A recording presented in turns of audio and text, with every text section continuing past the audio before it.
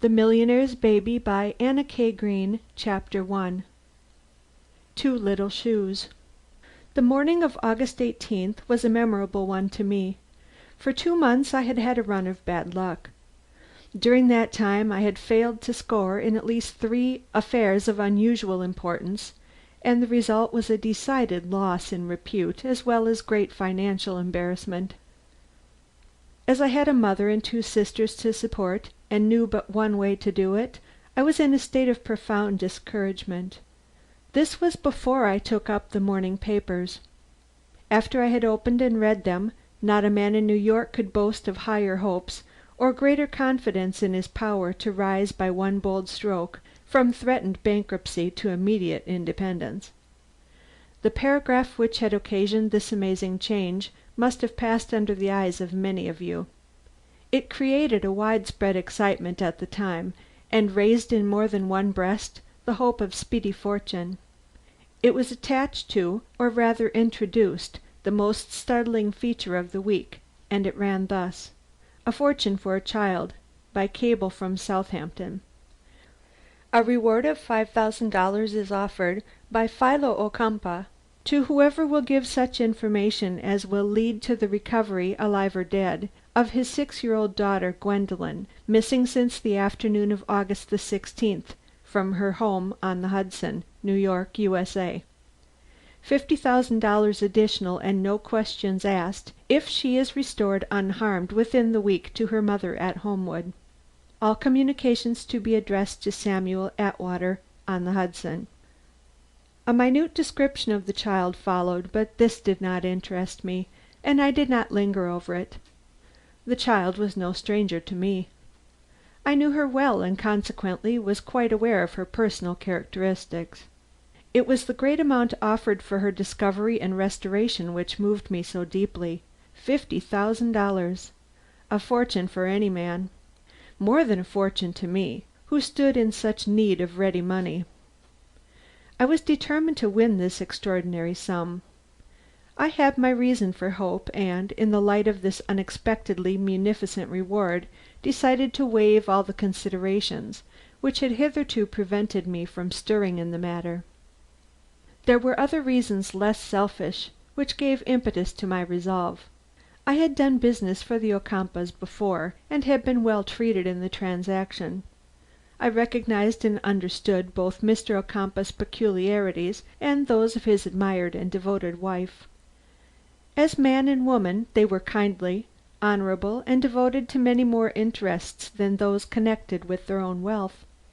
I also knew their hearts to be wrapped up in this child, the sole offspring of a long and happy union, and the actual as well as prospective inheritor of more millions than I shall ever see thousands, unless I am fortunate enough to solve the mystery now exercising the sympathies of the whole New York public. You have all heard of this child under another name. From her birth she has been known as the Millionaire Baby, being the direct heir to 3 fortunes, 2 of which she has already received.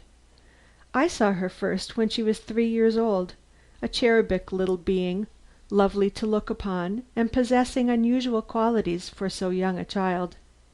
Indeed, her picturesque beauty and appealing ways would have attracted all eyes and won all hearts, even if she had not represented in her small person the wealth both of the Ocumpaugh and Rathbone families. There was an individuality about her, combined with sensibilities of no ordinary nature, which fully accounted for the devoted affection with which she was universally regarded; and when she suddenly disappeared, it was easy to comprehend, if one did not share, the thrill of horror which swept from one end of our broad continent to the other. Those who knew the parents, and those who did not, suffered an equal pain at the awful thought of this petted innocent lost in the depths of the great unknown, with only the false caresses of her abductors to comfort her, for the deprivation of all those delights which love and unlimited means could provide to make a child of her years supremely happy. Her father, and this was what gave the keen edge of horror to the whole occurrence, was in Europe when she disappeared. He had been cabled at once, and his answer was the proffered reward with which I have opened this story. An accompanying dispatch to his distracted wife announced his relinquishment of the project which had taken him abroad, and his immediate return on the next steamer sailing from Southampton. As this chanced to be the fastest on the line, we had reason to expect him in 6 days. Meanwhile But to complete my personal recapitulations. When the first news of this startling abduction flashed upon my eyes from the bulletin boards, I looked on the matter as one of too great magnitude to be dealt with by any but the Metropolitan Police. But as time passed and further details of the strange and seemingly inexplicable affair came to light, I began to feel the stirring of the detective instinct within me. Did I say that I was connected with a private detective agency of some note in the metropolis? And a desire, quite apart from any mere humane interest in the event itself, to locate the intelligence back of such a desperate crime, an intelligence so keen that, up to the present moment, if we may trust the published accounts of the affair, not a clue had been unearthed by which its author could be traced, or the means employed for carrying off this petted object of 1,000 cares. To be sure, there was a theory which eliminated all crime from the occurrence, as well as the intervention of any one in the child's fate. She might have strayed down to the river and been drowned. But the probabilities were so opposed to this supposition that the police had refused to embrace it, although the mother had accepted it from the first, and up to the present moment, or so it was stated, had refused to consider any other.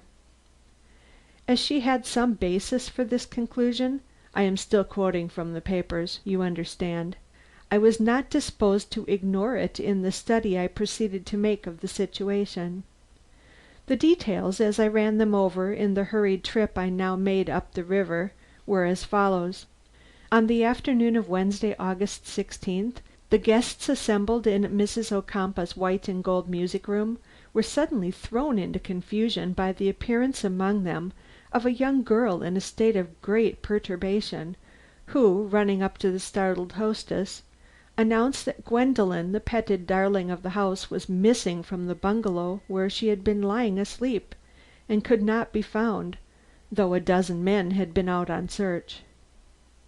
The wretched mother, who, as it afterward transpired, had not only given the orders by which the child had been thus removed from the excitement of the house, but had actually been herself but a few moments before to see that the little one was well cared for and happy, seemed struck as by a mortal blow at these words, and, uttering a heart-rending scream, ran out onto the lawn.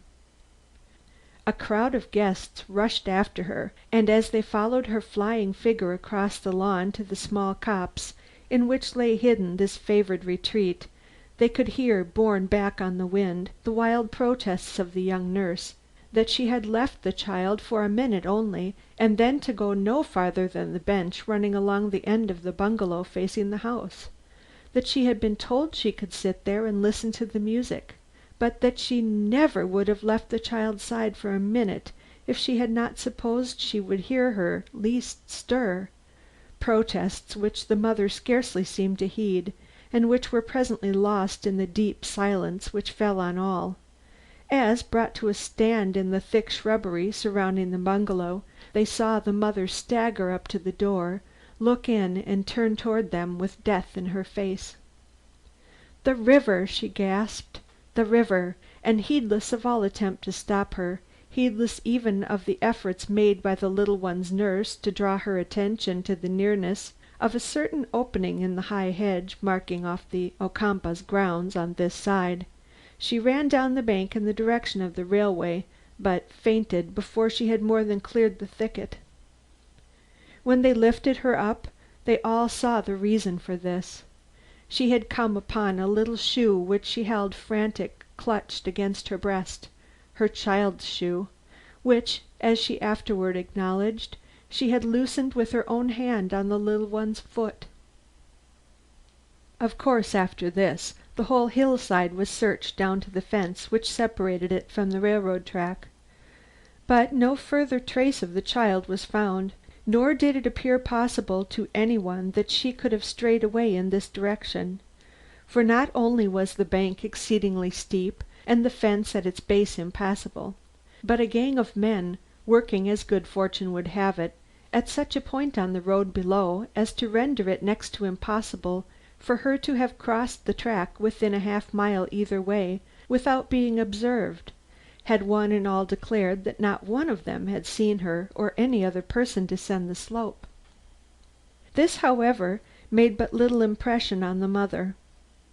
She would listen to no hints of abduction, but persisted in her declaration that the river had swallowed her darling, and would neither rest nor turn her head from its waters till some half a dozen men about the place had been set systematically to work to drag the stream. Meanwhile the police had been notified and the whole town aroused. The search, which had been carried on up to this time in a frantic but desultory way, now became methodical. Nor was it confined to the Ocumpaugh estate. All the roads and byways within half a mile either way were covered by a most careful investigation. All the nearby houses were entered, especially those which the child was most in the habit of frequenting, but no one had seen her, nor could any trace of her presence be found. At 5 o'clock all hope of her return was abandoned, and much against Mrs. Ocumpaugh's wish, who declared that the news of the child's death would affect her father far less than the dreadful possibilities of abduction, the exact facts of the case had been cabled to Mr. Ocumpaugh. The night and another day passed, bringing but little relief to the situation. Not an eye had yet been closed in Homewood, nor had the search ceased for an instant. Not an inch of the great estate had been overlooked, yet men could still be seen beating the bushes and peering in all the secluded spots which once had formed the charm of this delightful place. As on the land, so on the river. All the waters in the dock had been dragged, yet the work went on, some said under the very eye of Mrs. Ocumpaugh, but there was no result as yet. In the city the interest was intense. The telegraph at police headquarters had been clicking incessantly for 36 hours, under the direction, some said, of the superintendent himself.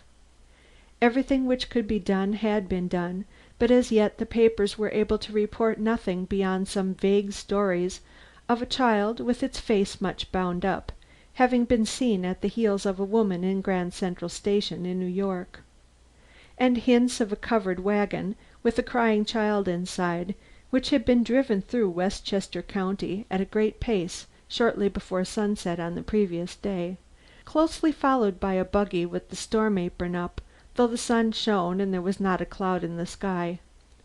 But nothing definite, nothing which could give hope to the distracted mother, or do more than divide the attention of the police between two different but equally tenable theories. Then came the cablegram from Mr. Ocumpaugh, which threw amateur as well as professional detectives into the field. Among the latter was myself, which naturally brings me back once more to my own conclusions. Of one thing I felt sure. Very early in my cogitations, before we had quitted the Park Avenue tunnel in fact, I had decided in my own mind that if I were to succeed in locating the lost heiress, it must be by subtler methods than lay open to the police. I was master of such methods, in this case at least, and though one of many owning to similar hopes on this very train which was rushing me through to Homewood, I had no feeling but that of confidence in the final success. How well founded this confidence was will presently appear. The number of seedy-looking men with a mysterious air who alighted in my company at the station, and immediately proceeded to make their way up the steep street toward Homewood, warned me that it would soon be extremely difficult for anyone to obtain access to the parties most interested in the child's loss.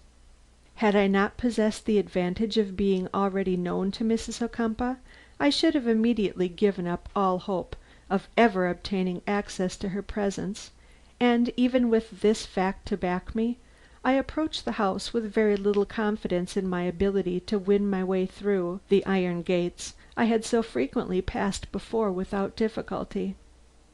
And indeed I found them well guarded, As I came nearer, I could see man after man being turned away, and not till my card had been handed in, and a hurried note to boot, did I obtain permission to pass the first boundary. Another note secured me admission to the house, but there my progress stopped.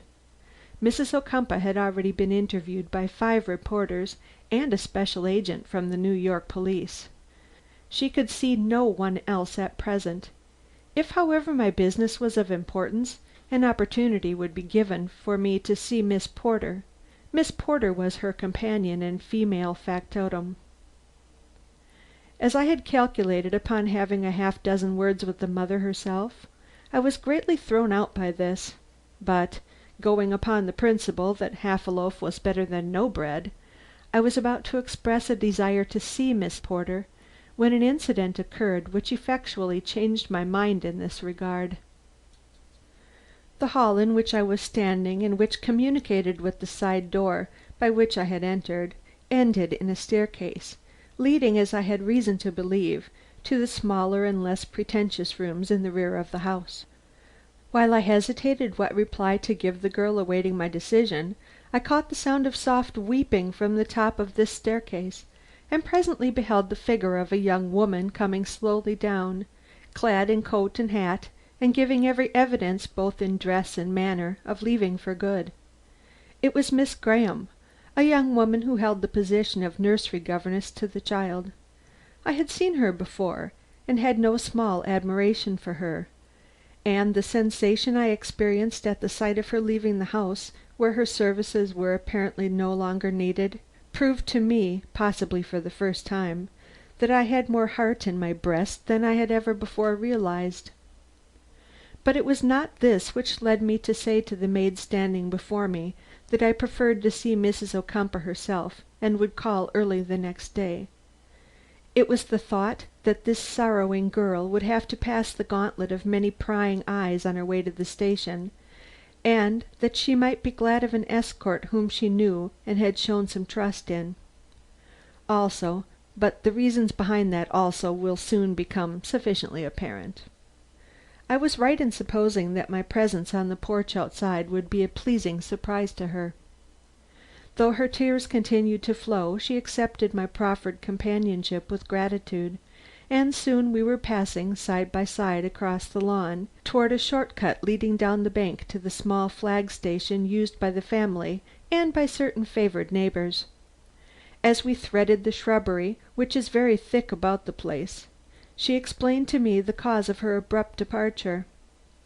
The sight of her, it seemed, had become insupportable to Mrs. Ocumpaugh.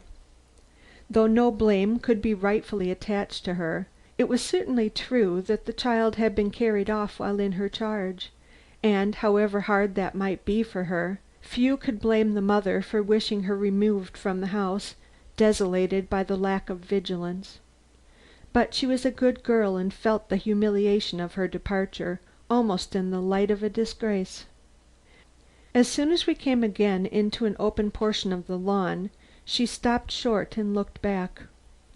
"Oh," she cried, gripping me by the arm, "there is Mrs. Ocumpaugh still at the window. All night she has stood there, except when she flew down to the river at the sound of some imaginary call from the boats. She believes, she really believes, that they will yet come upon Gwendolen's body in the dock there." Following the direction of her glance, I looked up. Was that Mrs. Ocumpaugh, that haggard, intent figure with eyes fixed in awful expectancy on the sinister group I could picture to myself down at the water's edge?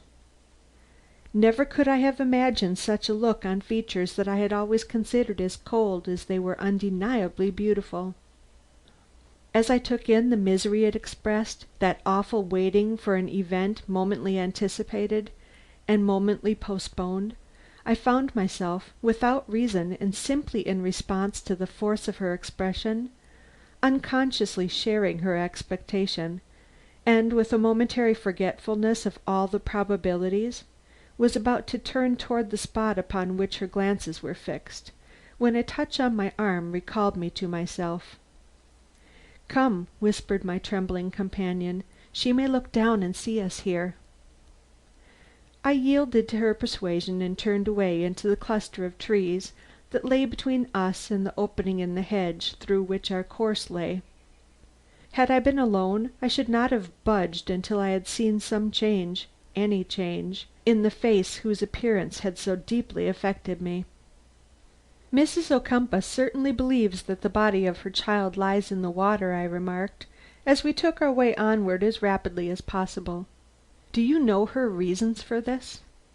"She says, and I think she is right so far, that the child has been bent for a long time on fishing; that she has heard her father talk repeatedly of his great luck in Canada last year, and wished to try the sport for herself; that she has been forbidden to go to the river, but must have taken the first opportunity when no eye was on her to do so; and Mrs. Ocumpaugh shows a bit of string which she found last night in the bushes alongside the tracks when she ran down, as I have said, at some imaginary shout from the boats; a string which she declares she saw rolled up in Gwendolen's hand when she went into the bungalow to look at her.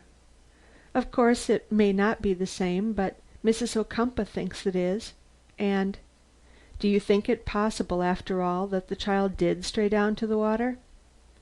"No," was the vehement disclaimer. "Gwendolen's feet were excessively tender. She could not have taken 3 steps in only one shoe. I should have heard her cry out. What if she went in some one's arms?" "A stranger's? She has a decided instinct against strangers. Never could any one she did not know and like have carried her so far as that without her waking. Then those men on the track, they would have seen her. No, Mr. Trevitt, it was not in that direction she went." The force of her emphasis convinced me that she had an opinion of her own in regard to this matter. Was it one she was ready to impart? "In what direction then?" I asked, with a gentleness I hoped would prove effective. Her impulse was toward frank reply. I saw her lips part and her eyes take on the look which precedes a direct avowal. But, as chance would have it, we came at that moment upon the thicket enclosing the bungalow, and the sight of its picturesque walls, showing brown through the verdure of surrounding shrubbery, seemed to act as a check upon her, for, with a quick look and a certain dry accent, quite new in her speech, she suddenly inquired if I did not want to see the place from which Gwendolen had disappeared. Naturally I answered in the affirmative, and followed her as she turned aside into the circular path which embraces the hidden retreat; but I had rather have heard her answer to my question than have gone anywhere or seen anything at that moment. Yet when in full view of the bungalow's open door, she stopped to point out to me the nearness of that place to that opening in the hedge we had just been making for, and when she even went so far as to indicate the tangled little path by which that opening could be reached directly from the farther end of the bungalow, I considered that my question had been answered, though in another way than I had anticipated, even before I noted the slight flush which rose to her cheek under my earnest scrutiny. As I took this all in, I ventured to ask some particulars of the family living so near the Ocumpaughs. "Who occupies that house?" I asked, pointing to the sloping roof's ornamental chimney arising just beyond us over the hedgerows. "Oh, that is Mrs. Carew's home. She is a widow and Mrs. Ocumpaugh's dearest friend. How she loved Gwendolen! How we all loved her! And now that wretch!" She burst into tears. They were genuine ones; so was her grief. I waited till she was calm again, then inquired very softly: "What wretch?" "You have not been inside," she suggested, pointing sharply to the bungalow. I took the implied rebuke and entered the door she indicated. A man was sitting within, but he rose and went out when he saw us. He wore a policeman's badge and evidently recognized her or possibly myself. I noted, however, that he did not go far from the doorway. "It is only a den," remarked Miss Graham. I looked about me. She had described it perfectly, a place to lounge on an August day like present. Walls of Georgia pine, across one of which hung a series of long dark rugs, a long low window looking toward the house, A few articles of bamboo furniture described the place. Among the latter was a couch. It was drawn up underneath the window, on the other side of which ran the bench where my companion declared she had been sitting while listening to the music. "Wouldn't you think my attention would have been caught by the sound of anyone moving about here?" she cried, pointing to the couch and then to the window. "But the window was closed, and the door, if you see, is round the corner from the bench." "A person with a very stealthy step, apparently." "Very," she admitted. "Oh, how can I ever forgive myself? How can I ever forgive myself?" As she stood wringing her hands in sight of that empty couch, I cast a scrutinizing glance about me, which led me to remark: "This interior looks new, much newer than the outside. It has quite a modern air." "Yes, the bungalow is old, very old. But this room or den, or whatever you might call it, was all remodelled and fitted up as you see it now, when the new house went up. It had long been abandoned as a place of retreat, and had fallen into such decay that it was a perfect eyesore to all who saw it. Now it is likely to be abandoned again, and for what a reason! Oh, the dreadful place! How I hate it now Gwendolen is gone." "One moment. I notice another thing. This room does not occupy the whole of the bungalow." Either she did not hear me or thought it unnecessary to reply, and perceiving that her grief had now given way to an impatience to be gone, I did not press the matter, but led the way myself to the door. As we entered the little path which runs directly to that outlet in the hedge, I ventured to speak again. "You have reasons, or so it appears, for believing that the child was carried off through this very path?" The reply was impetuous. "How else could she have been spirited away so quickly? Besides," here her eye stole back at me over her shoulder, "I have since remembered that as I ran out of the bungalow in my fright at finding the child gone, I heard the sound of wheels on Mrs. Carew's driveway. It did not mean much to me then, for I expected to find the child somewhere about on the grounds. But now, when I come to think it means everything, for a child's cry mingled with it, or I imagined that it did, and that child—" "But," I forcibly interposed, "the police should know this." "They do, and so does Mrs. Ocumpaugh, but she has only the one idea, and nothing can move her." I remembered the wagon with the crying child inside, which had been seen on the roads the previous evening, and my heart fell a little in spite of myself. "Couldn't Mrs. Carew tell us something about this?" I asked, with a gesture toward the house we were now passing. "No. Mrs. Carew went to New York that morning, and had only just returned when we missed Gwendolen. She had been for her little nephew, who has lately been made an orphan, and she was too busy making him feel comfortable at home to notice if a carriage had passed through her grounds." "Her servants, then?" "She had none. All had been sent away. The house was quite empty."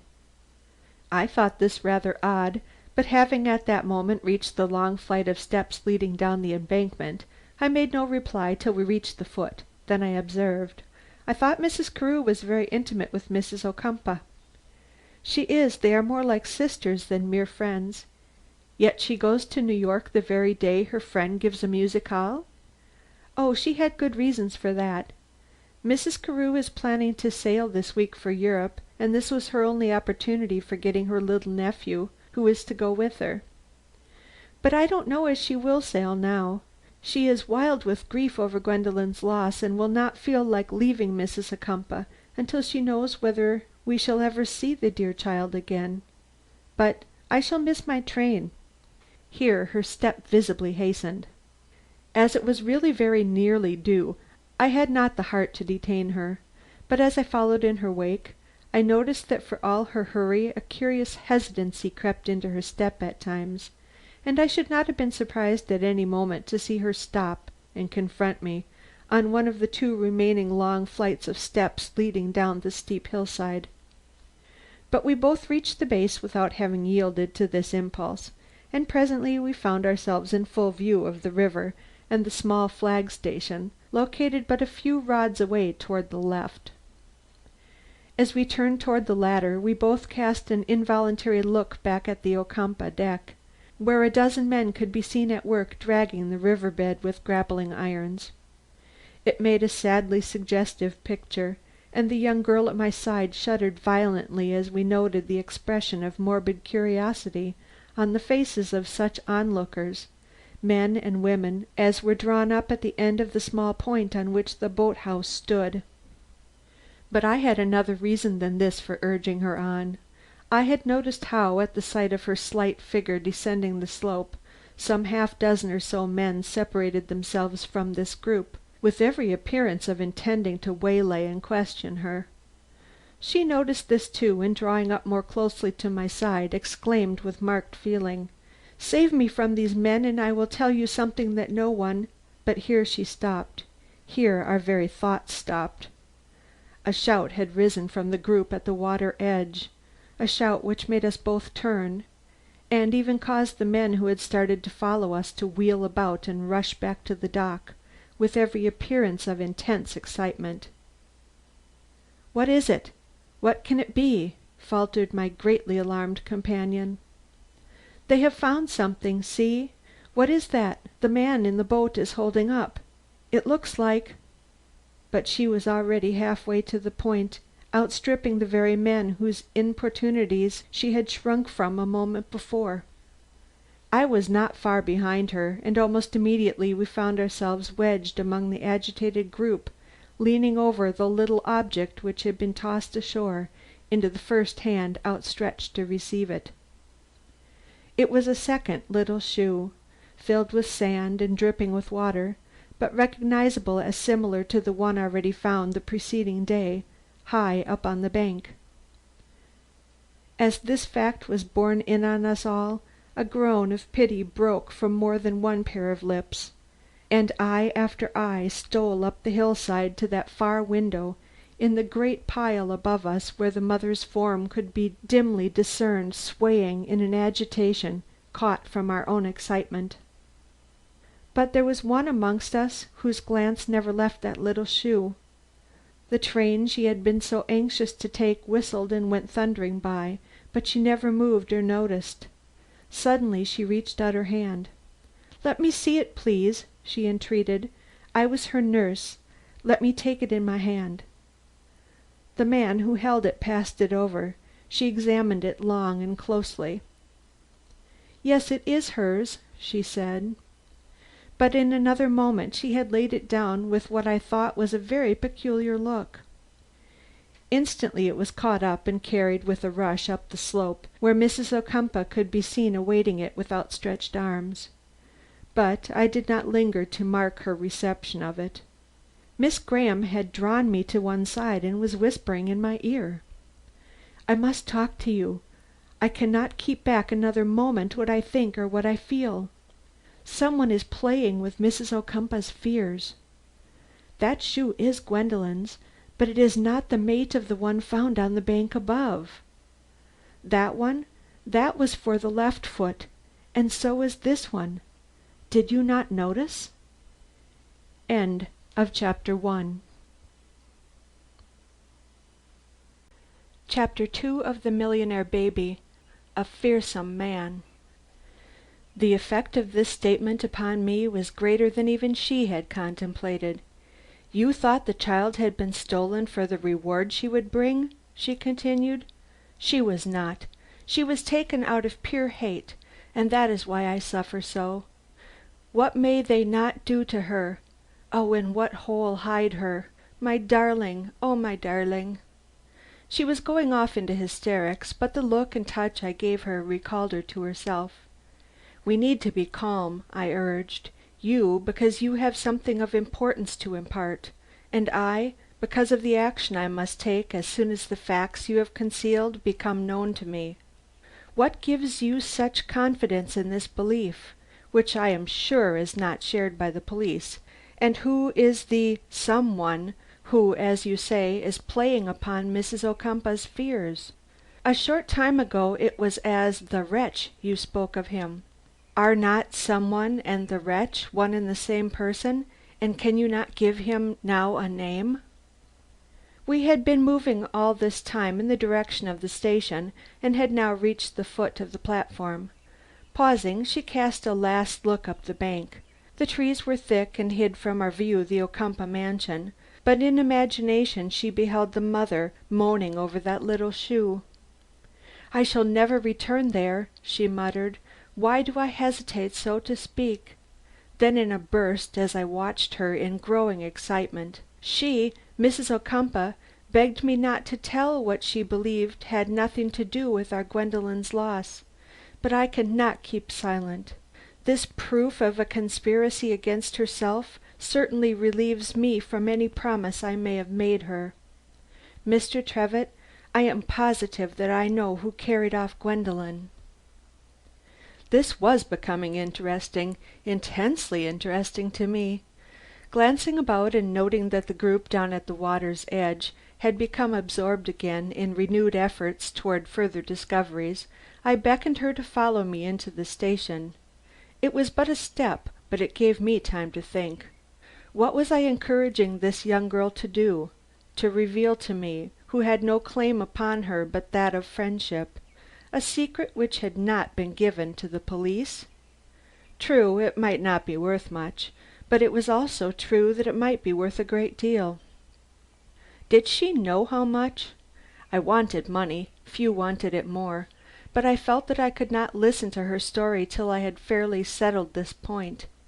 I therefore hastened to interpose a remark.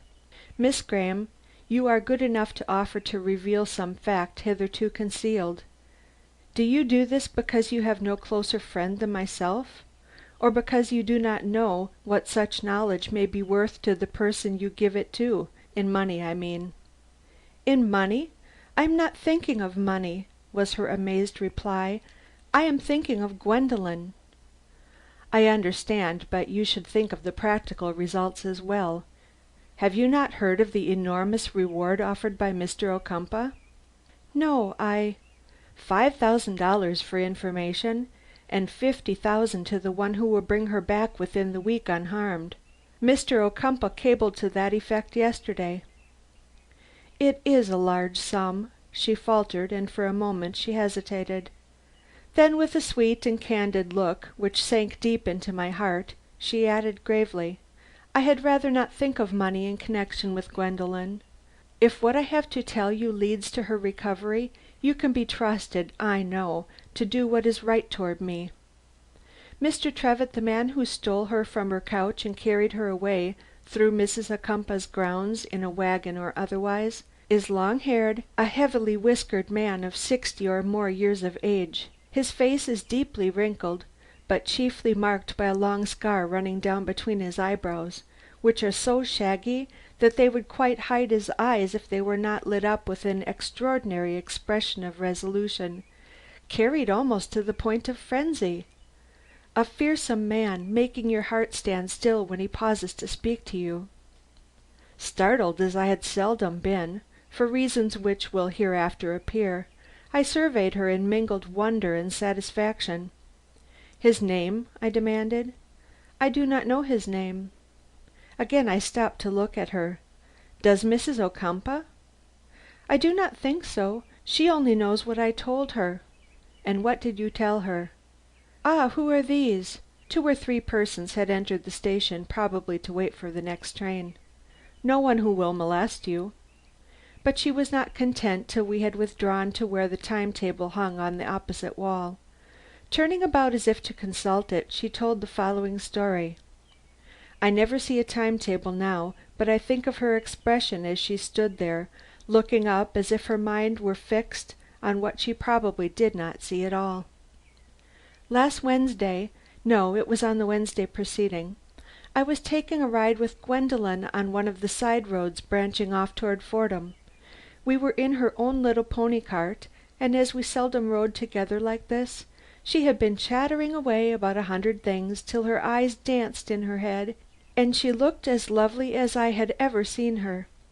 But suddenly, just as we were about to cross a small wooden bridge, I saw her turn pale and her whole sensitive form quiver. 'Some one I don't like,' she cried. 'There is some one about whom I don't like. Drive on, Ellie, drive on.' But before I could gather up the reins, a figure which I had not noticed before stepped from behind a tree at the farther end of the bridge, and advancing into the middle of the road with arms thrown out, stopped our advance. I have told you how he looked, but I can give you no idea of the passionate fury lighting up his eyes, or the fiery dignity with which he held his place and kept us subdued to his will till he had looked the shrinking child all over, and laughed, not as a madman laughs, oh, much too slow and ironically for that, but like one who takes an unholy pleasure in mocking the happy present with evil prophecy. Nothing that I can say will make you see him as I saw him in that one instant, and though there was much in the circumstance to cause fear, I think it was more awe than fright we felt, so commanding was his whole appearance, and so forcible the assurance with which he held us there until he was ready to move.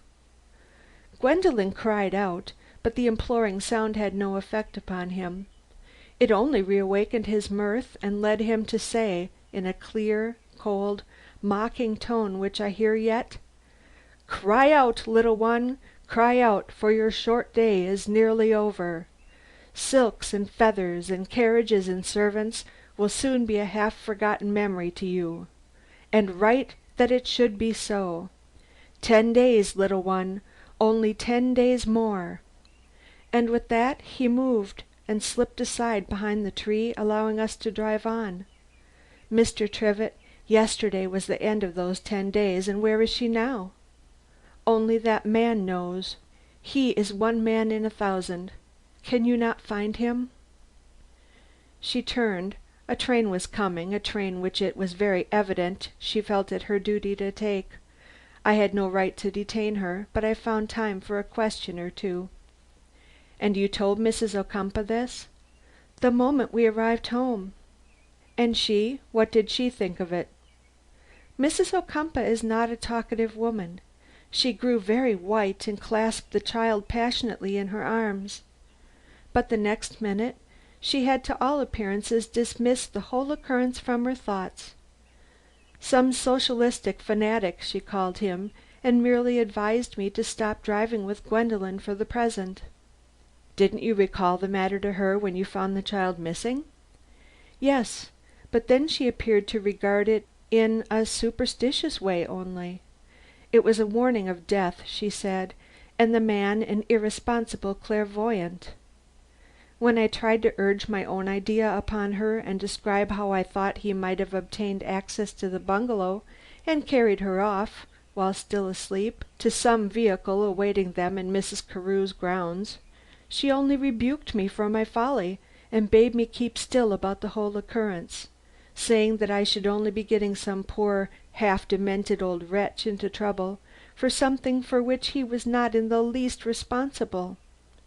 "A very considerate woman," I remarked, to which Miss Graham made reply as the train came storming up. "Nobody knows how considerate, even if she has dismissed me rather suddenly from her service. Don't let that wretch," again she used the word, "deceive her or you into thinking that that little one perished in the water. Gwendolen is alive, I say.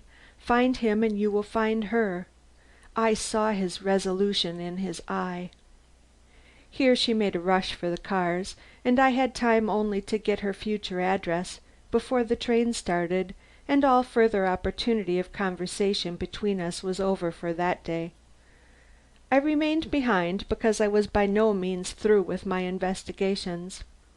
What she had told me only convinced me of the necessity I had already recognized of making myself master of all that could be learned at Homewood, before undertaking the very serious business of locating the child, or even the aged man just described to me, and who I was now sure had been the chief, if not the sole, instrument in her abduction.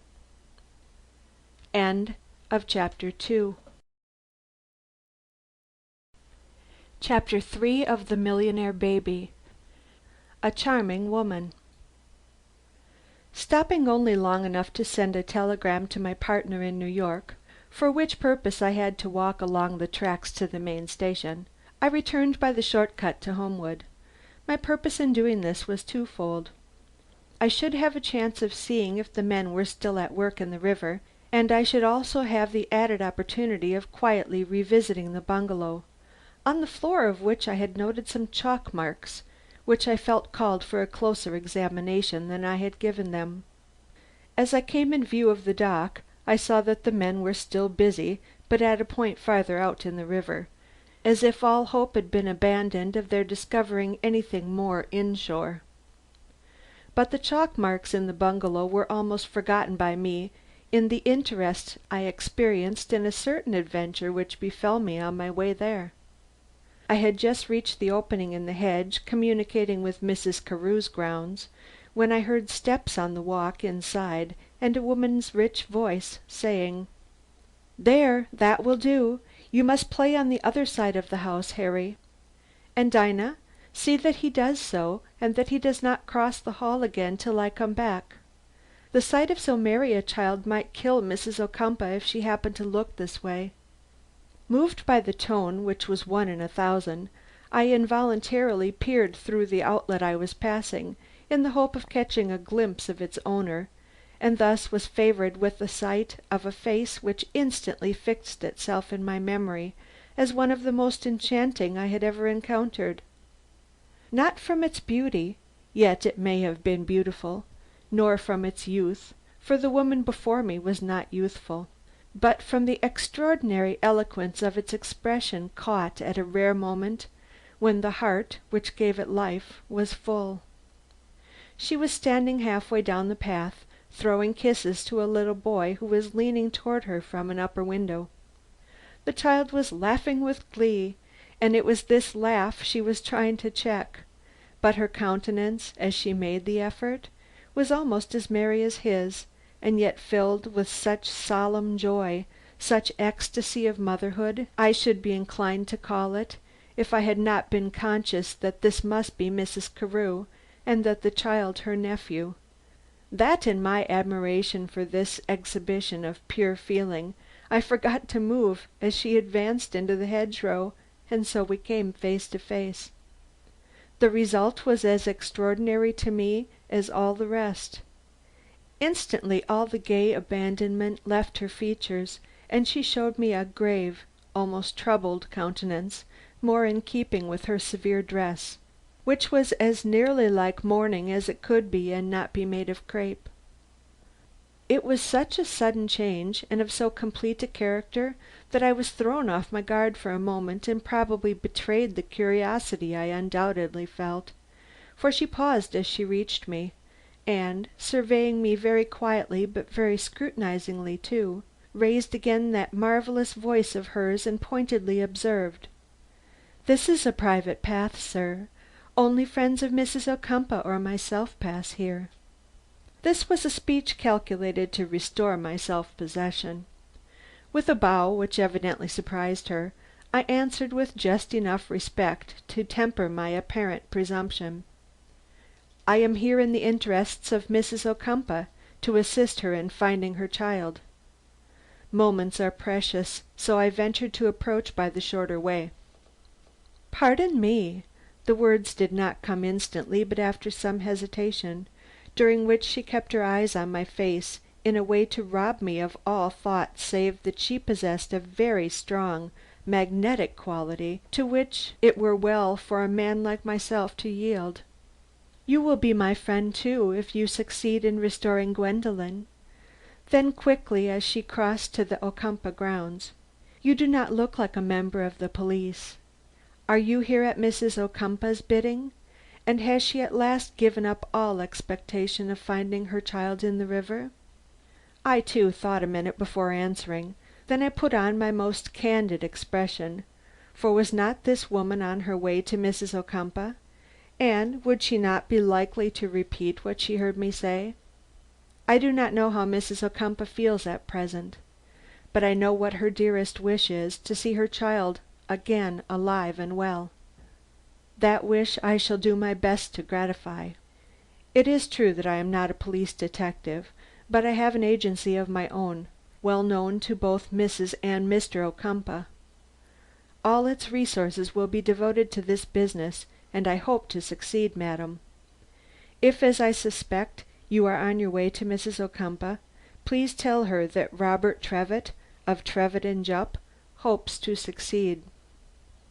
"I will," she emphasized, then stepped back to me. In all the grace of her thrilling personality she eagerly added, "If there is any information I can give, do not be afraid to ask me.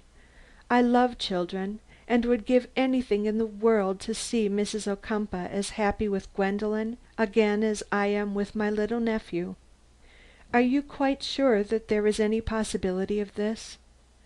I was told that the child's shoe had been found in the river, but almost immediately following this information came a report that there was something odd about this shoe, and that Mrs. Ocumpaugh had gone into hysterics.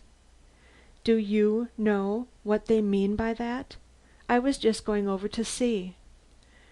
I did know what they meant, but I preferred to seem ignorant. "I have not seen Mrs. Ocumpaugh," I evasively rejoined, "but I don't look for the child to be drawn from the water." "Nor I," she repeated, with a hoarse catch in her breath. "It is 36 hours since we lost her. Time enough for the current to have carried that sweet little body far from here." I surveyed the lady before me in amazement. "Then you think she strayed down to the water?" "Yes, it would madden me to believe otherwise, loving her so well, and her parents so well. I dare not think of a worse fate." Taking advantage of her amiability and the unexpected opportunity it offered for a leading question, I hereupon ventured to say, "You were not at home, I hear, when she vanished from the bungalow?" "No, that is, if it happened before 3 o'clock.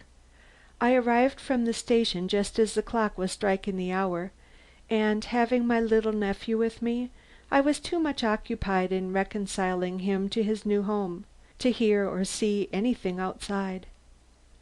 "Most unfortunate," she mourned, "most unfortunate. I shall never cease reproaching myself.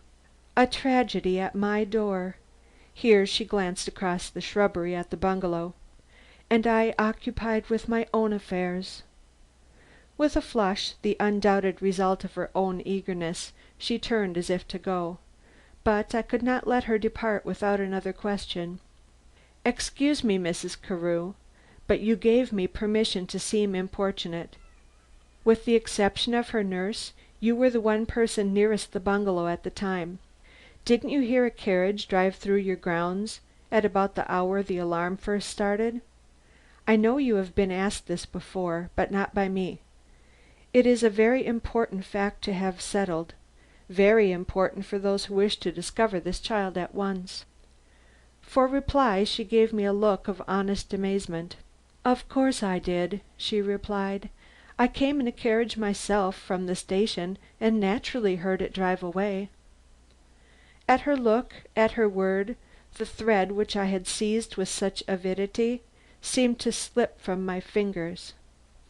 Had little Miss Graham's theory no better foundation than this? And were the wheels she heard only those of Mrs. Carew's departing carriage? I resolved to press the matter, even as I ran risk of displeasing her. "Mrs. Carew, for it must be Mrs. Carew I am addressing, did your little nephew cry when you first brought him to the house?" "I think he did," she admitted slowly. "I think he did." I must have given evidence of the sudden discouragement this brought me, for her lips parted and her whole frame trembled with sudden eagerness. Did any one think that those cries came from Gwendolen? That she was carried out through my grounds? Could any one have thought that?" "I have been told that the nursery governess did." "Little Miss Graham! Poor girl! But she is defending herself from despair. She is ready to believe everything but that the child is dead." Was it so? Was I following the false light of a will-o'-the-wisp? No, no. The strange coincidence of the threat made on the bridge with the disappearance of the child on the day named was at least real. The thread had not altogether escaped from my hands. It was less tangible, but it was still there. "You may be right," I acquiesced, for I saw that her theories were entirely opposed to those of Miss Graham. "But we must try everything, everything."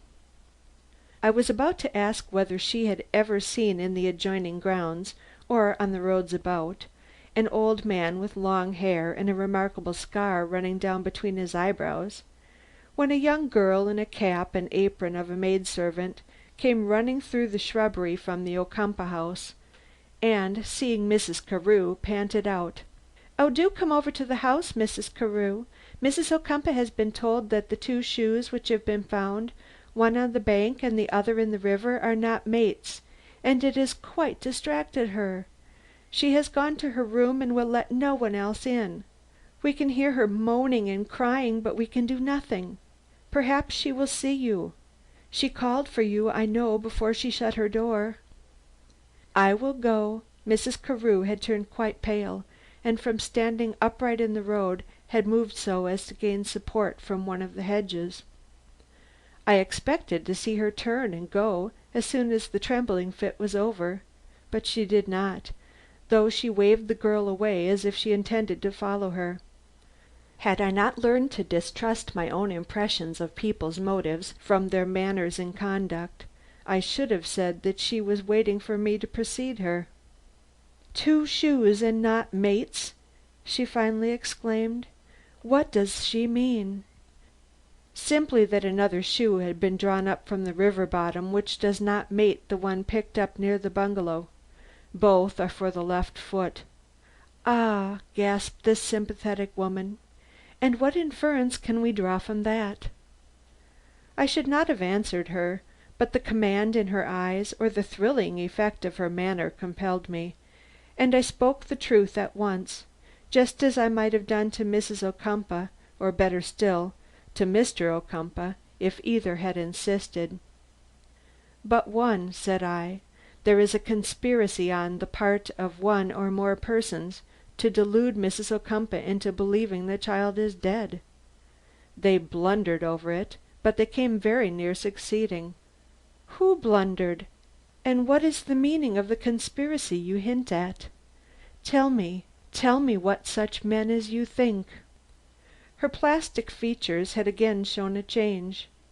She was all anxiety now, cheeks burning, eyes blazing, a very beautiful woman. "We think that the case looks serious. We think, from the very mystery it displays, that there is a keen intelligence back of this crime. I cannot go any further than that. The affair is yet too obscure."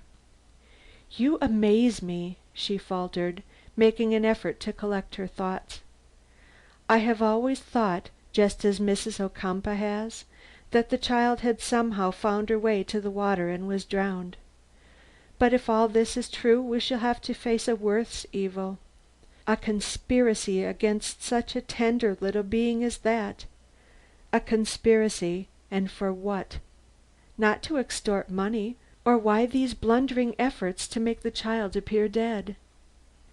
She was the same sympathetic woman, agitated by real feelings as before, yet at this moment, I do not understand now just why, I became aware of an inner movement of caution against too many a display of candor on my own part.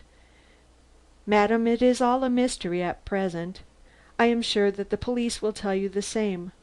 But another day may bring developments."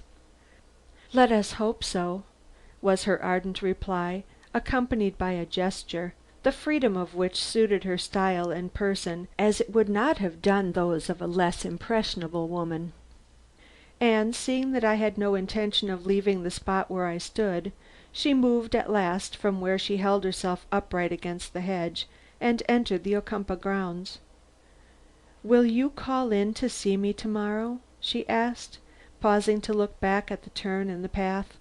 "I shall not sleep to night for thinking of those possible developments." "Since you permit me," I returned, "that is, if I am still here. Affairs may call me away at any moment." "Yes, and so with me. Affairs may call me away also. I was to sail on Saturday for Liverpool. Only Mrs. Ocumpaugh's distress detains me. If the situation lightens, if we hear any good news tonight, or even early tomorrow, I shall continue my preparations, which will take me again to New York. I will call if you are at home." She gave me a slight nod and vanished. Why did I stand there a good 3 minutes where she had left me, thinking, but not getting anything from my thoughts, save that I was glad that I had not been betrayed into speaking of the old man Miss Graham had met on the bridge? Yet it might have been well, after all, if I had done so, if only to discover whether Mrs. Ocumpaugh had confided this occurrence to her most intimate friend.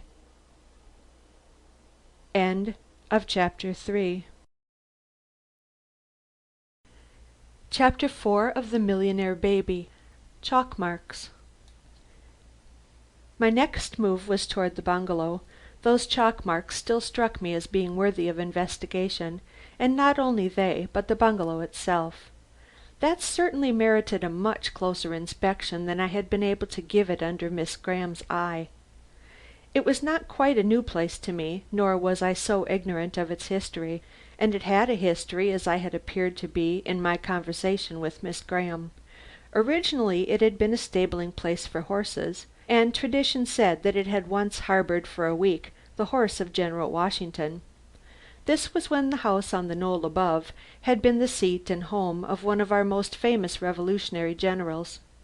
Later, as the trees grew up around this building, it attracted the attention of a new owner, William Ocumpaugh, the first of that name to inhabit Homewood, and he, being a man of reserved manners and very studious habits, turned it into what we would now call, as Miss Graham did, a den, but which he styled a pavilion, and used it as a sort of study or reading room. His son, who inherited it, Judge Philo Ocumpaugh, grandfather of the present Philo, was as studious as his father, but preferred to read and write in the quaint old library up at the house, famous for its wide glass doors opening onto the lawn, and its magnificent view of the Hudson. His desk, which many remember (it has a place in the present house, I believe), was so located that for 40 years or more he had this prospect ever before him, a prospect which included the site of his own pavilion, around which, for no cause apparent to his contemporaries, he had caused a high wall to be built, effectually shutting in both trees and building. This wall has since been removed, but I have often heard it spoken of, and always with a certain air of mystery, possibly because, as I have said, there seems no good reason for its erection, the place holding no treasure and the gate standing always open, possibly because of its having been painted, in defiance of all harmony with everything about the place, a dazzling white, and possibly because it had not been raised till after the death of the Judge's first wife, who, some have said, breathed her last within the precincts it enclosed. However that may be, there seems to be no doubt that this place exerted, very likely against his will, for he never visited it, a singular fascination over the secretive mind of this same upright but strangely taciturn ancestor of the Ocumpaughs. For during the 40 years in which he wrote and read at this desk, the shutters guarding the door overlooking those decaying walls were never drawn to, or so the tradition runs, and when he died it was found that by a clause in his will this pavilion, hut or bungalow, all of which names it bore at different stages of its existence, was recommended to the notice of his heirs as an object which they were at liberty to leave in its present forsaken condition, though he did not exact this, but which was never, under any circumstances, or to serve any purpose, to be removed from its present site, or even to suffer any demolition save such as came with time and the natural round of the seasons, to whose tender mercies he advised it to be left. In other words, it was to stand, and to stand unmolested, till it fell of its own accord, or was struck to the earth by lightning, a tragic alternative in the judgment of those who knew it for a structure of comparative insignificance, and one which, in the minds of many, and perhaps I may say in my own, appeared to point to some serious and unrevealed cause not unlinked with the almost forgotten death of that young wife to which I have just alluded.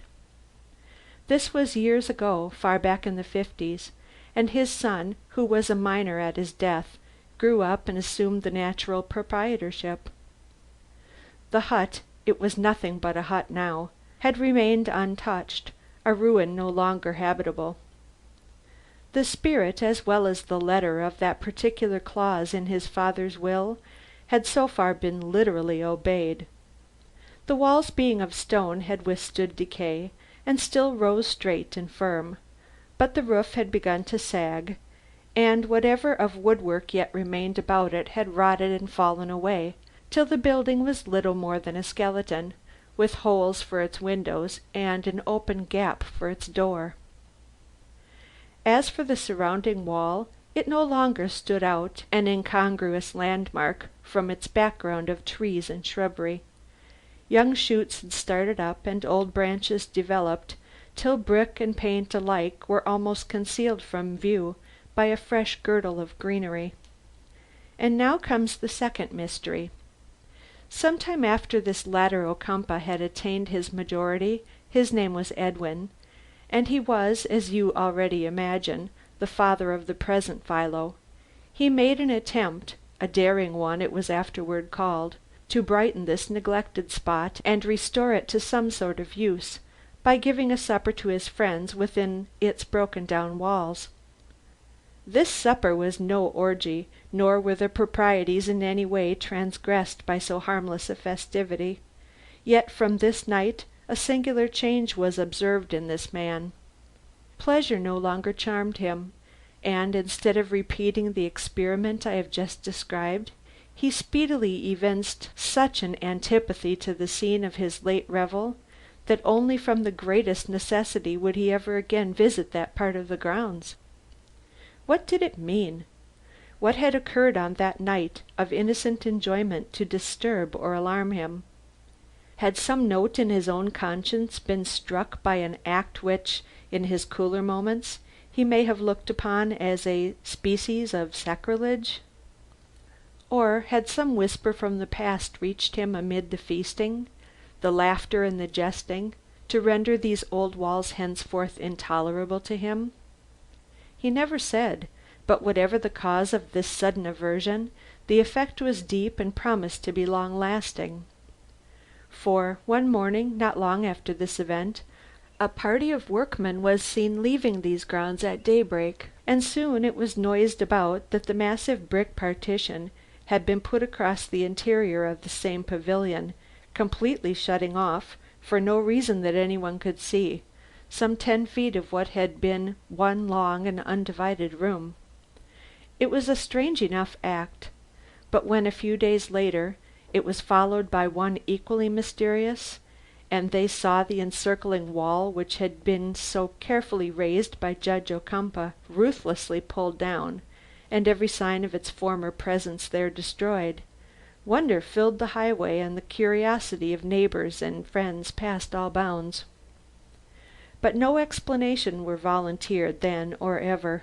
People might query and peer, but they learned nothing. What was left open to view told no tales beyond the old one, and as for the single window which was the sole opening into the shut-off space, it was then, as now, so completely blocked off by a network of closely impacted vines that it offered little more encouragement than the wall itself to the eyes of the curiosity mongers, as crept in by way of the hedgerows to steal a look at the hut, and if possible gain a glimpse of an interior which had suddenly acquired, by the very means taken to shut it off from every human eye, a new importance pointing very decidedly toward the tragic. But soon even this semblance of interest died out, or was confined to the strange tales whispered under breath on weird nights at neighboring firesides, and the old neglect prevailed once more. The whole place, new brick, old stone, seemed doomed to a common fate under the hand of time, when the present Philo Ocumpaugh, succeeding to the property, brought new wealth and business enterprise into the family, and the old house on the hill was replaced by the marble turrets of Homewood, and this hut, or rather the portion open to improvement, was restored to some sort of comfort and rechristened the Bungalow. Was fate to be appeased by this effort at forgetfulness? No.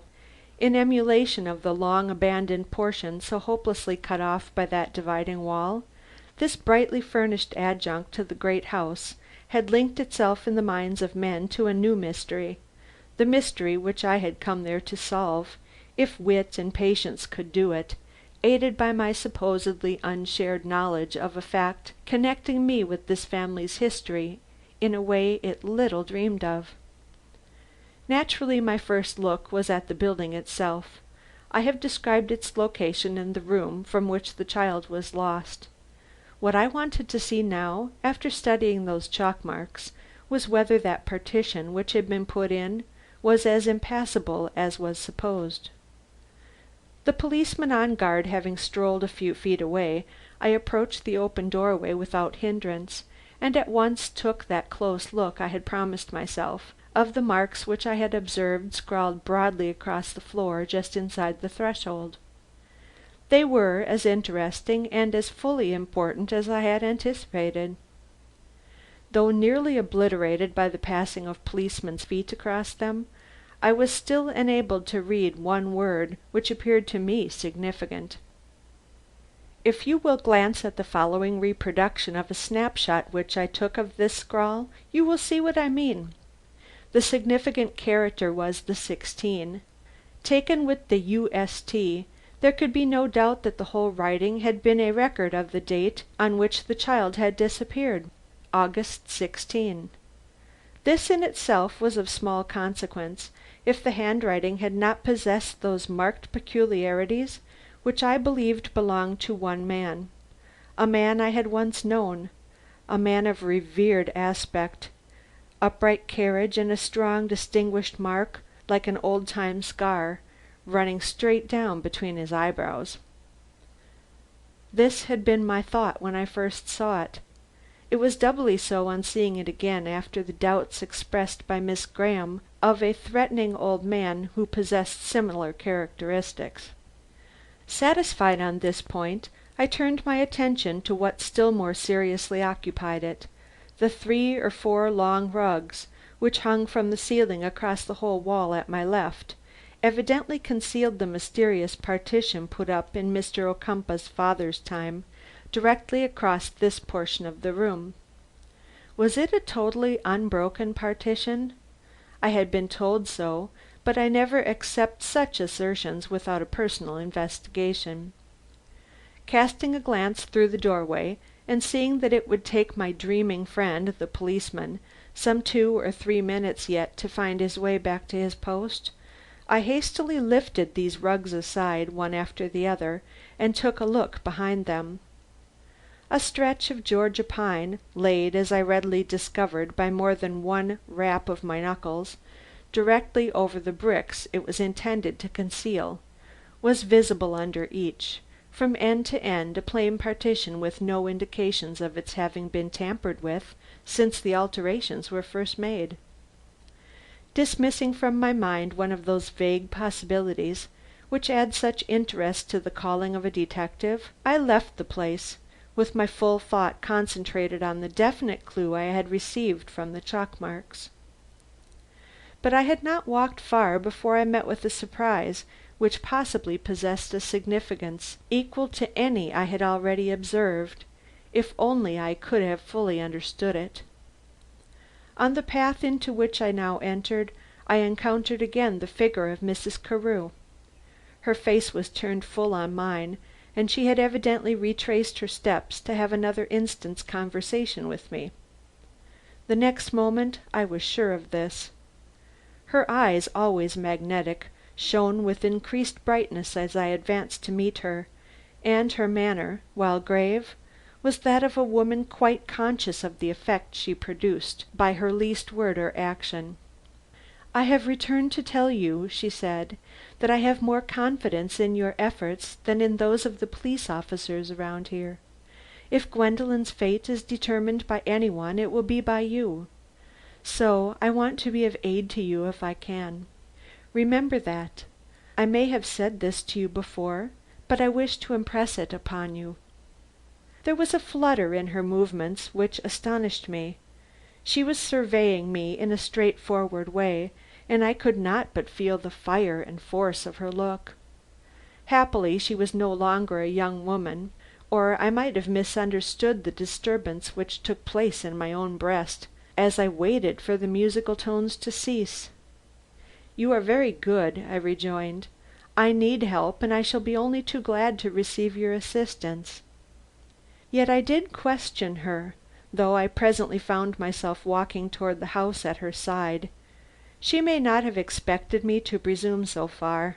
Certainly she showed no dissatisfaction when, at a parting in the path, I took my leave of her and turned my face in the direction of the gates. A strange, sweet woman, with a power quite apart from the physical charms which usually affected men of my age, but one not easily read nor parted from unless one had an imperative errand, as I had. This errand was to meet and forestall the messenger boy whom I momentarily expected with the answer to my telegram. That an opportunity for gossip was likewise afforded by the motley group of men and boys drawn up near one of the gate posts gave an added interest to the event which I was quite ready to appreciate. Approaching this group, I assimilated myself with it as speedily as possible, and, having some tact for this sort of thing, soon found myself the recipient of various gratuitous opinions as to the significance of the find which had offered such a problem both to the professional and the unprofessional detective. 2 mismated shoes. Had Gwendolen Ocumpaugh by any chance worn such? No, or the ones mating them would have been found in her closet, and this, some one shouted, had not been done. Only the one corresponding to the one fished up from the waters of the dock had come to light.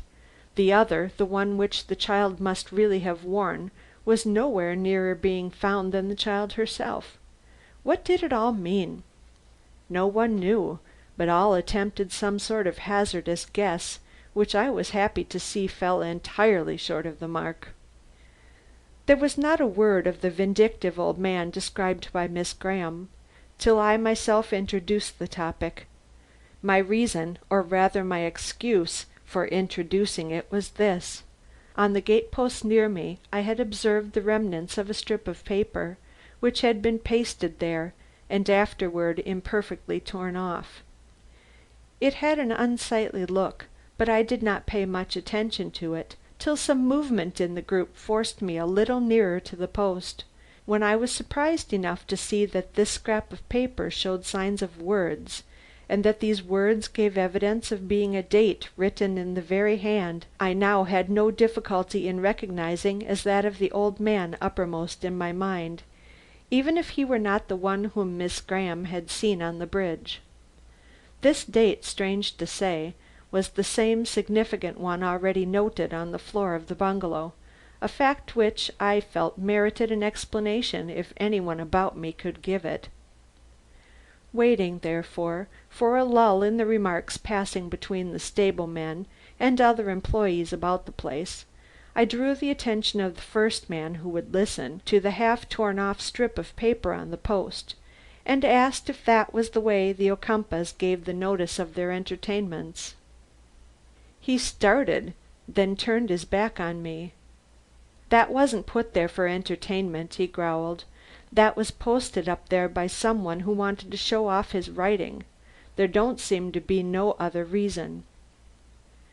As the man who spoke these words had thereby proved himself a blockhead, I edged away from him as soon as possible, toward a very decent looking fellow who appeared to have more brains than speech.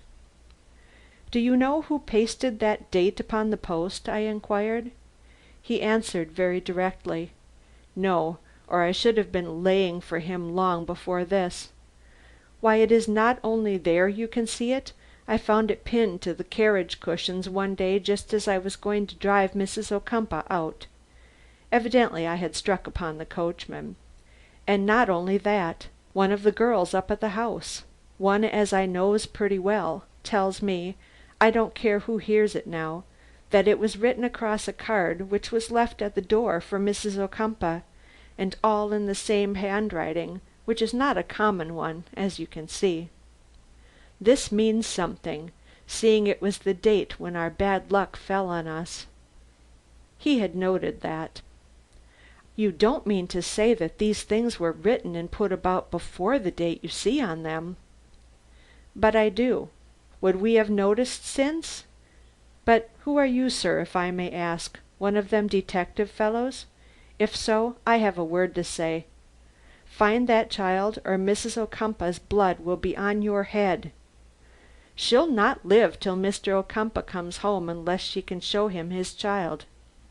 "Wait!" I called out, for he was turning away toward the stable. "You know who wrote those slips?" "Not a bit of it. No one does. Not that anybody thinks much of them but me." "The police must," I ventured. "Maybe, but they don't say anything about it.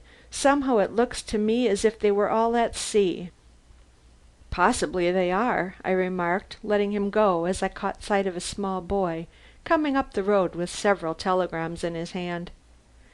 "Is one of those directed to Robert Trevitt?" I asked, crowding up with the rest, as his small form was allowed to slip through the gate. "Specs there is," he replied, looking them over and handing me one. I carried it to one side and hastily tore it open. It was, as I expected, from my partner, and read as follows: "Man you want has just returned after 2 days' absence. Am on watch. Saw him just alight from buggy with what looked like a sleeping child in his arms. Closed and fastened front door after him. Safe for to-night." Did I allow my triumph to betray itself? I do not think so. The question which kept down my elation was this: would I be the first man to get there? End of chapter 4. Chapter 5 of The Millionaire Baby. The Old House in Yonkers. The old man, whose handwriting I had now positively identified, was a former employer of mine. I had worked in his office when a lad.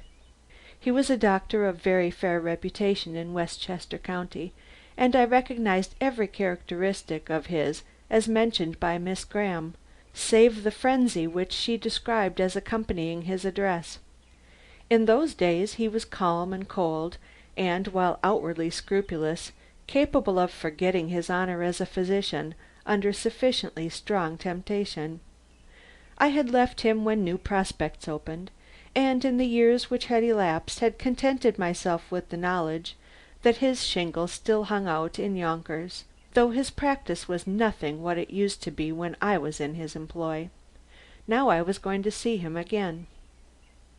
That his was the hand which had stolen Gwendolen seemed no longer open to doubt.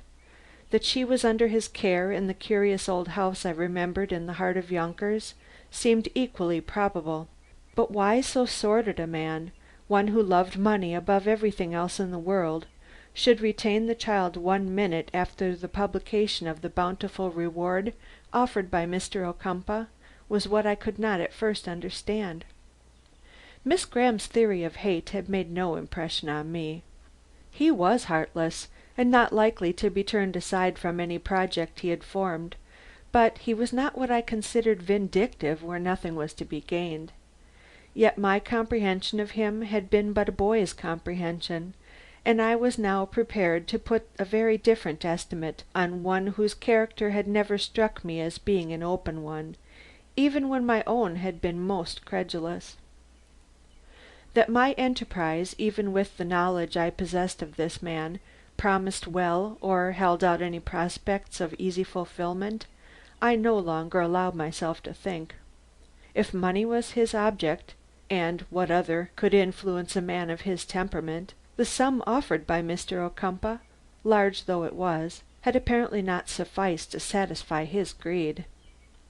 He was holding back the child, or so I now believed, in order to wring a larger, possibly double, amount from the wretched mother. 50,000 was a goodly sum, but 100,000 was better, and this man had gigantic ideas where his cupidity was concerned.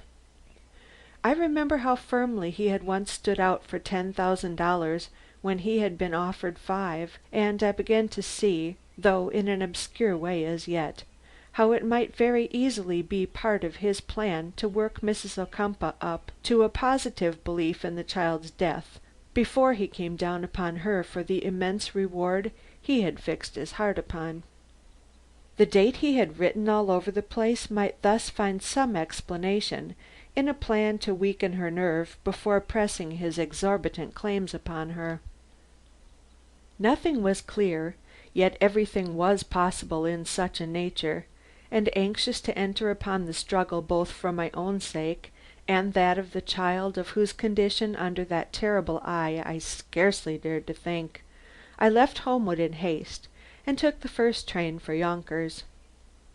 Though the distance was not great, I had fully arranged my plans before entering the town where so many of my boyish years had been spent. I knew the old fox well enough, or I thought I did, to be certain that I should have anything but an easy entrance into his house, in case it still harbored the child whom my partner had seen carried in there. I anticipated difficulties, but was concerned about none but the possibility of not being able to bring myself face to face with him. Once in his presence, the knowledge which I secretly possessed of an old but doubtful transaction of his would serve to make him mine even to the point of yielding up the child he had forcibly abducted. But would he accord me an interview? Could I, without appeal to the police, and you can readily believe I was not anxious to allow them to put their fingers in my pie, force him to open his door and let me into the house, which, as I well recalled, he locked up at 9, after which he would receive no one, not even a patient? It was not 9 yet, but it was very near that hour. I had but 20 minutes in which to mount the hill to the old house, marked by the doctor's sign and by another peculiarity of so distinct a nature that it would serve to characterize a dwelling in a city as large as New York, though I doubt if New York can show its like from the Battery to the Bronx. The particulars of this I will mention later. I have first to relate the relief I felt when, on entering the old neighborhood, I heard a response to a few notes of a certain popular melody which I had allowed to leave my lips, an added note or two which warned me that my partner was somewhere hidden among the alleys of this unaristocratic quarter. Indeed, from the sound, I judged him to be in the rear of the doctor's house, and, being anxious to hear what he had to say before advancing upon the door, which might open my way to easy fortune or complete defeat, I paused a few steps off and waited for his appearance. He was at my elbow before I had either seen or heard him. He was always light of foot, but this time he seemed to have no tread at all. "Still here," was his comforting assurance. "Both?" I whispered back. "Both." "Anyone else?" "No. A boy drove away the buggy and has not come back. Sawbones keeps no girl." "Is the child quiet? Has there been no alarm?" "Not a breath." "No cops in the neighborhood? No spies around?" "Not one." "We've got it all this time, but—" "Hush! There's nobody." "Yes, the doctor. He's fastening up the house. I must hasten.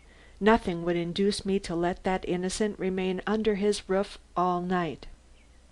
"It's not the window he is at." "What then?" "The door, the big front door."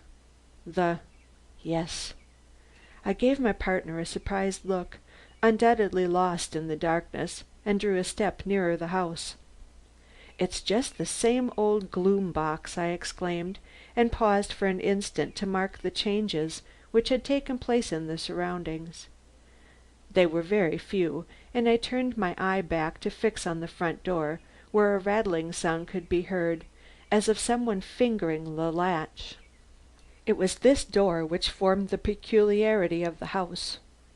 In itself it was like any other that was well fashioned and solid, but it opened upon space.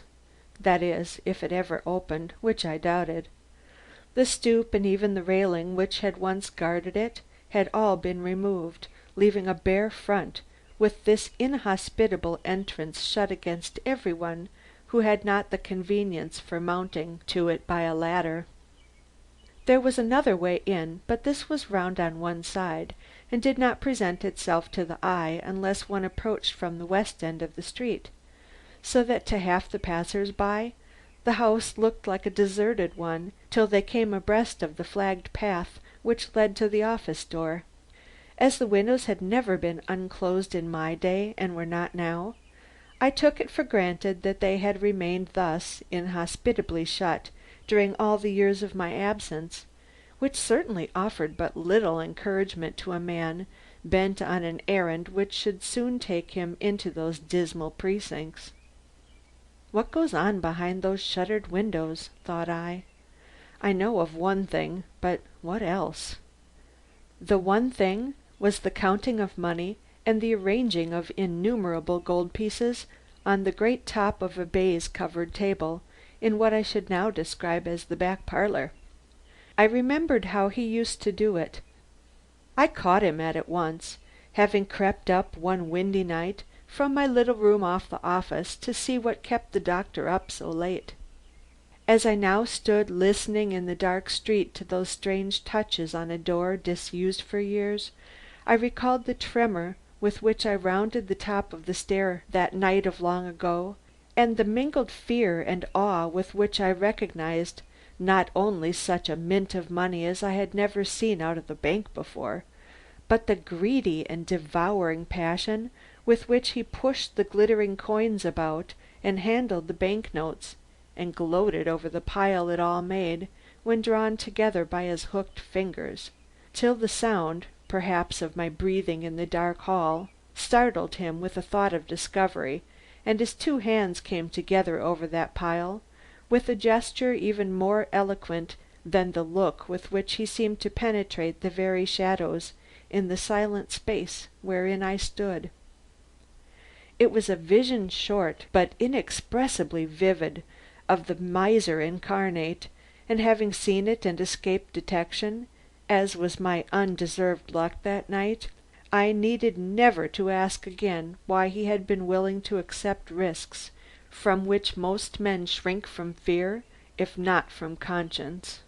He loved money, not as the spender loves it, openly and with luxurious instincts, but secretly and with a knavish dread of discovery which spoke of treasure ill acquired. And now he was seeking to add to his gains, and I stood on the outside of his house listening to sounds I did not understand, instead of attempting to draw him to the office door by ringing the bell he never used to disconnect until 9. "Do you know that I don't quite like the noises which are being made up there?" came a sudden whisper to my ear. "Suppose it was the child trying to get out. She does not know there is no stoop. She seemed sleeping or half dead when he carried her in, and if by any chance she had got hold of the key, and the door should open—" "Hush!" I cried, starting forward in horror of the thought he had suggested. "It is opening. I see a thread of light. What does it mean, Jupp? The child? No, there is more than a child's strength in that push. Hist!" Here I drew him flat against the wall.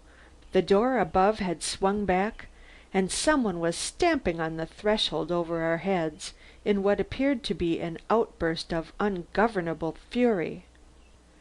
That it was the doctor I could not doubt, but why this anger? Why this mad gasping after breath, and the half growl, half cry, with which he faced the night and the quiet of the street, which to his glance, passing as it did over our heads, must have appeared altogether deserted? We were consulting each other's faces for some explanation of this unlooked for outbreak, when the door above us suddenly slammed to, and we heard a renewal of that fumbling with lock and key which had first drawn our attention. But the hand was not sure, or the hall was dark, for the key did not turn in the lock. Suddenly awake to my opportunity, I wheeled Jupp about, and making use of his knee and back, climbed up till I was enabled to reach the knob, and turned it just as the man within had stepped back, probably to procure more light. The result was that the door swung open and I stumbled in, falling almost face downward on the marble floor, faintly checkered off to my sight in the dim light of a lamp, set far back in a bare and dismal hall. I was on my feet again in an instant, and it was in this manner, and with all the disadvantages of a hatless head and a disordered countenance, that I encountered again my old employer after 5 years of absence. He did not recognize me. I saw it by the look of alarm which crossed his features and the involuntary opening of his lips in what would certainly have been a loud cry, if I had not smiled and cried out with false gaiety, "Excuse me, doctor. I never came in by that door before. Pardon my awkwardness. The step is somewhat high from the street." My smile is my own, they say. At all events it served to enlighten him. "Bob Trevitt!" he exclaimed, but with a growl of displeasure I could hardly condemn under the circumstances. I hastened to push my advantage, for he was looking very threateningly toward the door, which was swaying gently and in an inviting way to a man who, if old, had more power in his arms than I had in my whole body. "Mr. Trevitt," I corrected, "and on a very important errand. I am here on behalf of Mrs. Ocumpaugh, whose child you have at this moment under your roof."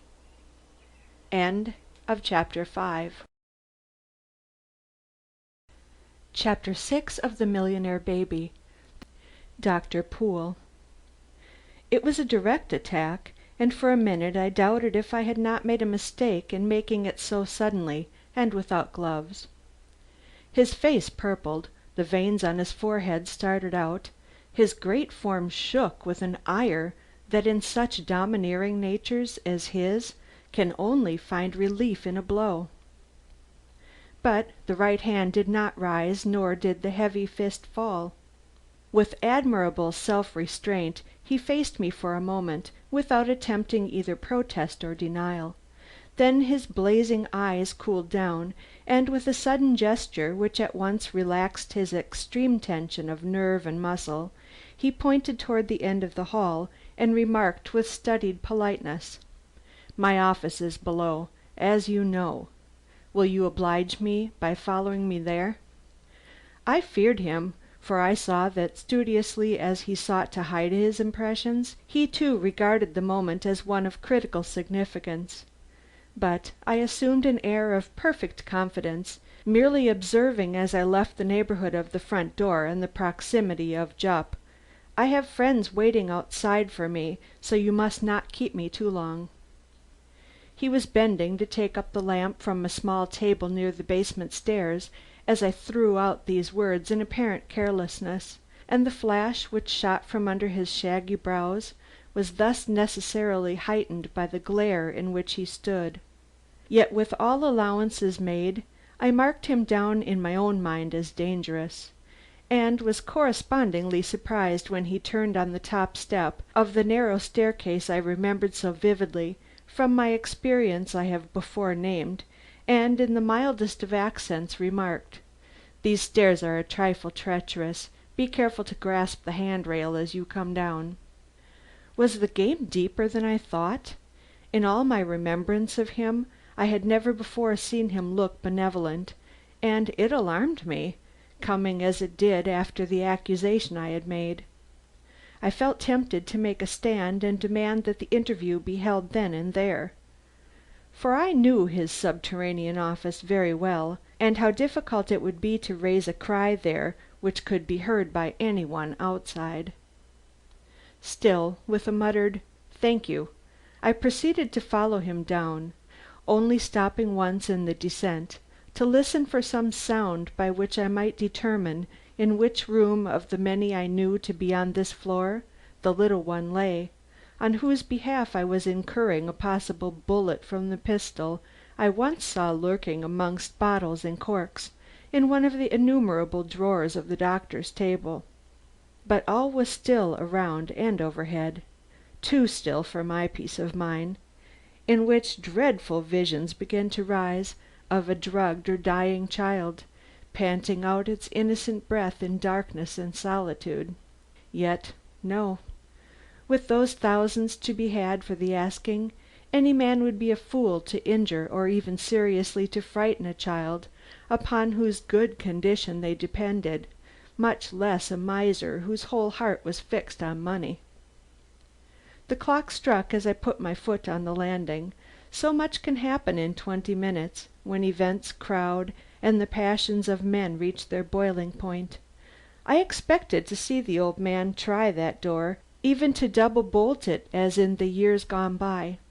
But he merely threw a look that way and proceeded on down the 3 or 4 steps which led into the species of basement where he had chosen to fix his office. In another moment that dim and dismal room broke upon my view under the vague light of the small and poorly trimmed lamp he carried. I saw again its musty walls covered with books, where there were shelves laden with bottles and a loose array of miscellaneous objects I had often handled, but out of which I could never make any meaning. I recognized it all and detected but few changes. But these were startling ones. The old lounge standing under the 2 barred windows, which I had often likened in my own mind to those of a jail, had been recovered, and lying on the table, which I had always regarded with a mixture of awe and apprehension, I perceived something which I had never seen there before, a Bible with its edges torn and its leaves rumpled as if often and eagerly handled. I was so struck by this last discovery that I stopped, staring in the doorway, looking from the scarred volume to the worn but vigorous figure drawn up in the middle of the room, with the lamp still in his hand, and his small but brilliant eyes fixed upon mine with a certain ironical glitter in them, which gave me my first distrust of the part I had come there to play. "We will waste no words," said he, setting down the lamp and seizing with his disengaged hand the long locks of his flowing beard. "In what respect are you a messenger from Mrs. Ocumpaugh, and what makes you think I have her child in this house?" I found it easier to answer the last question first. "I know the child is here," I replied, "because my partner saw you bring her in. I have gone into the detective business since leaving you." "Ah."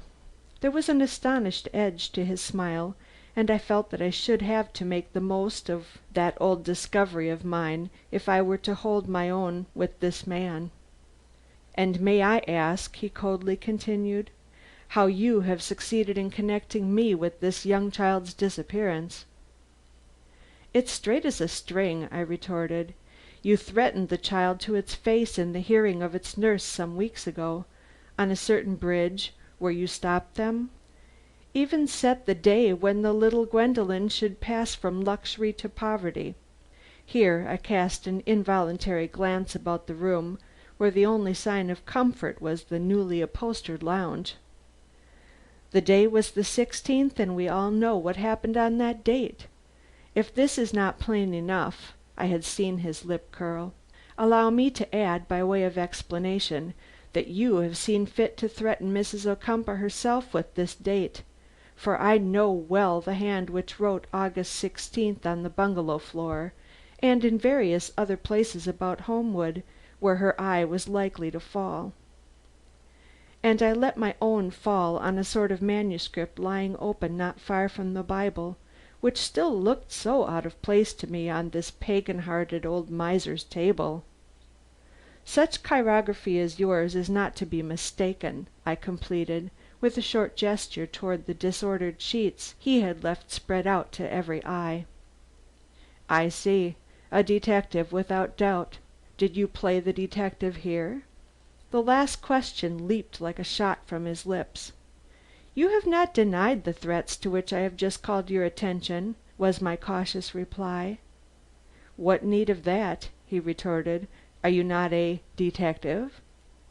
There was sarcasm as well as taunt in the way he uttered the last word. I was conscious of being at a loss, but put a bold front on the matter, and proceeded as if conscious of no secret misgiving. "Can you deny as well that you have been gone 2 days from this place? That during this time a doctor's buggy, drawn by a horse I should know by description, having harnessed him 3 times a day for 2 years, was seen by more than one observer in the wake of a mysterious wagon, from the interior of which a child's cry could be heard? The wagon did not drive up to this house to night, but the buggy did, and from it you carried a child which you brought with you into this house." With a sudden downbringing of his old but powerful hand on top of the table before him, he seemed about to utter an oath or some angry invective. But again he controlled himself, and eyeing me without any show of shame or even of desire to contradict any of my assertions, he quietly declared: "You are after that reward, I observe. Well, you won't get it. Like many others of your class, you can follow a trail, but the insight to start right and to end in triumphant success is given only to genius. And you are not a genius." With a blush I could not control, I advanced upon him, crying: "You have forestalled me. You have telegraphed or telephoned to Mr. Atwater." "I have not left my house since I came in here 3 hours ago." "Then " I began, but he hushed me with a look. "It is not a matter of money," he declared almost with dignity. "Those who think to reap dollars from the distress which has come upon the Ocumpaugh family will eat ashes for their pains. Money will be spent, but none of it earned, unless you, or such as you, are hired at so much an hour to follow trails." Greatly astounded not only by the attitude he took, but by the calm and almost indifferent way in which he mentioned what I had every reason to believe to be the one burning object of his existence, I surveyed him with undisguised astonishment till another thought, growing out of the silence of the many roomed house above us, gripped me with secret dread, and I exclaimed aloud and without any attempt at subterfuge: "She is dead, then? The child is dead?" "I do not know," was his reply. The 4 words were uttered with undeniable gloom. "You do not know?" I echoed, conscious that my jaw had fallen, and that I was staring at him with fright in my eyes. "No, I wish I did.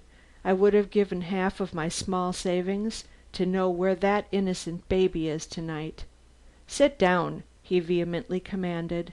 "You do not understand me, I see. You confound the old Doctor Pool with the new one." "I confound nothing," I violently retorted in a strong revulsion against what I now come to look upon as the attempt of a subtle actor to turn aside my suspicions and brave out a dangerous situation by ridiculous subterfuge. "I understand the miser whom I have beheld gloating over his hoard in the room above, and I understand the doctor who for money could lend himself to a fraud, the secret results of which are agitating the whole country at this moment." "So," the word came with difficulty, "so you did play the detective, even as a boy. Pity I had not recognized your talents at the time. But no," he contradicted himself with great rapidity. "I was not a redeemed soul then. I might have done you harm. I might have had more if not worse sins to atone for than what I have now." And with scant appearance of having noted the doubtful manner in which I received this astonishing outburst, he proceeded to cry aloud and with commanding gesture: "Quit this! You have undertaken more than you can handle." "You, a messenger from Mrs. Ocumpaugh? Never! You are but the messenger of your own cupidity, and cupidity leads to the straightest of roads directly down to hell. This you proved 6 long years ago. Lead me to the child I believe to be in this house, or I will proclaim aloud the pact you entered into then, a pact to which I was an involuntary witness, whose word, however, will not go for less on that account." Behind the curtain still hanging over that old closet I stood while His hand had seized my arm with a grip few could have proceeded under. "Do you mean—" The rest was a whisper in my ear. I nodded and felt that he was mine now. But the laugh which the next minute broke from his lips dashed my assurance. "Oh, the ways of the world!" he cried. Then in a different tone and not without reverence, "Oh, the ways of God!" I made no reply. For every reason I felt that the next words must come from him. It was an unexpected one. "That was Doctor Poole unregenerate and more heedful of the things of this world than of those of the world to come. You have to deal with quite a different man now. It is of that very sin I am now repenting in sackcloth and ashes. I live but to expiate it. Some things have been done toward accomplishing this, but not enough. I have been played upon, used. This I will avenge. New sin is a poor apology for an old one." I scarcely heeded him. I was again straining my ears to catch a smothered sob or a frightened moan. "What are you listening for?" he asked. "For the sound of little Gwendolen's voice. It is worth $50,000, you remember. Why shouldn't I listen for it? Besides, I have a real and uncontrollable sympathy for the child. I am determined to restore her to her home. Your blasphemous babble of a changed heart does not affect me. You are after the larger haul than the sum offered by Mr. Ocumpaugh. You want some of Mrs. Ocumpaugh's fortune. I have suspected it from the first." "I want? Little you know what I want." Then quickly, convincingly, "You are strangely deceived. Little Miss Ocumpaugh is not here." "What is that I hear then?" was the quick retort with which I hailed the sigh, unmistakably from infantile lips, which now rose from some place very much nearer us than the hollow regions overhead toward which my ears had been so long turned. "That?" he flashed with uncontrollable passion, and if I am not mistaken clenched his hands so violently as to bury his nails in his flesh. "Would you like to see what this is? Come." And taking the lamp he moved, much to my surprise, as well as to my intense interest, toward the door of the small cupboard where I myself had slept when in his service. That he still meditated some deviltry which would call for my full presence of mind to combat successfully, I did not in the least doubt. Yet the agitation under which I crossed the floor was more the result of an immediate anticipation of seeing, and in this place of all others in the world, the child about whom my thoughts had clung so persistently for 42 hours, than of any result to myself in the way of injury or misfortune. Though the room was small and my passage across it necessarily short, I had time to remember Mrs. Ocumpaugh's pitiful countenance as I saw it gazing in agony of expectation from her window overlooking the river, and to catch again the sounds, less true and yet strangely thrilling, of Mrs. Carew's voice as she said, "A tragedy at my doors, and I occupied with my own affairs." Nor was this all. A recollection of Miss Graham's sorrow came up before my eyes also, and truest of all, most penetrating to me of all the loves which seemed to encompass this rare and winsome infant, the infinite tenderness with which I once saw Mr. Ocumpaugh lift her to his breast during one of my interviews with him at Homewood. All this before the door had swung open. Afterward I saw nothing and thought of nothing but the small figure lying in the spot where I had once pillowed my own head, and with no more luxuries or even comforts about her than had been my lot under this broad but by no means hospitable roof. A bare wall, a narrow cot, a table with a bottle and glass on it, and the child in the bed, that was all. But God knows it was enough for me at that breathless moment, and advancing eagerly, I was about to stoop over the little head sunk deep in its pillow, when the old man stepped between, and with a short laugh remarked, "There's no hurry. I have something to say first, in explanation of the anger you have seen me display, an anger which is unseemly in a man professing to have conquered the sins and passions of lost humanity. I did follow this child. You were right in saying that it was my horse and buggy which were seen in the wake of the wagon which came from the region of Homewood and lost itself in the crossroads running between the North River and the Sound. For 2 days and a night I followed it, through more difficulties than I could relate in an hour, stopping in lonely woods or at wretched taverns, watching, waiting for the transfer of the child, whose destination I was bound to know, even if it cost me a week of miserable travel without comfortable food or decent lodging. I could hear the child cry out from time to time, an assurance that I was not following a will-o'-the-wisp, but not till today, not till very late today, did any words pass between me and the man and woman who drove that wagon. At Fordham, just as I suspected them of making final efforts to escape me, they came to a halt, and I saw the man get out. I immediately got out too. As we faced each other, I demanded what the matter was. He appeared reckless. "Are you a doctor?" he asked. I assured him that I was, at which he blurted out, "I don't know why you've been following us so long, and I don't care. I've got a job for you.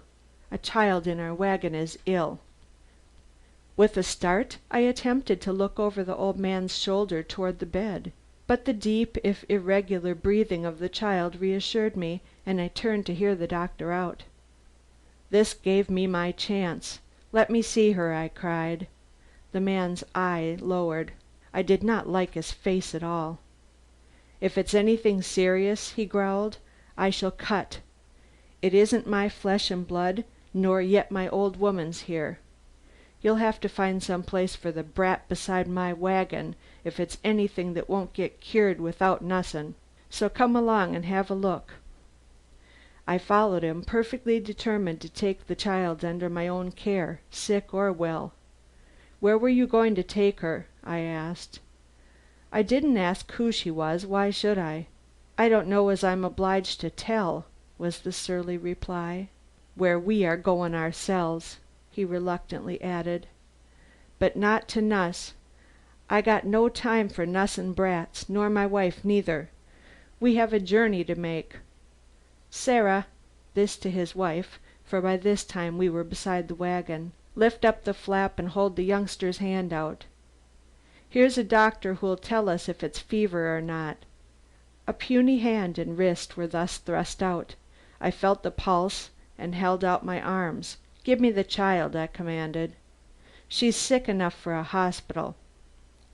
A grunt from the woman within, an oath from the man, and a bundle was presently put in my arms, from which a little moan escaped as I strode with it toward my buggy. "I do not ask your name," I called back to the man, who reluctantly followed me. "Mine is Doctor Poole, and I live in Yonkers."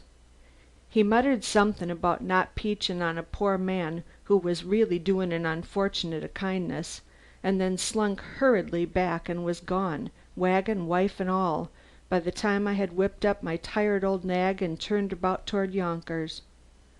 But I had the child safe and sound in my arms, and my fears of its fate were relieved. It was not well, but I anticipated nothing serious. When it moaned I pressed it a little closer to my breast, and that was all. In 3/4 of an hour we were in Yonkers. In 15 minutes I had it on this bed and had begun to unroll the shawl in which it was closely wrapped. Did you ever see the child about whom there has been all this coil?" "Yes, about 3 years ago." "3 years? I have seen her within a fortnight. Yet I could carry that young one in my arms for a whole hour without the least suspicion that I was making a fool of myself." Quickly slipping aside, he allowed me to approach the bed and to take my first look at the sleeping child's face. It was a sweet one, but I did not need the hint he had given me to find the features strange, and lacking every characteristic of those of Gwendolen Ocumpaugh. Yet as the cutting off of the hair will often change the whole aspect of the face, and this child's hair was short, I was stooping in great excitement to notice more particularly the contour of cheek and chin which had given individuality to the little heiress, when the doctor touched me on the arm and drew my attention to a pair of little trousers and a shirt which were hanging on the door behind me. "Those are the clothes I came upon under the great shawl. The child I have been following, and whom I have brought into my house under the impression it was Gwendolen Ocumpaugh, is not even a girl."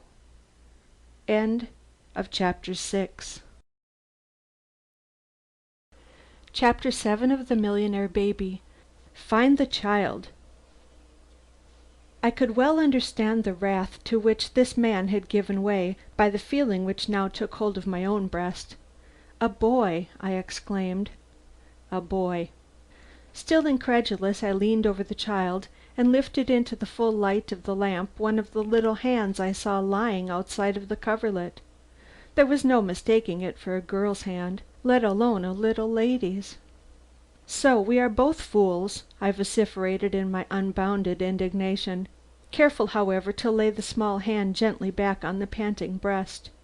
And turning away both from the doctor and his patient, I strolled back into the office. The bubble whose gray colors I had followed with such avidity had burst in my face with a vengeance.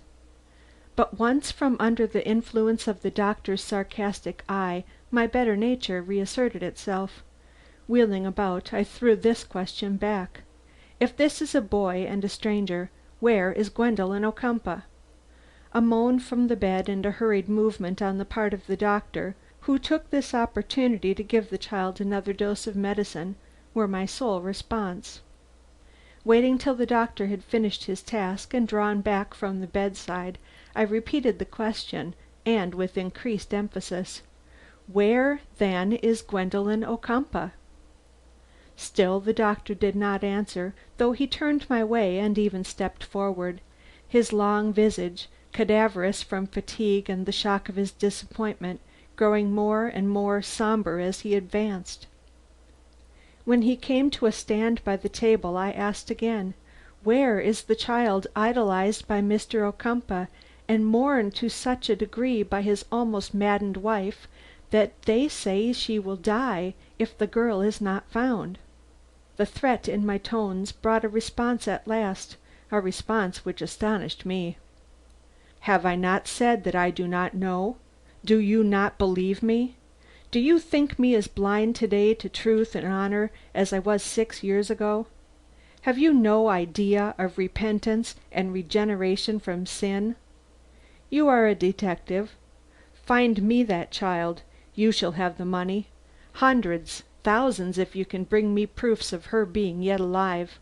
If the Hudson has swallowed her," here his figure rose, dilated and took on a majesty which impressed itself upon me through all my doubts, "I will have vengeance on whoever has thus dared the laws of God and man, as I would on the foulest murderer in the foulest slums of that city which breeds wickedness in high places as in low. I lock hands no longer with Belial. Find me the child, or make me at least to know the truth." There was no doubting the passion which drove these words hot from his lips. I recognized at last the fanatic whom Miss Graham had graphically described in relating her extraordinary adventure on the bridge, and met him with this one question, which was certainly a vital one: "Who dropped a shoe from the little one's closet into the water under the dock? Did you?" "No," his sharp reply came. "But," I insisted, "you have had something to do with this child's disappearance." He did not answer. A sullen look was displacing the fire of resolve in the eyes I saw sinking slowly before mine. "I will not acknowledge it," he muttered, adding however in what was little short of a growl: "Not yet. Not till it becomes my duty to avenge innocent blood." "You foretold the date." "Drop it." "You were in league with the abductor," I persisted. I declare to your face, in spite of all the vaunted scruples with which you seek to blind me to your guilt, that you were in league with the abductor, knowing what money Mrs. Ocumpaugh would pay. Only he was too smart for you, and perhaps too unscrupulous. You would stop short of murder, now that you have got religion. But his conscience is not so nice, and so you fear—" "You do not know what I fear, and I am not going to tell you.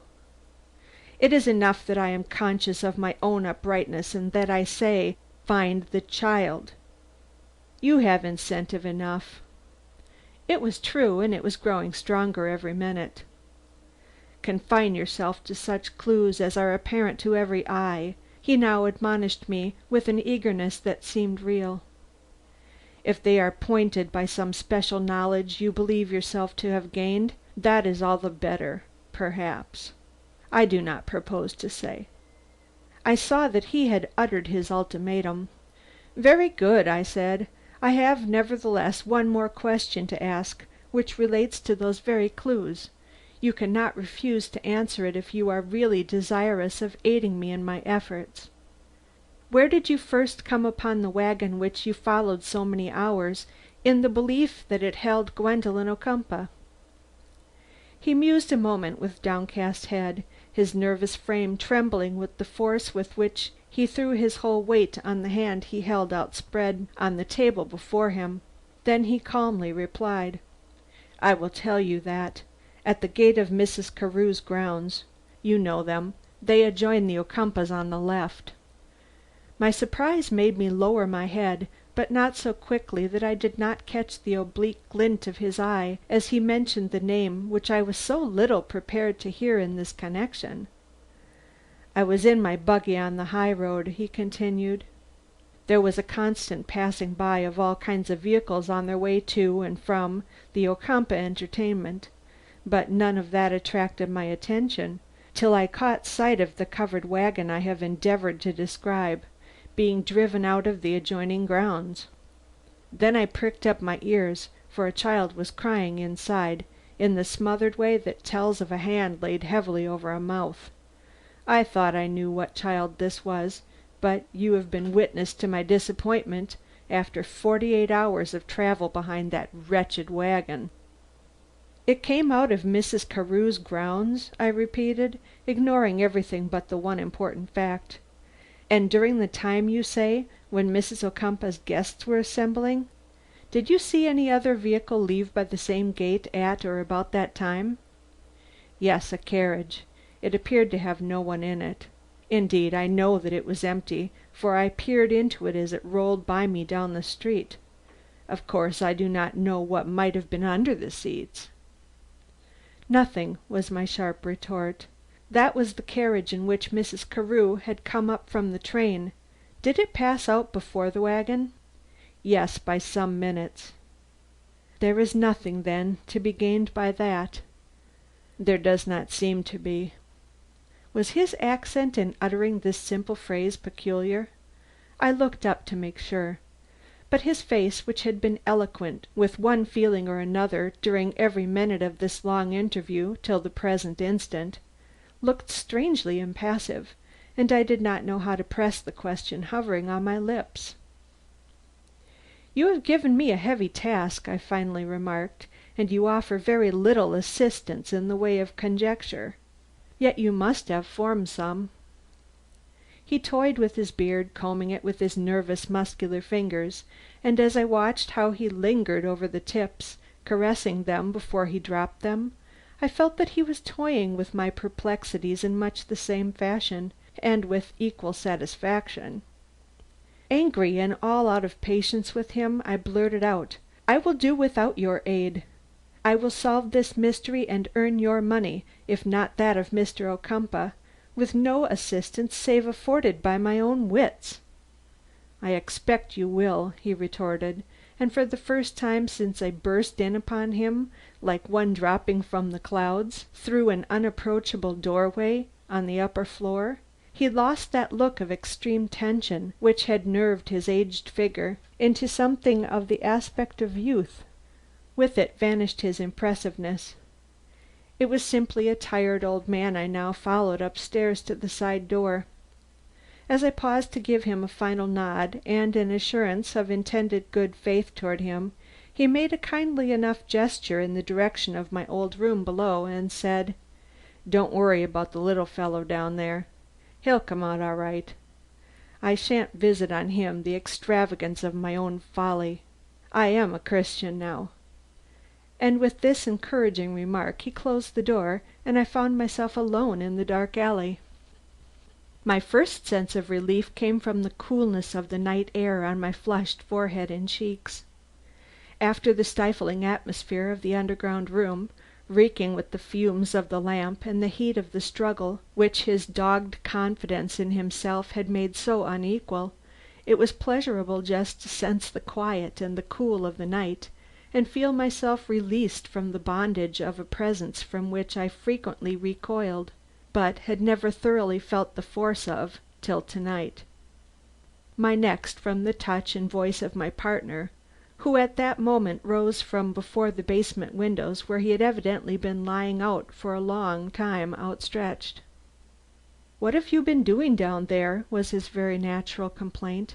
I tried to listen, I tried to see, but beyond a few scattered words when your voices rose to an excited pitch, I have learned nothing but that you were in no danger save from the overthrow of your scheme.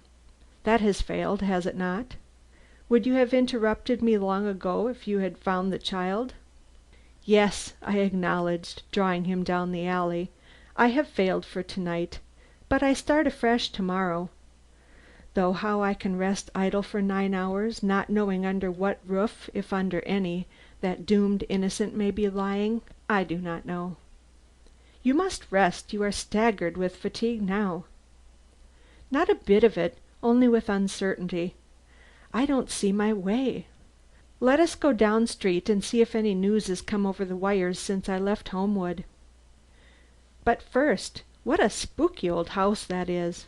And what did the old gentleman have to say of your tumbling in on him from space without a by your leave or even an excuse me? Tell me about it." I told him enough to allay his curiosity. That was all I thought necessary, and he seemed satisfied. Jupp is a good fellow, quite willing to confine himself to his particular end of the business, which does not include the thinking end. Why should it? There was no news, this we soon learned, only some hints of a contemplated move on the part of the police in a district where some low characters had been seen dragging along a resisting child of an unexpectedly refined appearance.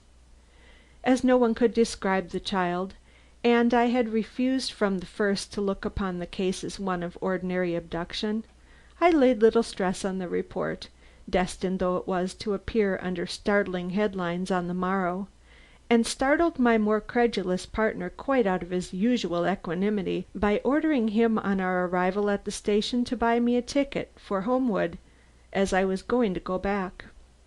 To Homewood so late? Exactly. It will not be late there, or if it is, anxious hearts make light sleepers. His shoulders rose a trifle, but he bought a ticket. End of chapter 7. Chapter 8 of The Millionaire Baby. Philo, Philo, Philo. Never have I felt a weirder sensation than when I stepped from the cars onto the solitary platform from which a few hours before I had seen the little nursery governess depart for New York. The train, soon disappeared in the darkness of the long perspective, was all that gave life and light to the scene, and when it was gone, nothing remained to relieve the gloom or to break the universal stillness, save the quiet lap of the water and the moaning of the wind through the trees which climbed the heights to Homewood. I had determined to enter if possible by way of the private path, though I expected to find it guarded against such intrusion. In approaching it I was given a full view of the river, and thus was in a position to note that the dock and the adjoining banks were no longer bright with lanterns in the hands of eager men bending with fixed eyes over the flowing waters. The search which had kept so many busy at this spot for well on to 2 days had been abandoned, and the darkness seemed doubly dark and the silence doubly oppressive in contrast.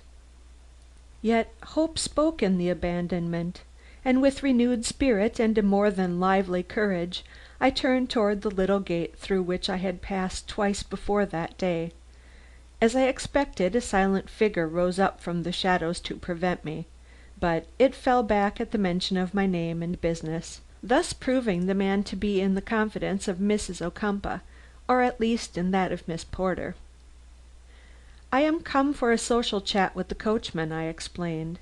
"Lights burn late in such extensive stables. Don't worry about me. The people at the house are in sympathy with my investigation." Thus we stretch the truth at great crises. "I know you," was the answer, "but keep away from the house. Our orders are imperative to allow no one to approach it again to night, except with the child in hand or with such news as would gain instant admission." "Trust me," said I, and I went up the steps. It was so dark between the hedgerows that my ascent became mere groping. I had a lantern in my pocket which I had taken from Jupp, but I did not choose to make use of it. I preferred to go on and up, trusting to my instinct to tell me when I had reached a fresh flight of steps. A gleam of light from Mrs. Carew's upper windows was the first intimation I received that I was at the top of the bank, and in another moment I was opposite the gap in the hedge opening upon her grounds. For no particular reason that I know of, I here paused and took a survey of what was, after all, nothing but a cluster of shadows, broken here and there by squares of subdued light I felt a vague desire to enter. To see and to talk again with the charming woman whose personality had made such an impression upon me, if only to understand the peculiar feelings which those indistinguishable walls awakened, and why such a sense of anticipation should disturb my admiration of this woman, and the delight which I had experienced in every accent of her trained and exquisite voice. I was standing very still in almost total darkness. The shock, therefore, was great, when in finally making up my mind to move, I became conscious of a presence near me, totally indiscernible and as silent as myself. Whose? No watchman, or he would have spoken at the rustle I made stumbling back against the hedgerow. Some marauder, then, or a detective like myself? I would not waste time in speculating. Better to decide the question at once, for the situation was eerie. The person, whoever he was, stood so near and so still and so directly in the way of my advance. Drawing the lantern from my pocket, I pushed open the slide and flashed the light on the immovable figure before me. The face I beheld staring into mine was one quite unknown to me, but as I took in its expression, my arm gradually fell, and with it the light from the man's features, till face and form were lost again in the darkness, leaving in my disturbed mind not but an impression, but such an impression! The countenance thus flashed upon my vision must have been a haunting one at any time, but seen as I saw it, at a moment of extreme self-abandonment, the effect was startling. Yet I had sufficient control over myself to utter a word or two of apology, which was not answered, if it was even heard. A more exact description may be advisable. The person whom I thus encountered hesitating before Mrs. Carew's house was a man of meagre build, sloping shoulders, and handsome but painfully pinched features. That he was a gentleman of culture and the nicest refinement was evident at first glance. That this culture and refinement were at this moment under the dominion of some fierce thought or resolve was equally apparent, giving to his look an absorption which the shock attending the glare I had thus suddenly thrown on his face could not immediately dispel. Dazed by an encounter for which he seemed even less prepared than myself, he stood with his heart in his face, if I may so speak, and only gradually came to himself as the sense of my proximity forced itself upon his suffering and engrossed mind. When I saw that he had quite emerged from his dream, I dropped the light, but I did not forget his look. I did not forget the man, though I hastened to leave him, in my desire to fulfill the purpose for which I had entered these grounds at so late an hour. My plan was, as I have said, to visit the Ocumpaugh stables and have a chat with the coachman. I had no doubt of my welcome and not much doubt of myself.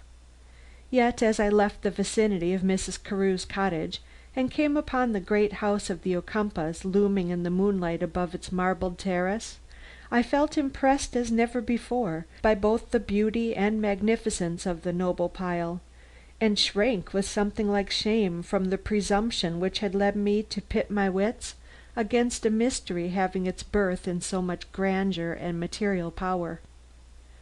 The prestige of great wealth as embodied in this superb structure well nigh awed me from my task, and I was passing the twin pergolas and flower-bordered walks with hesitating foot, when I heard through one of the open windows a cry which made me forget everything but our common heritage of sorrow and the equal hold it had on high and low. "Philo!" the voice rang out in misery to wring a heart of the most callous. "Philo! Philo!" Mr. Ocumpaugh's name called aloud by his suffering wife. Was it delirium? It would seem so. But why Philo, always Philo, and not once Gwendolen? With hushed steps, ears ringing and heart palpitating with a new and indefinable sensation, I turned into the road to the stables. There were men about, and I caught one glimpse of a maid's pretty head looking from one of the rear windows, but no one stopped me, and I reached the stable just as a man came sauntering out to take his final look at the weather. It was the fellow I sought, Thomas the coachman. I had not miscalculated the nature of my man. In 10 minutes we were seated together on an open balcony, smoking and beguiling the time with a little harmless gossip. After a free and easy discussion of the great event, mingled with the naturally to be expected criticism of the police, we proceeded under my guidance to those particulars for which I had risked losing this very valuable hour. He mentioned Mrs. Ocumpaugh. I mentioned Mrs. Carew. A beautiful woman, I remarked. I thought he looked astonished. "She beautiful?"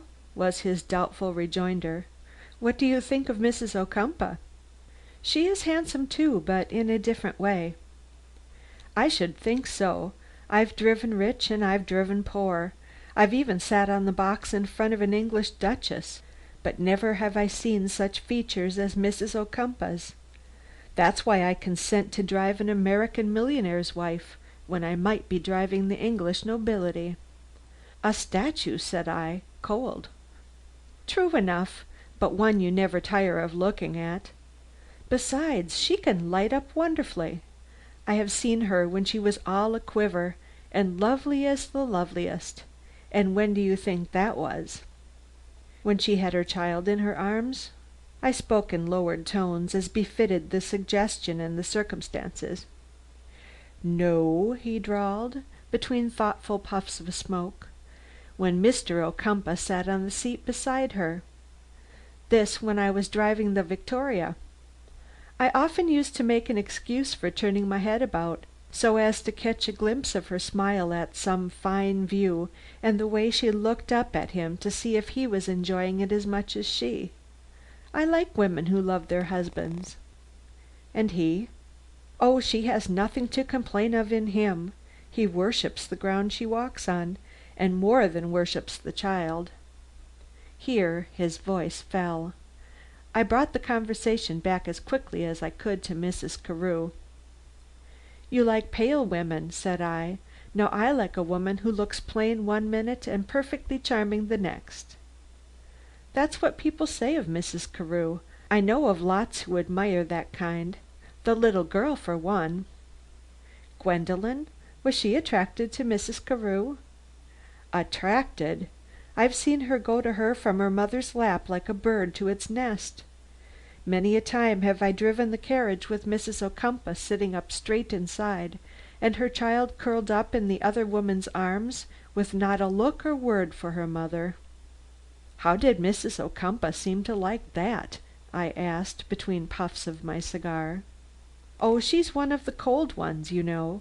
At least you say so, but I feel sure that the last 3 years, that is, ever since this woman came into the neighborhood, her heart has been slowly breaking. This last blow will kill her." I thought of the moaning cry of "Philo, Philo," which at intervals I still seemed to hear issue from the upper window in the great house, and felt that there might be truth in his fears. But it was of Mrs. Carew I had come to talk, and not of Mrs. Ocumpaugh. "Children's fancies are unaccountable," I sententiously remarked, "but perhaps there is some excuse for this one. Mrs. Carew has what you call a magnetic personality, a personality which I should imagine would be very appealing to a child. I never saw such expression in a human face. Whatever her mood, she impresses each passing feeling upon you as the one reality of her life. I cannot understand such changes, but they are very fascinating." "Oh, they are easy to understand in her case. She was an actress once.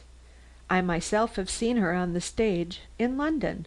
I used to admire her there." "An actress?" I repeated, somewhat taken aback. "Yes, I forgot what name she played under, but she's a very great lady now, in with all the swells, and rich enough to own a yacht if she wanted to." "But a widow?" "Oh yes, a widow." I let a moment of silence pass, then nonchalantly remarked, "Why is she going to Europe?" But this was too much for my simple-hearted friend.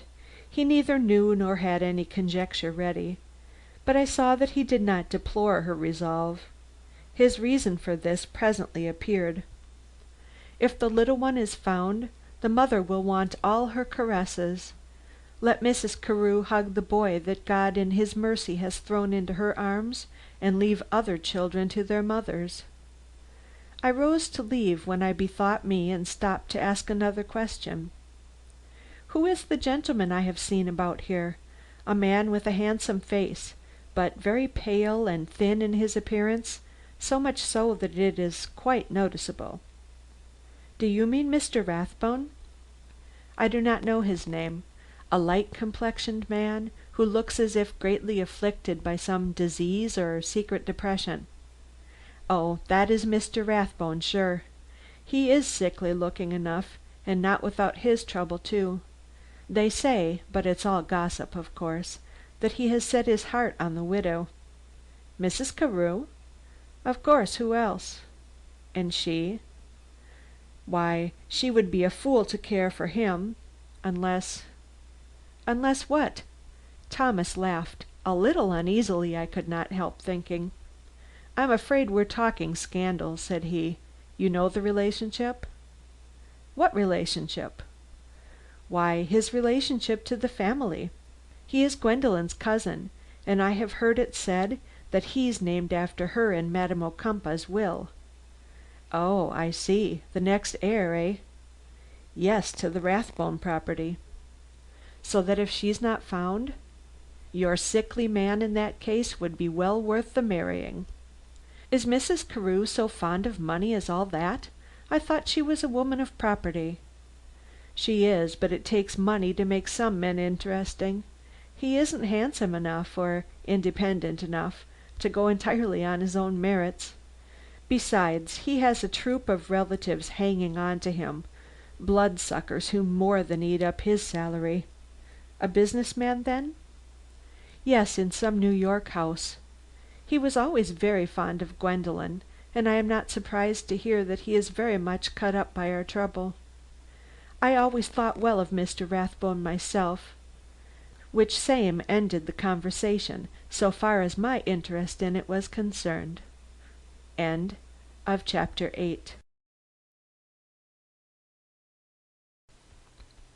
Chapter 9 of The Millionaire Baby. The Bungalow. As soon as I could break away and leave him I did, and betook myself to Mrs. Carew's house. My resolve was taken. Late as it was, I would attempt an interview with her. The lights still burning above and below gave me the necessary courage, yet I was conscious of some embarrassment in presenting my name to the astonished maid, who was in the act of extinguishing the hall light when my vigorous ring prevented her.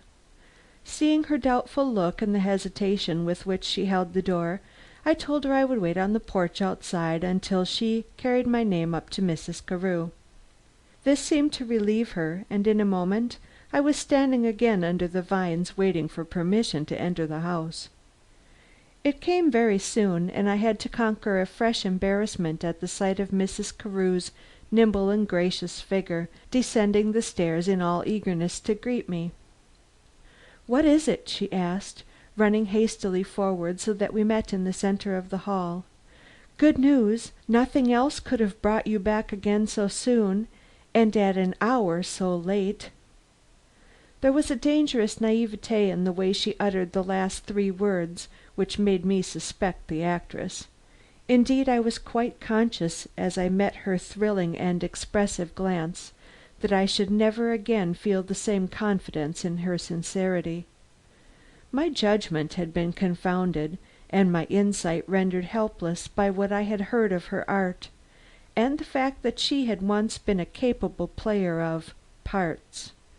But I was man enough and detective enough not to betray my suspicion now that I was brought face to face with her. It had always been latent in my breast, even in the very midst of my greatest admiration for her. Yet I had never acknowledged to myself of what I suspected her, nor did I now, not quite, not enough to give that point to my attack which would have ensured me immediate victory or defeat. I was obliged to feel my way, and so answered, with every appearance of friendly confidence: "I fear, then, that I shall be obliged to ask your pardon. I have no good news; rather what might be called, if not bad, of a very perplexing character. The child has been traced."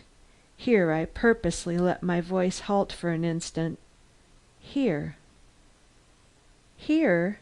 Her eyes opened, her lips parted in a look of surprise so ingenuous that involuntarily I felt forced to add, by way of explanation: "The child, I mean, who was screaming along the highway in the wagon, and for whom the police and others have for 2 days been looking." "Oh!" she ejaculated with a slight turn of her head aside as she motioned me toward a chair.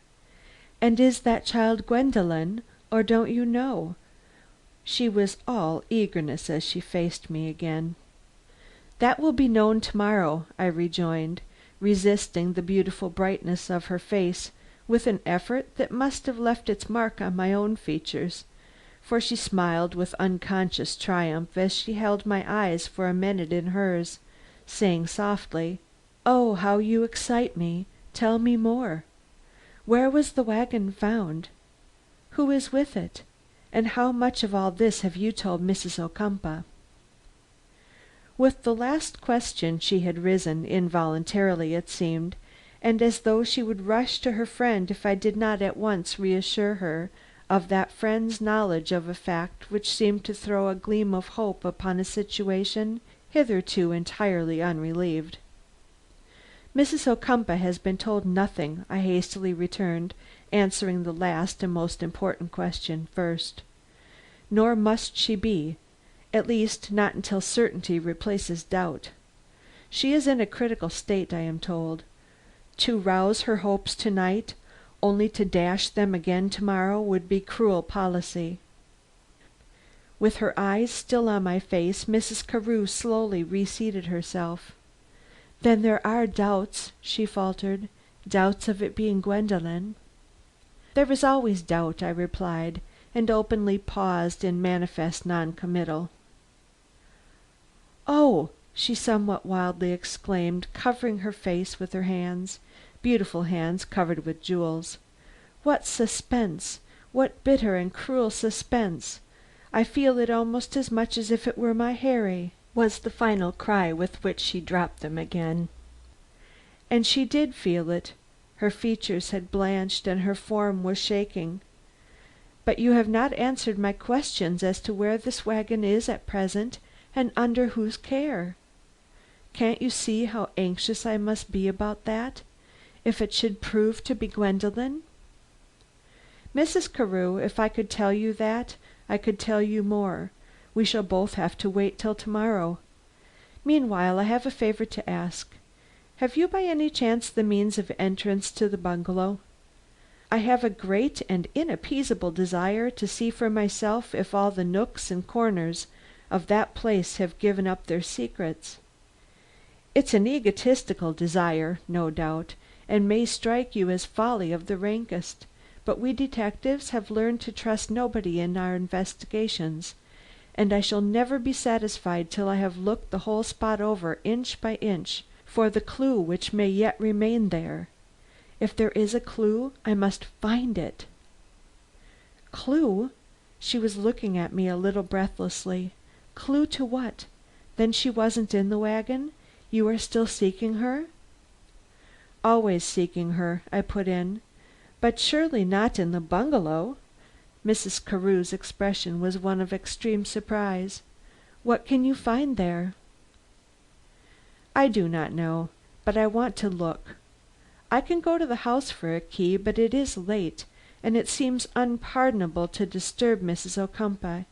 Yet I shall have to do this if you do not have a key, for I shall not sleep till I have satisfied myself that nothing can be discovered on the immediate scene of Gwendolen's disappearance, to help forward the rescue we are both so intent upon."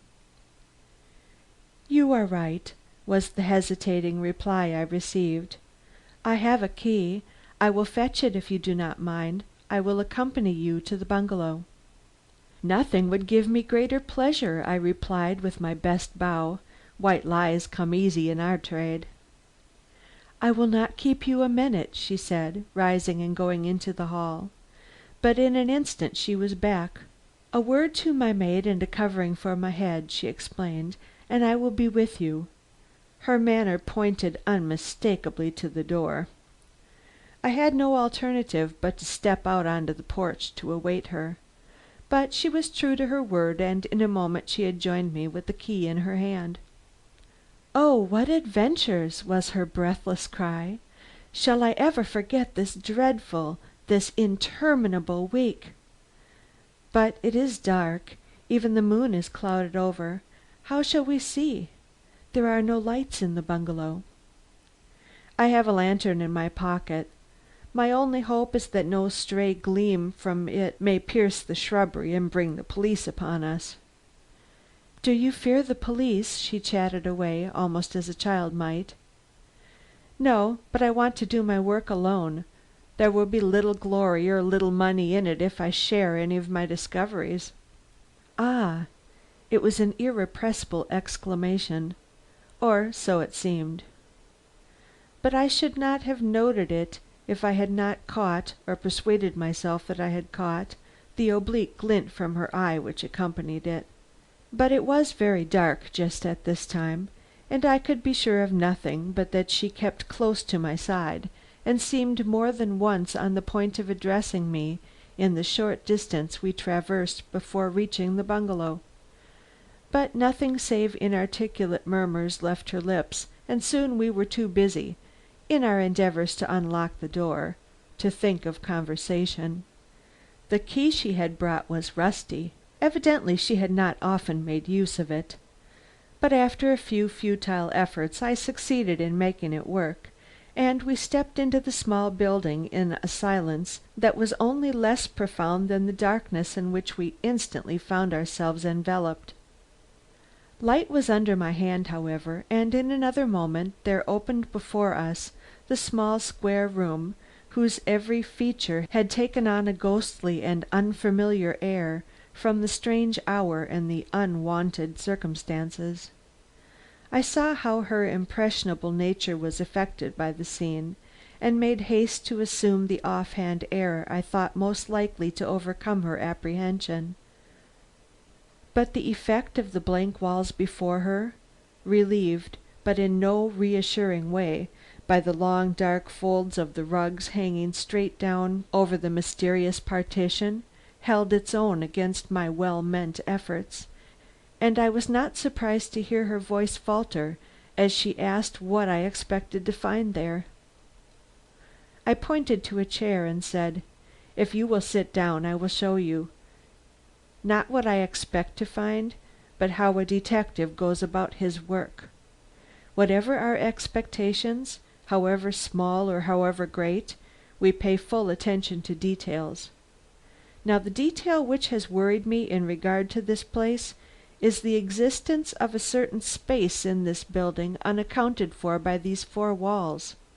In other words, the portion which lies behind these rugs," and throwing aside the same, I let the flame of my lantern play over the walled up space which I had before examined with little satisfaction. "This partition," I continued, "seems as firm as any of the walls, but I want to make sure that it hides nothing. If the child should be in some hole back of this partition, what a horror and what an outrage!" "But it is impossible!" came almost in a shriek from the woman behind me. "The opening is completely walled up. I have never known of its being otherwise. It looked like that when I came here 3 years ago. There is no possible passage through that wall." "Why was it ever closed up? Do you know?"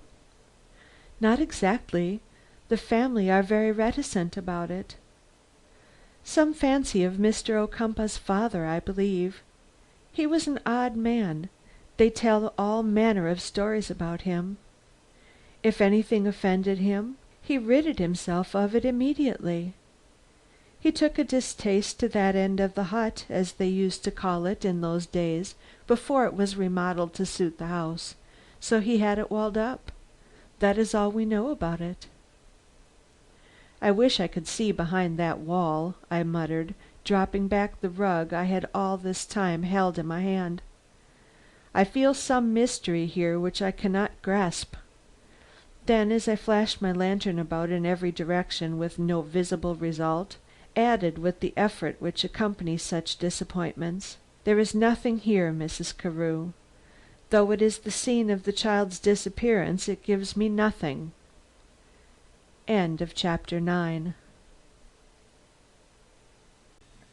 Chapter 10 of The Millionaire Baby. Temptation. The sharp rustle of her dress as she suddenly rose struck upon my ear. "Then let us go," she cried, with just a slight quiver of eagerness in her wonderful voice. I comprehended its culture now. "This place is ghostly at this hour of the night. I believe that I am really afraid." With a muttered reassurance I allowed the full light of the lantern to fall directly on her face. She was afraid. There was no other explanation possible for her wild staring eyes and blue quivering lips. For the instant I hardly knew her. Then her glance rose to mine, and she smiled, and it was with difficulty I refrained from acknowledging in words my appreciation of her wonderful flexibility of expression. "You are astonished to see me so affected," she said. "It is not so strange as you think. It is a superstition. The horror of what once happened here. The reason for that partition. I know the whole story, for all my attempts to deny it just now. The hour, too, is unfortunate. The darkness, your shifting, mysterious light. It was late like this, and dark, with just the moon to illuminate the scene, when she Mr. Trevitt, do you want to know the story of this place? The old, much guessed at, never really understood story, which led first to its complete abandonment, then to the building of that dividing wall, and finally to the restoration of this portion, and of this alone? Do you?" Her eagerness, in such startling contrast to the reticence she had shown on this very subject a few minutes before, affected me peculiarly. I wanted to hear the story. Any one would who had listened to the gossip of this neighborhood for years. But she evidently did not mean to give me time to understand my own hesitation. "I have the whole story, the touching, hard to be believed history, up at my house at this very moment. It was written by no, I will let you guess." The naivete of her smile made me forget the force of its late expression. "Mr. Ocumpaugh?" I ventured. "Which Mr. Ocumpaugh? There have been so many." She began slowly, naturally, to move toward the door. "I cannot guess." "Then I shall have to tell you. It was written by the one who come, I will tell you outside. I haven't any courage in here." "But I have." "You haven't read the story." "Never mind. Tell me who the writer was." "Mr. Ocumpaugh's father. He by whose orders this partition was put up." "Oh, you have his story? Written? And by himself? You are fortunate, Mrs. Carew." I had turned the lantern from her face, but not so far that I did not detect the deep flush which dyed her whole countenance at these words. "I am," she emphatically returned, meeting my eyes with a steady look I was not sufficiently expert with women's ways, or at all events with this woman's ways, to understand. Seldom has such a tale been written; seldom, let us thank God, has there been an equal occasion for it. "You interest me," I said. And she did. Little as this history might have to do with the finding of Gwendolen, I felt an almost imperative necessity of satisfying my curiosity in regard to it, though I knew she had deliberately roused this curiosity for a purpose which, if not comprehensible to me, was of marked importance to her, and not altogether for the reason she had been pleased to give me. Possibly it was on account of this last mentioned conviction that I allowed myself to be so interested. "It is late," she murmured with a final glance toward those dismal hangings, which in my present mood I should not have been greatly surprised to see stir under her look. "However, if you will pardon the hour and accept a seat in my small library, I will show you what only one other person has seen besides myself." It was a temptation; for several reasons it was a temptation, yet "I want you to see why I am so frightened of this place," she said, flashing her eyes upon me with an almost girlish appeal. "I will go," said I, and following her quickly out, I locked the bungalow door, and ignoring the hand she extended toward me, dropped the key into my pocket. I thought I heard a little gasp, the smallest of sounds possible, but if so, the feeling which prompted it was not apparent in her manner or her voice as she led the way back to her house, and ushered me into a hall full of packing boxes and the general litter accompanying an approaching departure. "You will excuse the disorder," she cried as she piloted me through the various encumbrances to a small but exquisitely furnished room, still glorying in its full complement of ornaments and pictures. "This trouble which has come to one I love has made it very hard for me to do anything. I feel helpless, at times completely helpless." The dejection she expressed was but momentary, however. In another instant she was pointing out a chair and begging me to make myself comfortable, while she went for the letter I think she called it a letter which I had come there to read. What was I to think of her? What was I to think of myself? And what would the story tell me to warrant the loss of what might have proved a most valuable hour?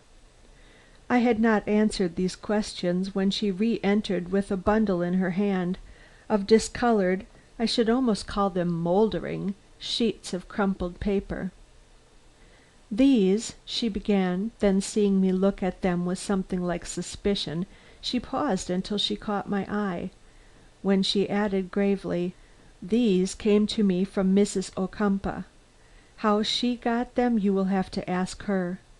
I should say, judging from appearances," here she took a seat opposite me at a small table near which I had been placed, "that they must have been found in some old chest or possibly in some hidden drawer of one of those curious antique desks of which more than one was discovered in the garrets of the old house when it was pulled down to give place to the new one. "Is this letter, as you call it, so old?" I asked. "It is dated 35 years ago." "The garret must have been a damp one," I remarked. She flashed me a look. I thought of it more than once afterward, and asked if she should do the reading or I. "You," I rejoined, all afire with the prospect of listening to her remarkable voice in what I had every reason to believe would call forth its full expression. "Only let me look at those sheets first, and understand as perfectly as I may just what it is you are going to read to me." "It's an explanation written for the heirs by Mr. Ocumpaugh. The story itself," she went on, handing me over the papers she held, "begins abruptly. From the way the sheet is torn across at the top, I judge that the narrative itself was preceded by some introductory words now lacking. When I have read it to you, I will tell you what I think those introductory words were." I handed back the sheets. There seemed to be a spell in the air, possibly it arose from her manner, which was one to rouse expectation even in one whose imagination had not already been stirred by a visit at night and in more than commonly bewildering company to the place whose dark and hitherto unknown secret I was about to hear. "I am ready," I said, feeling my strange position, but not anxious to change it just then for any other conceivable one.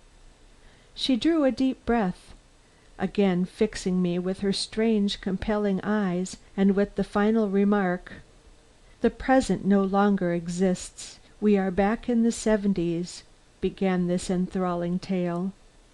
I did not move till the last line dropped from her lips.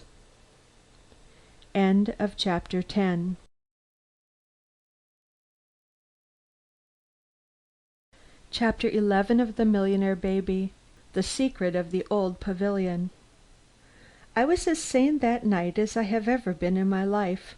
I am quite sure of this, though I had had a merry time enough earlier in the evening with my friends in the Old Pavilion, that time honored retreat of my ancestors, whose desolation I had thought to dissipate with a little harmless revelry. Wine does not disturb my reason, the little wine I had drank under that unwholesome roof, nor am I a man given to sudden excitements or untoward impulses. Yet this thing happened to me. It was after leaving the pavilion. My companions had all ridden away and I was standing on the lawn beyond my library windows, recalling my pleasure with them and gazing somewhat idly, I own, at the bare portion of the old wall where the tree fell a year ago, the place where the moon strikes with such a glitter when it rides high, as it did that night, when, believe it or not, it is all one to me, I became conscious of a sudden mental dread, inexplicable and alarming, which, seizing me after an hour of unmixed pleasure and gaiety, took such a firm grip upon my imagination that I fain would have turned my back upon the night and its influences, only my eyes would not leave that open space of wall where I now saw pass, not the shadow, but the veritable body of a large, black, hungry-looking dog, which, while I looked, turned into the open gateway connecting with the pavilion and disappeared. With it went the oppression which held me spellbound. The ice melted from my blood. I could move my limbs and again control my thoughts and exercise my will. Forcing a laugh, I whistled to that dog. The lights with which the banquet had been illuminated were out, and every servant had left the place, but the tables had not been entirely cleared, and I could well understand what had drawn this strange animal thither. I whistled then, and whistled peremptorily, but no dog answered my call. Angry, for the rules are strict at my stables in regard to wandering brutes, I strode toward the pavilion. Entering the great gap in the wall where the gate had once hung, I surveyed the dismal interior before me, with feelings I could not but consider odd in a strong man like myself. though the wine was scarcely dry in the glass which an hour before I had raised in this very spot amid cheers of laughter, I found it a difficult matter to re-enter there now, in the dead of night, alone and without light. For this building, harmless as it had always seemed, had been in a way cursed. For no reason that he ever gave, my father had doomed this ancient adjunct to our home to perpetual solitude and decay.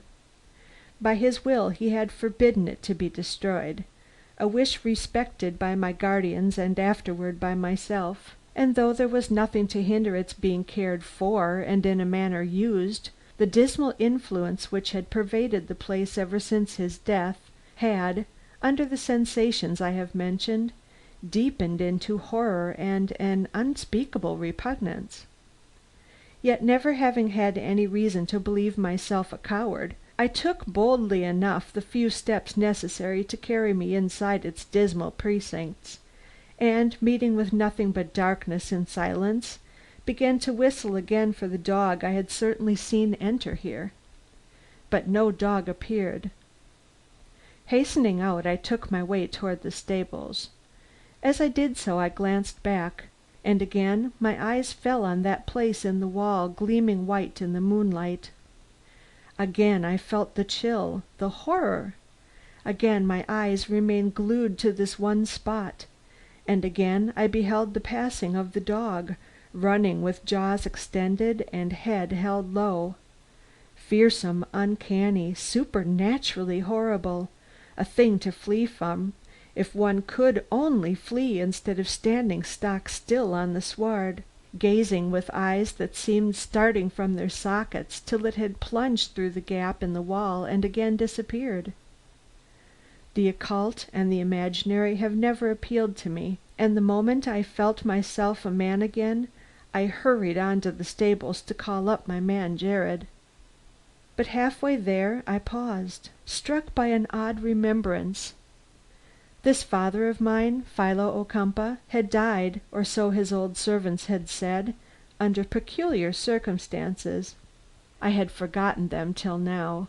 Such stories make poor headway with me, but if I was not mistaken, the facts were these. He had been ailing long, and his nurses had got used to the sight of his gaunt white figure sitting propped up but speechless, in the great bed opposite the stretch of blank wall in the corner bedroom, where a picture of his first wife, the wife of his youth, had once hung, but which, for some years now, had been removed to where there were fewer shadows and more light. He had never been a talkative man, and in all the 5 years of my own memory of him, I had never heard him raise his voice except in command, or when the duties of hospitality required it. Now, with the shadow of death upon him, he was absolutely speechless, and his nurses were obliged to guess at his wishes by the movement of his hands or the direction of his eyes. Yet he was not morose, and sometimes was seen to struggle with the guards holding his tongue, as though he would fain have loosed them himself from their inexorable control. Yet he never succeeded in doing so, and the nurses sat by him and saw no difference in him, till suddenly the candle, poised on a table near by, flickered and went out, leaving only moonlight in the room. It was moonlight so brilliant that the place seemed brighter than before, though the beams were all concentrated on one spot, a blank spot in the middle of the wall upon which those 2 dim orbs in the bed were fixed in expectancy. None there understood, for none knew that the summons had come, and that for him the angel of death was at that moment standing in the room. Yet as moonlight is not the natural light for a sick man's bedside, one amongst them had risen for another candle, when something, I had never stopped to hear them say what, made him pause and look back, when he saw distinctly outlined upon the white wall space I have mentioned, the figure, the unimaginable figure of a dog, large, fierce, and hungry looking, which dashed by and was gone. Simultaneously a cry came from the bed, the first words for months, "Aline! the name of his girl wife dead and gone for years. All sprang, some to chase the dog, one to aid and comfort the sick man. But no dog was there, nor did he need comfort more. He had died with that cry on his lips, and as they gazed at his face, sunk low now in his pillow, as if he had started up and fallen back, a dead weight, they felt the terror of the moment grow upon them till they too were speechless. For the aged features were drawn into lines of unspeakable anguish and horror. But as the night passed and morning came, all these lines smoothed out, and when they buried him, those who had known him well talked of the beautiful serenity which illuminated the face, which, since their first remembrance of him, had carried the secret of a profound and unbroken melancholy.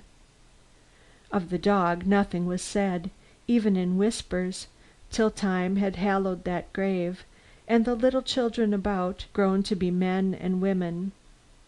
Then the garrulity of age had its way. This story and the images it called up came like a shock as I halted there, and instead of going on into the stables I turned my steps toward the house, where I summoned from his bed a certain old servant who had lived longer in the family than myself. Bidding him bring a lantern, I waited for him on the porch, and when he came I told him what I had seen. Instantly I knew that it was no new story to him. He turned very pale and set down the lantern, which was shaking very visibly in his hand. "Did you look up?" he asked. "When you were in the pavilion, I mean?" "No, why should I? The dog was on the ground. Besides—" "Let us go down to the pavilion," he whispered. "I want to see for myself if—" "If what, Jared?" He turned his eyes on me, but did not answer. Stooping, I lifted the lantern and put it in his hand. He was quaking like a leaf, but there was a determination in his face far beyond the ordinary. What made him quake? He who knew of this dog only by hearsay. And what, in spite of this fear, gave him such resolution? I followed in his wake to see what it was. The moon still shone clear upon the lawn, and it was with a certain renewal of my former apprehensions that I approached the spot on the wall where I had seen what I was satisfied not to see again. But though I glanced that way, what man could have avoided it? I perceived nothing but the bare paint, and we went on and passed without a word, Jared leading the way. But once on the threshold of the pavilion itself, it was for him to show the coward. Turning, he made me a gesture, one I did not understand, and seeing that I did not understand it, he said after a fearful look around, "Do not mind the dog. That was but an appearance. Lift your eyes to the ceiling, over there, at the extreme end toward the south. Do you see? What do you see?" "Nothing," I replied, amazed at what struck me as utter folly. "Nothing?" he repeated in a relieved voice, as he lifted up his lantern. "Ah!" came in a short muttered shriek from his lips as he pointed up. Here and there, along the farther ceiling, over which the light now played freely and fully. "What is that spot? And that spot? And that? They were not there to-day. I was in here before the banquet, and I would have seen. What is it? Master, what is it? They call it—" "Well, well, what do they call it?" I asked impatiently. "Blood. Do you not see that it is blood? What else is red and shiny and shows in such great drops?" "Nonsense!" I vociferated, taking the lantern in my own hand. "Blood on the ceiling of my old pavilion?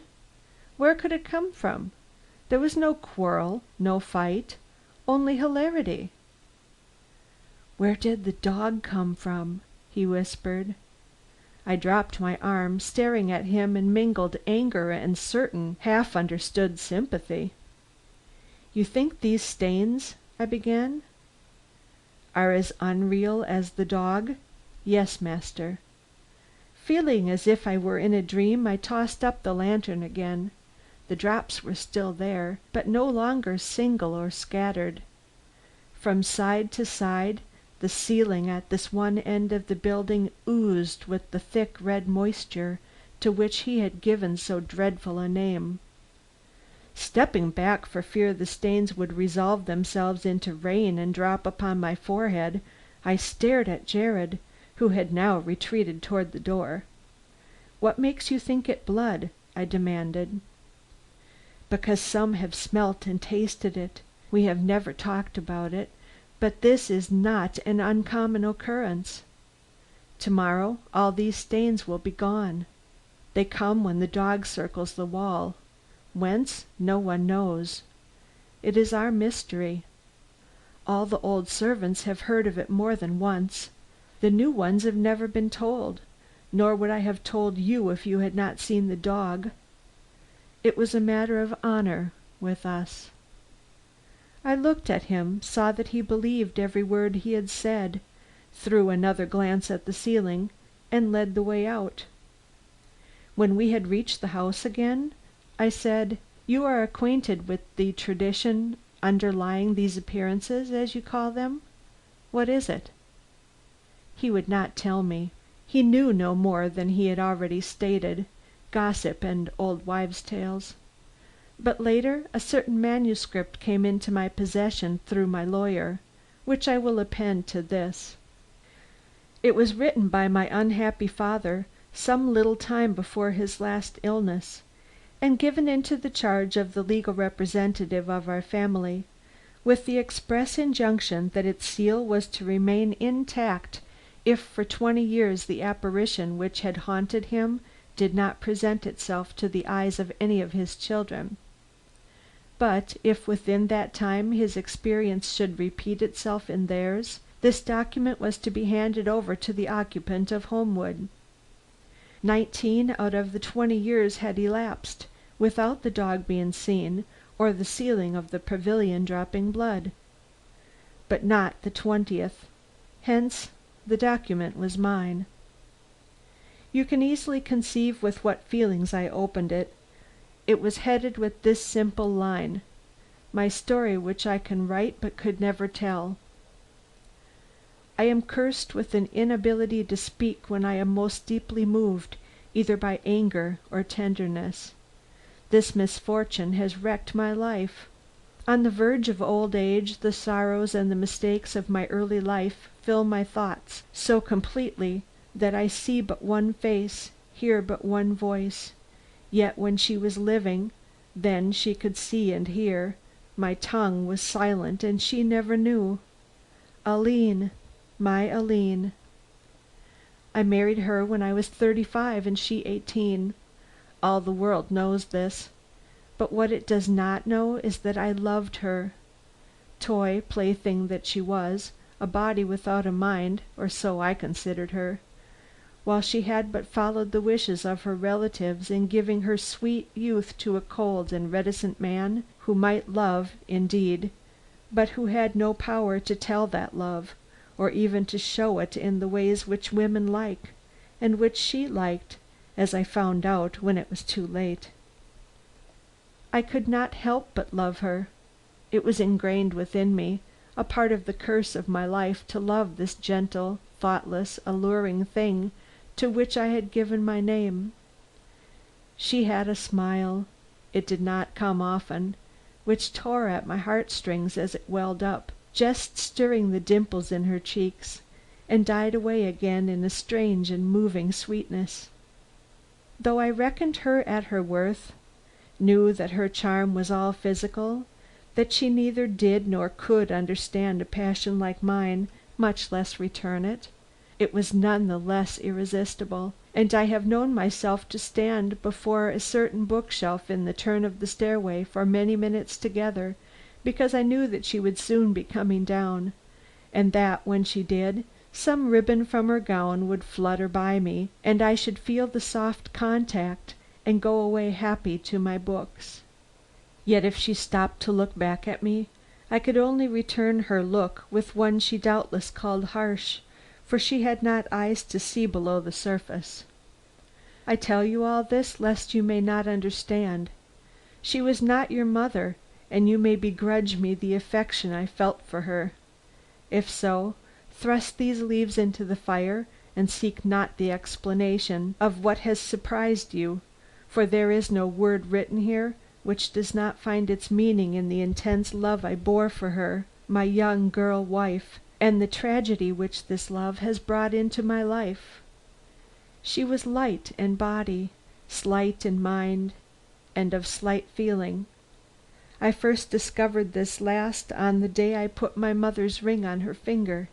She laughed as I fitted it close and kissed her little hand. Not from embarrassment or childish impulse, I could have understood that, but indifferently, like one who did not know and never could. Yet I married her, and for 6 months lived in a fool's paradise. Then came that ball.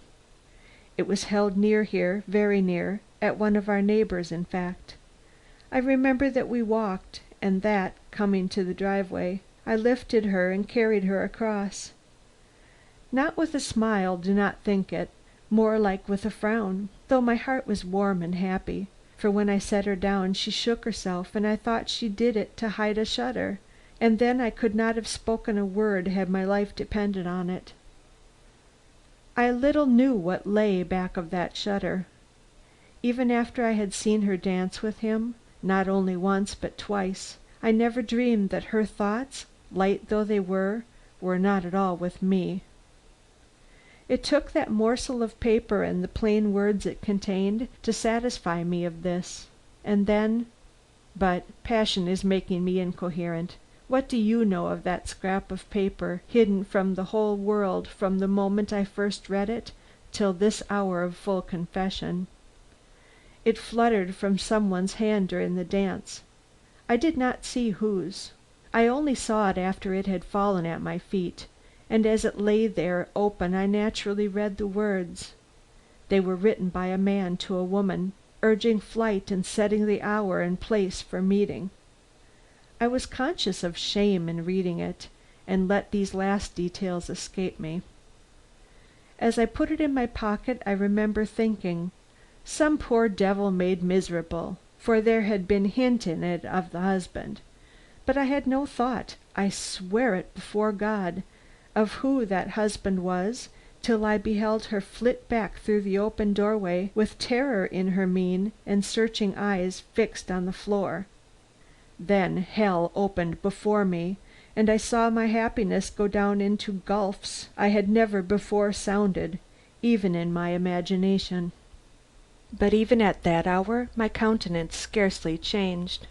I was opposite a mirror, and I caught a glimpse of myself as I moved. But there must have been some change in my voice, for when I addressed her, she started and turned her face upon me with a wild and pathetic look, which knocked so at my heart that I wished I had never read those words, and so I could return her the paper with no misgivings as to its contents. But, having read it, I could not do this, so beyond a petty greeting I said nothing and let the moment pass, and she with it, for couples were dancing and she was soon again in the whirl. I am not a dancing man myself, and I had leisure to think and madden myself with contemplation of my wrecked life and questions as to what I should do to her and to him and to the world where such things could happen. I had forgotten the details of time and place, or rather had put them out of my mind, and I would not look at the words again, could not. But as the minutes went by, the remembrance returned, startling and convincing, that the hour was 2 and the place our old pavilion.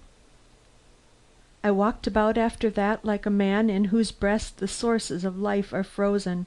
I chatted, I who never chatted, with women and with men. I even smiled once. That was when my little white-faced wife asked me if it were not time to go home. Even a man under torture might find strength to smile if the inquisitor should ask if he were not ready to be released. And we went home. I did not carry her this time across the driveway, but when we parted in the library, where I always spent an hour before retiring, I picked out a lily from a vase of flowers standing on my desk and held it out to her. She stared at it for a moment, quite as white as the lily, then she slowly put out her hand and took it. I felt no mercy after that and bade her good night with the remark that I should have to write far into the morning and that she need not worry over my light, which I should not probably put out till she was half through with her night's rest. For answer she dropped the lily. I found it next morning lying withered and brown in the hallway. That light did burn far into the morning, but I was not there to trim it. Before the fatal hour had struck, I had left the house and made my way to the pavilion. As I crossed the sward I saw the gleam of a lantern at the masthead of a small boat riding near our own landing place, and I understood where he was at this hour, and by what route he hoped to take my darling. A route she will never travel, thought I, striving to keep out of my mind and conscience the vision of another route, another travel, which that sweet young body might take if my mood held and my purpose strengthened. There was no moon that night, and the copse in which our pavilion stands was like a blot against the starless heavens. As I drew near it, my dog, the invariable companion of my walks, lifted a short, sharp bark from the stables. But I knew whose hand had fastened him, and I went on without giving him a thought. At the door of the pavilion I stopped. All was dark within as without, and the silence was something to overwhelm the heart. She was not there then, nor was he. But he would be coming soon, and up or down between the double hedgerows. I went to meet him. It was a small detail, but possibly a necessary one. In her eyes he was probably handsome and gifted with all that I openly lacked. But he was shallow and small for a man like me to be concerned about. I laughed inwardly and with conceivable scorn as I heard the faint fall of his footsteps in the darkness. It was nearly 2, and he meant to be prompt. Our coming together in that narrow path was very much what I expected it to be. I had put out my arms and touched the hedge on either side so that he could not escape me. When I heard him drawing close, I found the voice I had not had for her, and observed very quietly and with the cold politeness of a messenger, "My wife finds herself indisposed since the ball, and begs to be excused from joining you in the pleasant sail you proposed for her."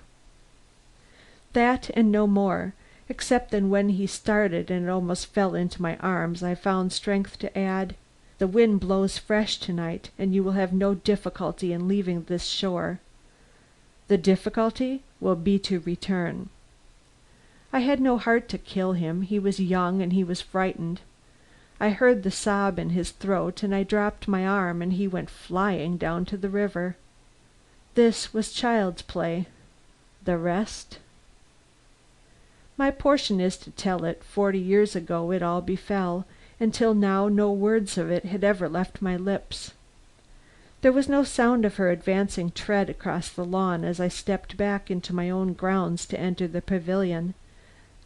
But as I left the path and put foot inside the wall, I heard a far, faint sound like the harsh closing of a door in timid hands, followed by another bark from the dog, louder and sharper than the first, for he did not recognize my Aileen as mistress, though I had striven for 6 months to teach him the place she held in my heart. By this I knew she was coming, and that what preparations I had to make must be made soon. They were not many. Entering the well-known place, I lit the lantern I had brought with me and set it down upon the floor. It cast a feeble light about the entrance, but left great shadows in the rear. This I had calculated on, and into these shadows I now stepped. The pavilion, as you remember it, is not what it was then. I had used it little, fancying more my own library up at the house. but it was not utterly without furnishings, and to young eyes might even look attractive, with love or fancied love to mellow its harsh lines and lend romance to its solitude. At this hour and under these circumstances it was a dismal hole to me, and as I stood there waiting, I thought how the place fitted the deed, if deed it was to be. I had always thought her timid, afraid of the night and all threatening things, but as I listened to the sound of her soft footfall at the door, I realized that even her breast could go strong under the influence of real or fancied passion. It was a shock, but I did not cry out, only set my teeth together and turned a little, so that what light there was would fall on my form rather than on my face. She entered. I felt rather than heard the tremulous push she gave to the door, and the quick drawing in of her breath as she put her foot across the threshold. These sapped my courage. This fear, this almost hesitation, drew me from thoughts of myself to thoughts of her, and it was in a daze of mingled purposes and regrets that I felt her at last at my side. "Walter," fell softly, doubtfully from her lips. It was the name of him, the dip of whose oars as he made for his boat I could now faintly hear in the river below us. Turning, I looked her in the face. "You are late," said I. God gave me words in my extremity. "Walter has gone." Then, as the madness of terror replaced love in her eyes, I lifted her forcibly and carried her to the window, where I drew aside the vines. "That is his boat's lantern you see drawing away from the dock. I bade him Godspeed. He will not come again." Without a word she looked, then fell back on my arm. It was not life which forsook her face, and left her whole sweet body inert, that I could have borne, for did she not merit death who had killed my love, killed me? But happiness, the glow of youthful blood, the dreams of a youthful brain.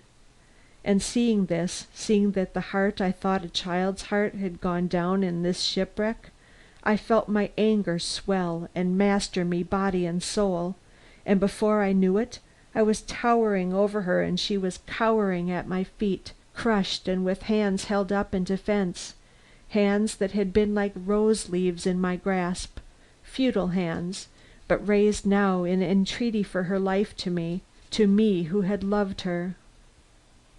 Why did they not move me? Why did my muscles tighten instead of relax? I do not know. I had never thought myself a cruel man, but at that instant I felt that this toy of my strong manhood had done harm far beyond its value, and that it would comfort me to break it and toss it far aside. Only I could not bear the cry which now left her lips. "I am so young! Not yet, not yet, Philo! I am so young. Let me live a little while." Was it a woman's plea, conscious of the tenderness she appealed to, or only a child's instinctive grasping after life, just life? If it were the first, it would be easy to finish. But a child's terror, a child's longing that pulled hard at my manhood, and under the possibility, my own arm fell. Instantly her head dropped. No defense did she utter, no further plea did she make, she simply waited. "You have deserved death," this I managed to utter. "But if you will swear to obey me, you shall not pay your forfeit till you have had a further taste of life. Not in my house. There is not sufficient freedom within its walls for you, but in the broad world, where people dance and sing and grow old at their leisure, without duty and without care. For 3 months you shall have this, and have it to your heart's content. Then you shall come back to me, truly my wife, if your heart so prompts. If not, to tell me of your failure and quit me forever. But," here I fear my voice grew terrible, for her hands instinctively rose again, "those 3 months must be lived unstained, as you are in God's sight this hour, I demand of you to swear that, if you forget this or disregard it, or for any cause subject my name to dishonor, that you will return unbidden at the first moment your reason returns to you, to take what punishment I will. On this condition I send you away tonight, Aline. Will you promise?" She did not answer, but her face rose. I did not understand its look. There was pathos in it, and something else. That something else troubled me. "Are you dissatisfied?" I asked. "Is the time too short? Do you want more months for dancing?" She shook her head, and the little hands rose again. "Do not send me away," she faintly entreated. "I don't know why, but I had rather stay." "With me? Impossible. Are you ready to promise, Aline?" Then she rose and looked me in the eye with courage, almost with resolution. "As I live," said she, and I knew she would keep her word. The next thing I remember of that night was the sight of her little white shivering figure looking out at me from the carriage that was to carry her away. The night was cold, and I had tucked her in with as much care as I might have done the evening before, when I still worshipped her, still thought her mine, or at least as much mine as she was anyone's. When I had done this, and had pressed a generous gift into her hand, I took a minute at the carriage door, in pity of her aspect. She looked so pinched and pale, so dazed and hopeless. Had she been alone? But the companion with whom I had provided her was at her side, and my tongue was tied. I turned, and the driver started up the horses. "Philo," I heard blown by me on the wind. Was it she who called? No, for there was anguish in the cry, the anguish of a woman, and she was only a frightened, disheartened child whom I had sent away to dance. 1 month, 2 months went by, and I began to take up my life. Another, and she would be home, for good or ill. I thought that I could live through that other. I had heard of her, not from her, that I did not require, and the stories were all of the same character. She was enjoying life in the great city to which I had sent her, radiant at night, if a little spiritless by day. She was at balls, at concerts, and at theatres. She wore jewels and shone with the best. I may be proud of her conquests, and the sweetness and dignity with which she bore herself. Thus her friends wrote. But she wrote nothing. I had not required it. Once someone, a visitor at the house, spoke of having seen her. She was surrounded with admirers, he had said. "How early our American women ripen," was his comment. She held her head like one who had held sway for years, but I thought her a trifle worn, as if pleasure absorbed too much of her sleep. "You must look out for her, Judge." And I smiled grimly enough, I own, to think just how I was looking out for her. Then came the thunderbolt. I am told that no one ever sees her in the daytime, that she is always busy days. But she does not look as if she took that time for rest. What can your little wife be doing? You ought to hurry up that important opinion of yours and go see. He was right. What was she doing? And why shouldn't I go see? There was no obstacle but my own will, but that is the greatest obstacle a man can have. I remained at Homewood, but the 4 weeks of our further probation looked like a year. Meanwhile I had my way with the pavilion. I have shown you my heart, sometimes at its best, often at its worst. I will show it to you again in this. I had a wall built around it, close against the thicket in which it lay embedded. This wall was painted white, and near it I had lamps placed which were lit at nightfall. Should a figure pass that wall, I could see it from my window. No one could enter that doorway now without running the risk of my seeing him from where I sat at my desk. Did I feel easier? I do not know that I did. I merely followed an impulse I dared not name to myself. 2 weeks of this final month went by. Then it was in the evening some one came running up from the grounds with the message that Mrs. Ocumpaugh had ridden into the gate, but that she was not ready to enter the house. Would I meet her at the pavilion? I was in the library at my desk, with my eyes on the wall, when this was told to me. I had just seen a fierce figure of that unmanageable dog of mine run by that white surface, and my lips were open to order him tied up, when he and everything else in the world was forgotten in this crushing news of her return.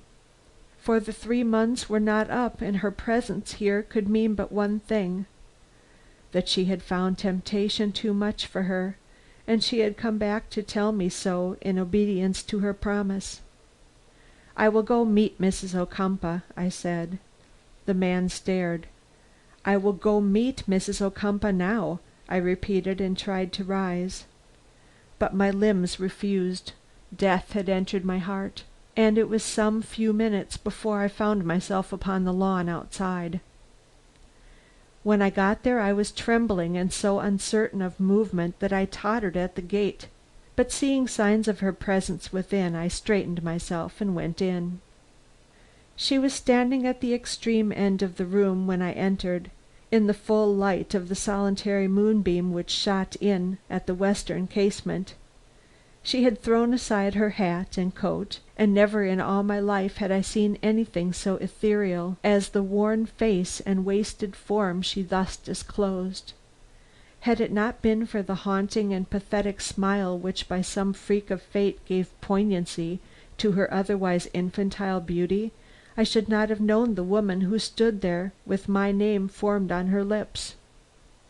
Destroyed, was my thought, and the rage which I felt that moment against fate flushed my whole being, and my arms went up, not in threat against her, but to an avenging heaven, when I heard an impetuous rush, an angry growl, and the delicate trembling figure went down under the leap of the monstrous animal which I had taught to love me, but could never teach to love her. In horror and unspeakable anguish of soul I called off the dog, and stooped with bitter cries. I took her in my arms. "Hurt!" I gasped. "Hurt, Aline?" I looked at her anxiously. "No," she whispered. "Happy." And before I realized my own feelings or the passion with which I drew her to my breast, she had nestled her head against my heart, smiled, and died. The shock of the dog's onslaught had killed her. I would not believe it at first, but when I was quite sure, I took out the pistol I carried in my breast and shot the cowering brute midway between the eyes. When this was done, I turned back to her. But there was no light but the moon, and I needed no other. The clear beams falling on her face made her look pure and stainless and sweet. I could almost have loved her again as I marked the tender smile which lingered from the passing moment on her lips. Happy, she had said. What did she mean by that happy? As I asked myself, I heard a cry. The companion who had been with her had rushed in the doorway, and was gazing in sorrow and amazement at the white form lying outstretched and senseless against that farther wall. "Oh!" she cried, in a tone that assured me she had not seen the dog lying in his blood at my back. "Dead already! Dead at first glance, at the first word? Ah, she knew better than I, poor lamb! I thought she would get well if she once got home. She wearied so for you, sir, and for Homewood." I thought myself quite mad, past understanding aright the words addressed to me. "She wearied?" I began. "With all her soul for you and Homewood," the young woman repeated. "That is, since her illness developed." "Her illness?" "Yes, she has been ill ever since she went away. The cold of the first journey was too much for her. But she kept up for several weeks, doing what no other woman ever did before, with so little strength and so little hope? Danced at night and what by day? What? I could hardly get the words out of my mouth. Studied, learned what she thought you would like. French, music, politics. It was to have been a surprise. Poor soul, it took her very life. She did not sleep. Oh, sir, what is it?" I was standing over her, probably a terrifying figure. Lights were playing before my eyes, strange sounds were in my ears, everything about me seemed resolving itself into chaos. "What do you mean?" I finally gasped. "She studied? To please me?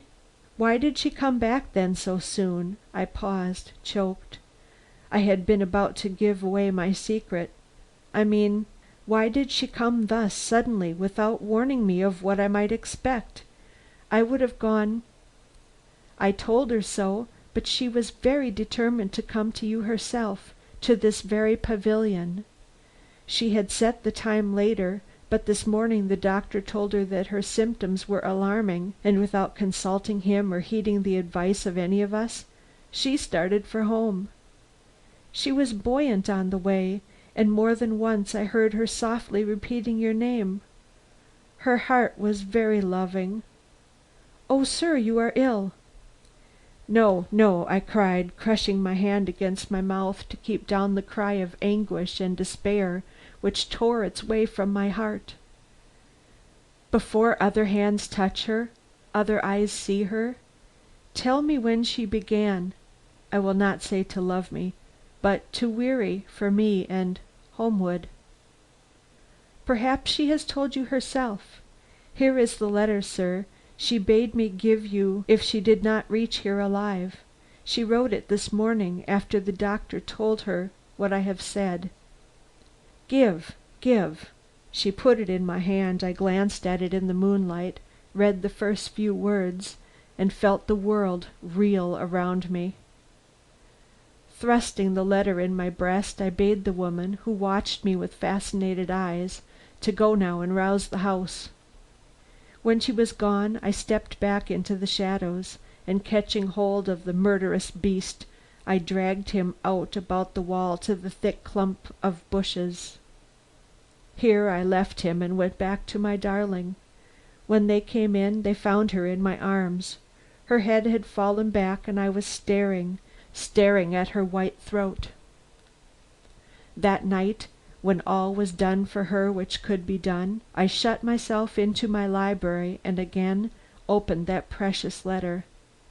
I give it to show how men may be mistaken when they seek to weigh women's souls. My husband, I love you. As I shall be dead when you read this, I may say so without fear of rebuff. I did not love you then. I did not love anybody. I was thoughtless and fond of pleasure and craved affectionate words. He saw this and worked on my folly. But when his project failed and I saw his boat creep away, I found that what feeling I had was for the man who had thwarted him, and I felt myself saved. If I had not taken cold that night, I might have lived to prove this. I know that you do not love me very much, but perhaps you would have done so had you seen me grow a little wiser and more like what your wife should be. I was trying when, oh, Philo, I cannot write, I cannot think. I am coming to you. I love. Forgive and take me back again. Alive or dead, I love you. I love. As I finished, the light which had been burning low suddenly went out. The window which opened before me was still unshuttered. Before me, across the wide spaces of the lawn, showed the pavilion wall white in the moonlight. As I stared in horror at it, a trembling seized my whole body, and the hair on my head rose. The dark figure of a running dog had passed across it, the dog which lay dead under the bushes. God's punishment, I murmured, and laid my head down on the pathetic letter and sobbed. The morning found me there.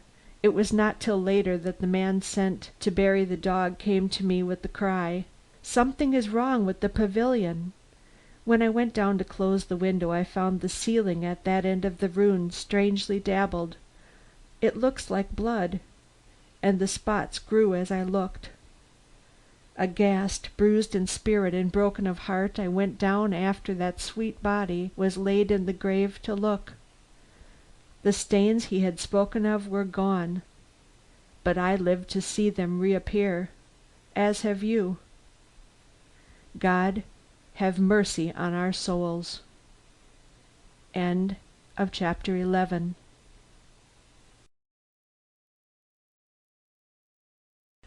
Chapter 12 of The Millionaire Baby. Behind the Wall. "A most pathetic and awesome story," I exclaimed, after the pause which instinctively followed the completion of this tale, read as few of its kind had ever been read, by this woman of infinite resources in feeling and expression. "Is it not? Do you wonder that a visit in the dead of night to a spot associated with such superstitious horrors should frighten me?" she added as she bundled up the scattered sheets with a reckless hand. "I do not. I am not sure but that I am a bit frightened myself," I smiled, following with my eye a single sheet which had escaped to the floor. "Allow me," I cried, stooping to lift it. As I did so, I observed that it was the first sheet, the torn one, and that a line or so of writing was visible at the top, which I was sure had not been amongst those she read. "What words are those?" I asked. "I don't know. They are half gone, as you can see. They have nothing to do with the story. I read you the whole of that." Mistress as she was of her moods and expressions, I detected traces of some slight confusion. "The putting up of the partition is not explained," I remarked. "Oh, that was put up in horror of the stains which from time to time broke out on the ceiling at that end of the room." I wished to ask her if this was her conclusion, or if that line or two I had mentioned was more intelligible than she acknowledged it to be, but I refrained from a sense of propriety. If she appreciated my forbearance, she did not show it. Rising, she thrust the papers into a cupboard, casting a scarcely perceptible glance at the clock as she did so. I took the hint and rose. Instantly she was all smiles. "You have forgotten something, Mr. Trevitt. Surely you did not intend to carry away with you my key to the bungalow?" "I was thinking of it," I returned lightly. "I am not quite through with that key." Then, before she could recover from her surprise, I added with such suavity as I had been able to acquire in my intercourse with my more cultivated clients, "I have to thank you, Mrs. Carew, for an hour of thrilling interest. Absorbed though I am in the present mystery, my mind has room for one old one. Possibly because there is sometimes a marked connection between old family events and new. There may be some such connection in this case. I should like the opportunity of assuring myself there is not." She said nothing. I thought I understood why. More suavely yet I continued, with a very slight movement toward the door. "Rarely have I had the pleasure of listening to such a tale read by such an interpreter. It will always remain in my memory, Mrs. Carew. But the episode is over and I return to my present duty and the bungalow." "The bungalow? You are going back to the bungalow?" "Immediately." "What for? Didn't you see all there was to see?" "Not quite." "I don't know what there can be left." "Nothing of consequence, most likely, but you cannot wish me to have any doubts on the subject?" "No, no, of course not." The carelessness of her tone did not communicate itself to her manner. Seeing that my unexpected proposition had roused her alarm, I grew wary and remarked, "I was always over scrupulous." With a lift of her shoulders, a dainty gesture which I congratulated myself I could see unmoved, she held out her hand in mute appeal for the key, but seeing that I was not to be shaken in my purpose, reached for the wrap she had tossed over a chair, and tied it again over her head. "What are you going to do?" I asked. "Accompany you," she declared. "Again, I thought the place frightened you." "It does," she replied. "I had rather visit any other spot on the whole world. But if it is your intention to go back there, it is mine to go with you." "You are very good," I replied. But I was seriously disconcerted notwithstanding. I had reckoned upon a quiet hour in the bungalow by myself. Moreover, I did not understand her motive for never trusting me there alone. Yet, as this very distrust was suggestive, I put a good face on the matter and welcomed her company with becoming alacrity. After all, I might gain more than I could possibly lose by having her under my eye for a while longer. Strong as was her self-control, there were moments when the real woman showed herself, and these moments were productive. As we were passing out, she paused to extinguish a lamp which was slightly smoking. I also thought she paused to listen an instant. At all events her ears were turned toward the stairs, down which there came the murmur of two voices, one of them the little boy's. "It is time Harry was asleep," she cried. "I promised to sing to him. You won't be long, will you?" "You need not be very long," was my significant retort. "I cannot speak for myself." Was I playing with her curiosity or anxieties or whatever it was that affected her? I hardly knew. I spoke as impulse directed and waited in cold blood, or was it hot blood, to see how she took it. Carelessly enough, for she was a famous actress except when taken by surprise. Checking an evident desire of calling out some direction up the stairs, she followed me to the door, remarking cheerfully, "You cannot be very long either. The place is not large enough." My excuse, or rather the one I made to myself for thus returning to a place I had seemingly exhausted, was this. In the quick turn I had made in leaving on the former occasion, my foot had struck the edge of the large rug nailed over the center of the floor, and unaccountably loosened it. To rectify this mishap, and also to see how so slight a shock could have lifted the large brass nails by which it had been held down to the floor, seemed reason enough for my action. But how to draw her attention to so insignificant a fact without incurring her ridicule, I could not decide in our brief passage back to the bungalow, and consequently was greatly relieved when upon opening the door and turning my lantern on the scene, I discovered that in our absence the rug had torn itself further free from the floor, and now lay with one of its corners well curled over, the corner farthest from the door and nearest the divan, where little Gwendolen had been lying when she was lifted and carried away. Where? Mrs. Carew saw it too, and cast me a startled look, which I met with a smile possibly as ambiguous as the feeling which prompted it. "Who has been here?" she asked. "Ourselves." "Did we do that?" "I did, or rather my foot struck the edge of the rug as I turned to go out with you. Shall I replace it and press back the nails?" "If you will be so good." Do what she would, there was eagerness in her tone. Remarking this, I decided to give another and closer look at the floor and the nails.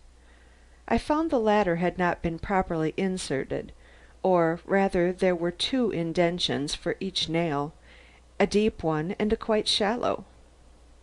This caused me to make some examinations of the others, those which had not been drawn up from the floor, and I found that one or two of them were equally insecure, but not all, only those about this one corner.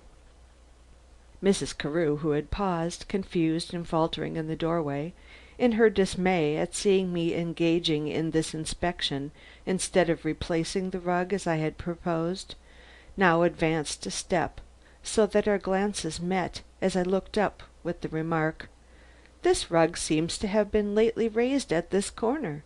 Do you know if the police had it up?" "I don't. I believe so. Oh, Mr. Trevitt," she cried, as I rose to my feet with the corner of the rug in my hand, "what are you going to do?" She had run forward impetuously and was now standing very close beside me, inconveniently close. "I am going to raise this rug," I informed her. "That is, just at this corner. Pardon me, I shall have to ask you to move." "Certainly, of course," she stammered. "Oh, what is going to happen now?" Then, as she watched me, there is something under it. A door in the floor. A Mrs. Ocumpaugh never told me of this."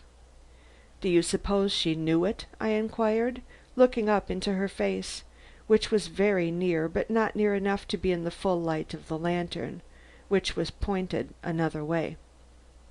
"This rug appears to have been almost soldered to the floor, everywhere but here. There! It is thrown back. Now, if you will be so very good as to hold the lantern, I will try and lift the door." "I cannot. See how my hands shake. What are we about to discover? Nothing, I pray, nothing. Suspense would be better than that." "I think you will be able to hold it," I urged, pressing the lantern upon her. "Yes, I have never been devoid of courage. But don't ask me to descend with you," she prayed as she lifted the lantern and turned it dexterously enough on that portion of the door where a ring lay outlined in the depths of its outermost plank. "I will not, but you will come just the same. You cannot help it," I hazarded, as with the point of my knife blade I lifted the small round of wood which filled into the ring and thus made the floor level. "Now if this door is not locked we will have it up," I cried, pulling at the ring with a will. The door was not locked, and it came up readily enough, discovering some half dozen steps down which I immediately proceeded to climb. "Oh, I cannot stay here alone," she protested, and prepared to follow me in haste, just as I expected her to do the moment she saw the light withdrawn. "Step carefully," I enjoined, "if you will honor me with your hand." But she was at my side before the words were well out. "What is it? What kind of place do you make it out to be? And is there anything here you do not want to see?" I flashed the light around, and incidentally on her. She was not trembling now. Her cheeks were blazing red, and her eyes were blazing. She was looking at me, and not at the darksome place about her. But as this was natural, it being a woman's way to look for what she desires to learn in the face of the man who was at the moment her protector, I shifted the light into the nooks and corners of the low, damp cellar in which we now found ourselves. Bins for wine and beer, I observed, but nothing in them. Then, as I measured the space before me with my eye, "It runs under the whole of the house. See, it is much larger than the room above." "Yes," she mechanically repeated. I lowered the lantern to the floor, but quickly raised it again. "What is that on the other side?" I queried. "I am sure there is a break in the wall, over in that corner." "I cannot see," she gasped. Certainly she was very much frightened. "Are you going to cross the floor?" "Yes, and if you do not wish to follow me, sit down on those steps." "No, I will go where you go. But this is very fearful. Why, what is the matter?" I had stepped aside in order to avoid a trail of footprints I saw extending across the cellar floor. "Come around this way," I urged. "If you will follow me, I will keep you from being too much frightened." She did as I told her. Softly her steps fell in behind mine, and thus with wary tread and peering eyes we made our way to the remote end, where we found, or rather where I found, that the break which I had noticed in the uniformity of the wall was occasioned by a pile of old boxes, arranged so as to make steps up to a hole cut through the floor above. With a sharp movement I wheeled upon her. "Do you see that?" I asked, pointing back over my shoulder. "Steps!" she cried, "going up into that part of the building where Will you attempt them with me, or will you stay here in the darkness?" "I will stay here." It was said with a shortened breath, but she seemed less frightened than when we started across the cellar. At all events a fine look of daring had displaced the tremulous aspect which had so changed the character of her countenance a few minutes before. "I will make short work of it," I assured her as I hastily ran up the steps. "Drop your face into your hands and you will not be conscious of the darkness. Besides, I will talk to you all the time. There, I have worked my way up through the hole. I have placed my lantern on the floor above, and I see—" "What? Are you coming?" "Yes, I am coming." Indeed, she was close behind me, maintaining her footing on the toppling boxes by a grip on my disengaged arm. "Can you see?" I asked. "Wait, let me pull you up. We might as well stand on the floor as on these boxes." Climbing into the room above, I offered her my hand, and in another moment we stood together in the noisome precincts of that abominable spot, with whose doleful story she had just made me acquainted. A square of impenetrable gloom confronted me at first glance. What might not be the result of a second? I turned to consult the appearance of the lady beside me before I took this second look. Had she the strength to stand this ordeal? Was she much moved, or possibly more moved than myself? As a woman, and the intimate friend of the Ocumpaughs, she should be. But I could not perceive that she was.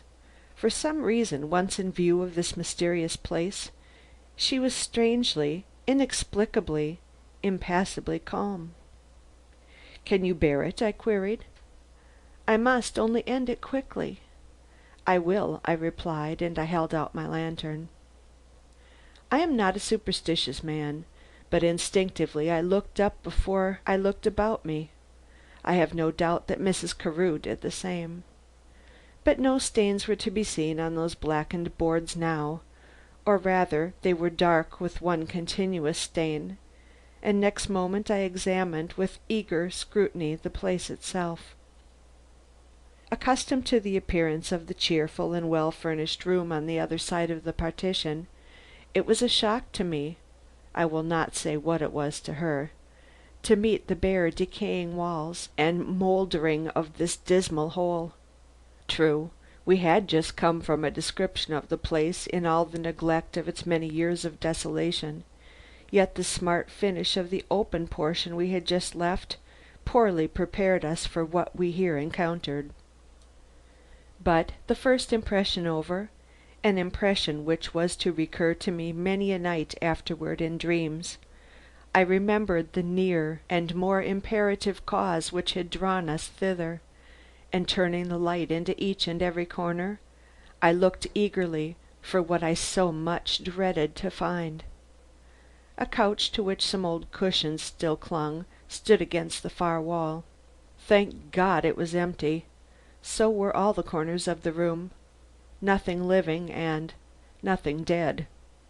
Turning quickly upon Mrs. Carew, I made haste to assure her that our fears were quite unfounded. But she was not even looking my way.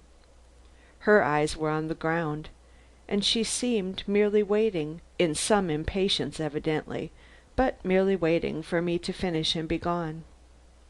This was certainly odd, for the place was calculated in itself to rouse curiosity, especially in one who knew its story.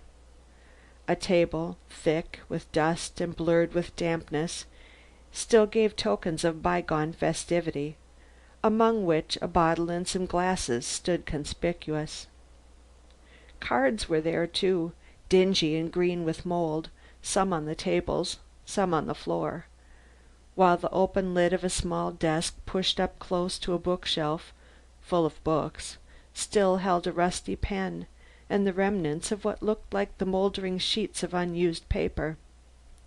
As for the rest, desolation, neglect, horror, but no child. The relief was enormous. "It is a dreadful place," I exclaimed, "but it might have been worse. Do you want to see things nearer? Shall we cross the floor?" "No, no, we have not found Gwendolen. Let us go. Oh, let us go!" A thrill of feeling had crept into her voice. Who could wonder? Yet I was not ready to humor her very natural sensibilities by leaving so abruptly. The floor interested me. The cushions of that old couch interested me. The sawn boards surrounding the hole, indeed, many things interested me. "We will go in a moment," I assured her. "But first cast your eyes along the floor. Don't you see that someone has preceded us here, and that not so very long ago? Someone with dainty feet and a skirt that fell on the ground. In short, a woman and a lady." "I don't see," she faltered, very much frightened. Then quickly, "Show me, show me." I pointed out the marks in the heavy dust along the neglected floor. They were unmistakable. "Oh," she cried, "what it is to be a detective! But who could have been here? Who would want to be here? I think it is horrible myself, and if I were alone I should faint from terror and the close air." "We will not remain much longer," I assured her, going straight to the couch. "I do not like it either, but what have you found now?" Her voice seemed to come from a great distance behind me. Was this on account of the state of her nerves or mine? I am willing to think the latter, for at that moment my eye took in two unexpected details. A dent as of a child's head in one of the mangy sofa pillows, and a crushed bit of colored sugar, which must once have been a bit of choice confectionery. "Someone besides a lady has been here," I decided, pointing to the one and bringing back the other. "See, this bit of candy is quite fresh. You must acknowledge that. This was not walled up years ago with the rest of the things we see about us." Her eyes stared at the sugary morsel I held out toward her in my open palm. Then she made a sudden rush which took her to the side of the couch. "Gwendolen here?" she moaned. "Gwendolen here?" "Yes," I began. "Do not " But she had already left the spot and was backing toward the opening up which we had come. As she met my eye, she made a quick turn and plunged below. "I must have air," she gasped. With a glance at the floor over which she had so rapidly passed, I hastily followed her, smiling grimly to myself. Intentionally or unintentionally, she had by this quick passage to and fro effectually confused, if not entirely obliterated, those evidences of a former intrusion which, with misguided judgment, I had just pointed out to her. But recalling the still more perfect line of footprints left below, to which I had not called her attention, I felt that I could afford to ignore the present mishap. As I reached the cellar bottom I called to her, for she was already halfway across. "Did you notice where the boards have been sawed?" I asked. "The sawdust is still on the floor, and it smells as fresh as if the saw had been at work there yesterday." "No doubt, no doubt," she answered back over her shoulder, still hurrying on, so that I had to run lest she should attempt the steps in the utter darkness. When I reached the floor of the bungalow, she was in the open door, panting. I watched her with one eye. I drew back the trap into place and replaced the rug and the 3 nails I had loosened. Then I shut the slide of the lantern and joined her where she stood. "Do you feel better?" I asked. It was a dismal quarter of an hour, but it was not a lost one. She drew the door to and locked it before she answered. Then it was with a question. "What do you make of all this, Mr. Trevitt?" I replied as directly as the circumstances demanded. "Madam, it is a startling answer to the question you put me before we first left your house. You asked then if the child in the wagon was Gwendolen. How could it have been she with this evidence before us of her having been concealed here at the very time that wagon was being driven away from "I do not think you have reason enough," she began, and stopped, and did not speak again until we halted at the foot of her own porch. Then, with the frank accent most in keeping with her general manner, however much I might distrust both accent and manner, she added as if no interval had intervened: "If those signs you noted are proofs to you that Gwendolen was shut up in that walled off portion of the bungalow while some were seeking her in the water and others in the wagon, then where is she now?" Chapter 12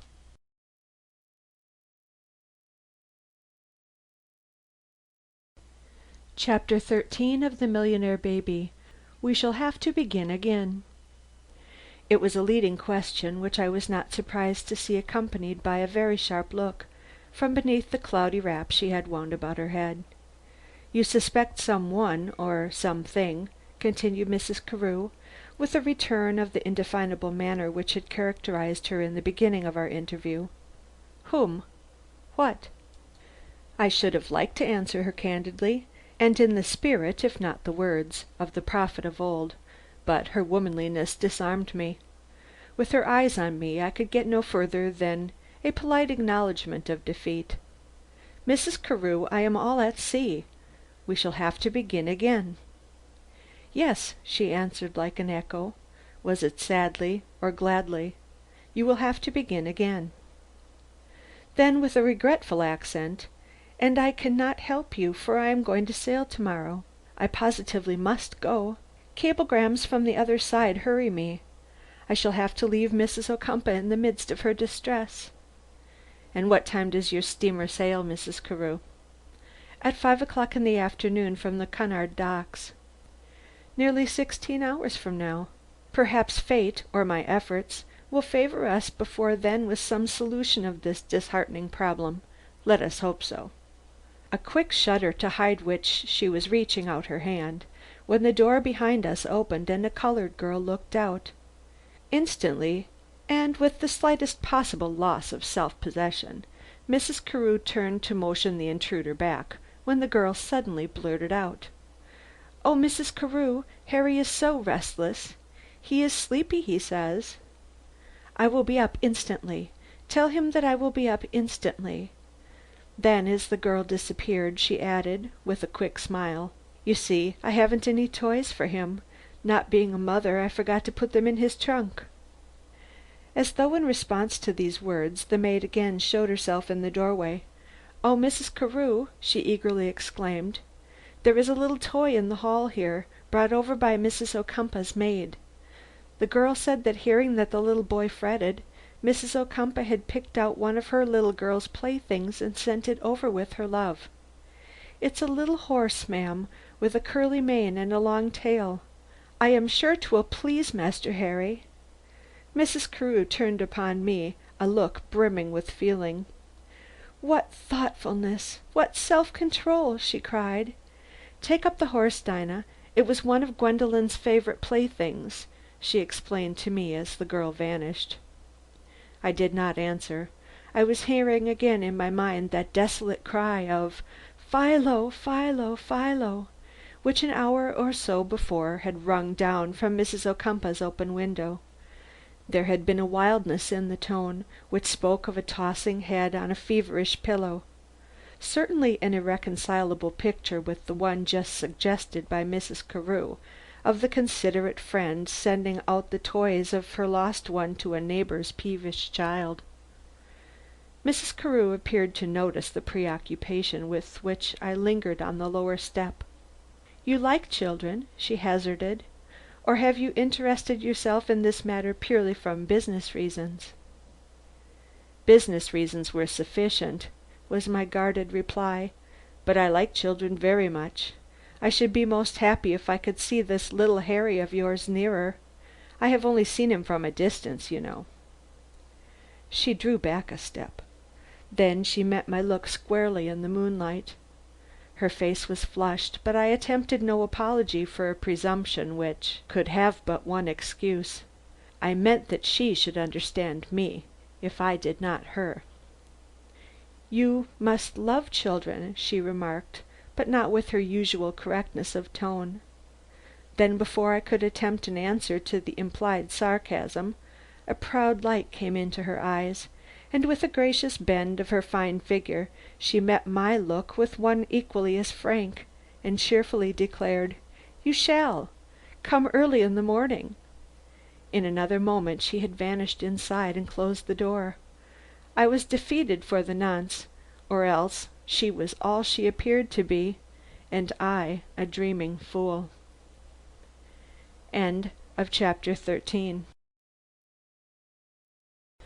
Chapter 14 of The Millionaire Baby by Anna K. Green.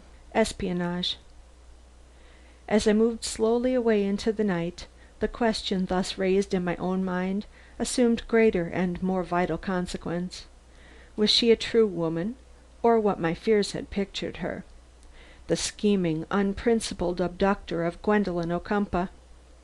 She looked true, sometimes acted so, but I had heard and seen what would arouse any man's suspicion. And though I was not in a position to say, "Mrs. Carew, this was not your first visit to that scene of old tragedy. You have been there before, and with Gwendolen in your arms," I was morally certain that this was so, that Mrs. Ocumpaugh's most trusted friend was responsible for the disappearance of her child, and I was not quite sure that the child was not now under her very roof. It was very late by this time, but I meant, if possible, to settle some of these doubts before I left the neighborhood of the cottage. How? By getting a glimpse of Mrs. Carew with her mask off, in the company of the child, if I could compass it. If not, then entirely alone with her own thoughts, plans and subtleties. It was an act more in line with my partner's talents than my own, but I could not afford to let this deter me. I had had my chance with her, face to face. For many hours I had been in her company. I had seen her in her various stages of emotion, sometimes real, sometimes assumed, but at no moment had I been sure of her, possibly because at no moment had she been sure of me. In our first visit to the bungalow, in her own little library, during the reading of that engrossing tale by which she had so evidently attempted to lull my suspicions awakened by her one irrepressible show of alarm on the scene of Gwendolen's disappearance, and afterwards when she saw that they might be so lulled but not dispelled, in the cellar, and above all, in that walled off room where we had come across the signs of Gwendolen's presence, which even she could not disavow, she had felt my eyes upon her, and had made me conscious that she had so felt them. Now she must believe them removed, and if I could but gain the glimpse I speak of, I should see this woman as she was. I thought I could manage this. I had listened to the maid's steps as she returned up the stairs, and I believe I knew in what direction they had tended after she reached the floor above. I would just see if one of the windows on the south side was lighted, and if so, if it was in any way accessible. To make my way through the shrubbery without rousing the attention of any one inside or out required a circumspection that tried me greatly. But by dint of strong self-control I succeeded in getting to the vantage place I sought, without attracting attention or causing a single window to fly up. This reassured me, and perceiving a square of light in the dark mass of wall before me, I peered amongst the trees overlooking this part of the building for one I could climb without too much difficulty. The one which looked most feasible was a maple with low-growing branches, and throwing off my coat I was soon halfway to its top, and on a level, or nearly so, with the window on which I had fixed my eye. There were no curtains to this window, the house being half dismantled in anticipation of Mrs. Carew's departure, but it was still protected by a shade, and this was drawn down nearly to the ledge, but not quite. A narrow space intervened which, to an eye placed where mine was, offered a peephole of more or less satisfactory proportions, and this space I soon saw widened perceptibly from time to time as the wind caught at the shade and blew it in. With utmost caution I shifted my position till I could bring my eye fairly in line with the interior of this room, and finding that the glimpse given revealed little but a blue wall and some snowy linen, I waited for a breeze to blow that I might see more. It came speedily, and in a gust which lifted the shade and thus disclosed the whole inside of the room.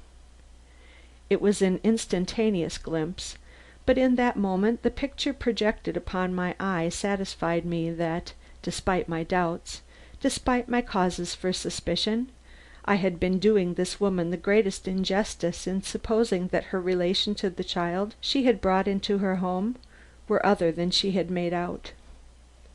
She had come up as she had promised, and had seated herself on the bed with her face turned toward the window. I could thus catch its whole expression, an expression this time involuntary and natural as the feelings which prompted it. The child, with his newly obtained toy clutched in one hand, knelt on the coverlet with his head pressed against her breast, saying his prayers. I could hear his soft murmur, though I could not catch the words. But sweet as was the sight of his little white-clad form burying his head, with its mass of dusky curls, against the breast which he most confided, it was not this alone which gave to the moment its most sacred character.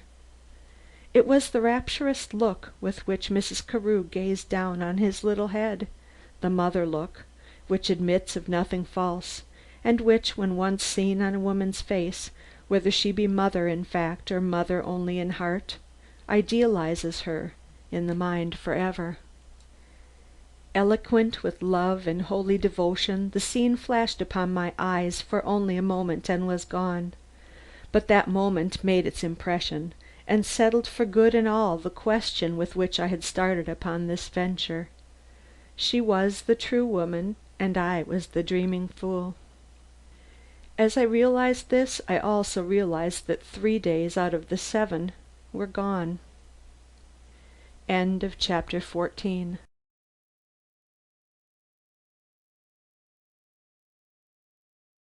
Chapter 15 of A Millionaire Baby, A Phantasm. I certainly had every right to conclude that this would end my adventures for the day, but I soon found that I was destined to have yet another experience before returning to my home in New York. The weather had changed during the last hour, and at the moment I emerged from the shadows of the hedgerow into the open space fronting the Ocumpaugh dock, a gleam of lightning shot across the west, and by it I saw what looked like a dusky figure of a man leaning against a pile at the extreme right end of the boathouse. Something in the immobility maintained by this figure, in face of the quick flashes which from time to time lit up the scene, reminded me of the presence I had come upon hours before in front of Mrs. Carew's house, and moved by the instinct of my calling, I took advantage of the few minutes yet remaining before train time to make my way in its direction, cautiously of course, and with due allowance for the possible illumination following those fitful bursts of light which brought everything to view in one moment, only to plunge it all back into the profoundest obscurity the next. I had 2 motives for my proceeding. One, as I say, sprang from the natural instinct of investigation. The other was kindlier and less personal. I did not understand the meaning of the posture which this person had now assumed, nor did I like it. Why should this man, why should any man, stand like this at the dead of night, staring into waters, which, if they had their tale to tell, had not told it yet, unless his interest in the story read there was linked with emotions such as it was my business to know? For those most openly concerned in Gwendolen's loss, the search had ceased. Why then this lone and lingering watch on the part of one who might, for all I knew, be some overzealous detective, but who I was rather inclined to believe was a person much more closely concerned in the child's fate, vis-a-vis the next heir-in-law, Mr. Rathbone? If it were he, his presence there savored of mystery, or it savored of the tragic. The latter seemed the more likely hypothesis, judging from the expression of his face, as seen by me under the lantern. It behooved me then to approach him, but to approach him in the shadow of the boathouse. What passed in the next few minutes seemed to me unreal and dreamlike. I was tired, I suppose, and so more than usually susceptible. Night had no unfamiliar effects for me, even night on the borders of this great river, nor was my occupation a new one, or the expectation I felt, as fearful and absorbing as that with which an hour or 2 before I had raised my lantern in that room in which the doleful mystery of half a century back trenched upon the still more moving mystery of to-day. Yet that experience had the sharpness of fact, while this had only the vagueness of a phantasm. I was very near him, but the lightning had ceased to flash, and I found it impossible to discern whether or not the form I had come there to identify yet lingered in its old position against the pile. I therefore awaited the next gleam with great anxiety, an anxiety only partially alleviated by the certainty I felt of hearing the faint, scarcely recognizable sound of his breathing. Had the storm passed over? Would no more flashes come? Ah, he is moving. That is a sigh I hear. No detective's exclamation of impatience, but a sufferer's sigh of depression or remorse. What was in the man's mind? A steamboat or some equally brilliantly illuminated craft was passing, far out in the channel. The shimmer of its lights gave sudden cheer to the distant prospect, the churning of its paddles suggesting life and action and irresistibly drew my eyes that way. Would he follow? Would I find his attitude changed? Ah, the long delayed flash has come and gone. He is standing there yet, but no longer in an attitude of contemplation. On the contrary, he is bending over the waters, searching with eager aspect where so many had searched before him, and in the instant, as his face and form leaped into sight, I beheld his clenched right hand fall on his breast, and heard on his lips the one word, "Guilty." End of chapter 15. Chapter 16 of The Millionaire Baby, an all-conquering beauty. I was one of the first to procure and read a New York paper next morning. Would I discover in the columns any hint of the preceding day's events in Yonkers, which, if known, must forever upset the wagon theory? No, that secret was still my secret, only shared by the doctor, who, so far as I understood him, had no intention of breaking his self-imposed silence till his fears of some disaster to the little one had received confirmation. I had therefore several hours before me yet for free work. The first thing I did was to hunt up Miss Graham. She met me with eagerness, an eagerness I found it difficult to dispel with my disappointing news in regard to Dr. Poole. "He is not the man," said I. "Can you think of any other?" She shook her head, her large gray eyes showing astonishment and what I felt bound to regard as an honest bewilderment. "I wish to mention a name," said I. "One I know?" she asked. "Yes." "I know of no other person capable of wronging that child." "You are probably right, but there is a gentleman, one interested in the family, a man with something to gain." "Mr. Rathbone. You must not mention him in any such connection. He is one of the best men I know. Kind, good, and oh, so sensitive. A dozen fortunes wouldn't tempt a man of his stamp to do any one living a wrong, let alone a little innocent child." "I know, but there are other temptations greater than money to some men, infinitely greater to one as sensitive as you say he is." "What if he loved a woman? What if his only hope of winning her—" "You must not think that of him," she again interposed. "Nothing could make a villain of him. I have seen him too many times in circumstances which show a man's good character. He is good through and through, and in all that concerns Gwendolen honorable to the core. I once saw him save her life at the risk of his own." "You did? When? Years ago?" "No, lately, within the last year." "Tell me the circumstances." She did. They were convincing. As I listened the phantasm of the night before assumed fainter and fainter proportions. When she had finished I warmly remarked that I was glad to hear the story of so heroic an act. And I was, not that I ascribed too deep a significance to the word which had escaped Mr. Rathbone on the dock, but because I was glad to have my instinctive confidence in the man verified by facts. It seemed to clear the way before me. "Ellie," said I, it seemed both natural and proper to call her by that name now, "what explanation would you give if under the circumstances All circumstances are possible, you know. You heard this gentleman speak of feeling guilty in connection with Gwendolen Ocumpaugh." "I should have to know the circumstances," was her quiet answer. "Let me imagine some. Say that it was night, late night, at an hour when the most hardened among us are in a particularly responsive condition.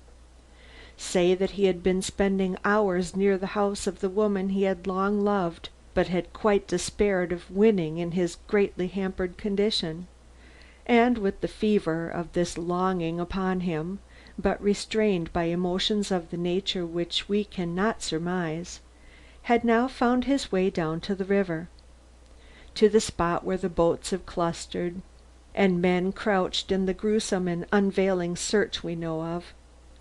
Say that he hung there long over the water, gazing down in silence, in solitude, alone, as he thought, with his own conscience and the suggestions offered by that running stream where some still think, despite facts, despite all the probabilities, that Gwendolen had found rest, and when his heart was full, should be seen to strike his breast and utter with a quick turn of his face up the hill this one word, 'Guilty.'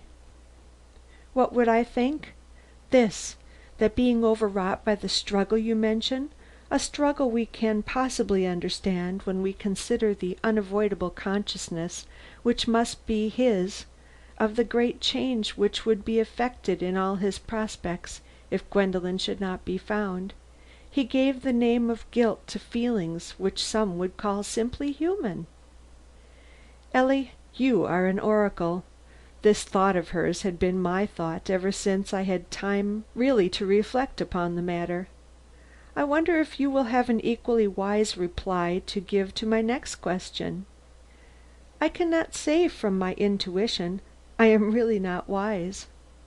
"Intuition is above wisdom.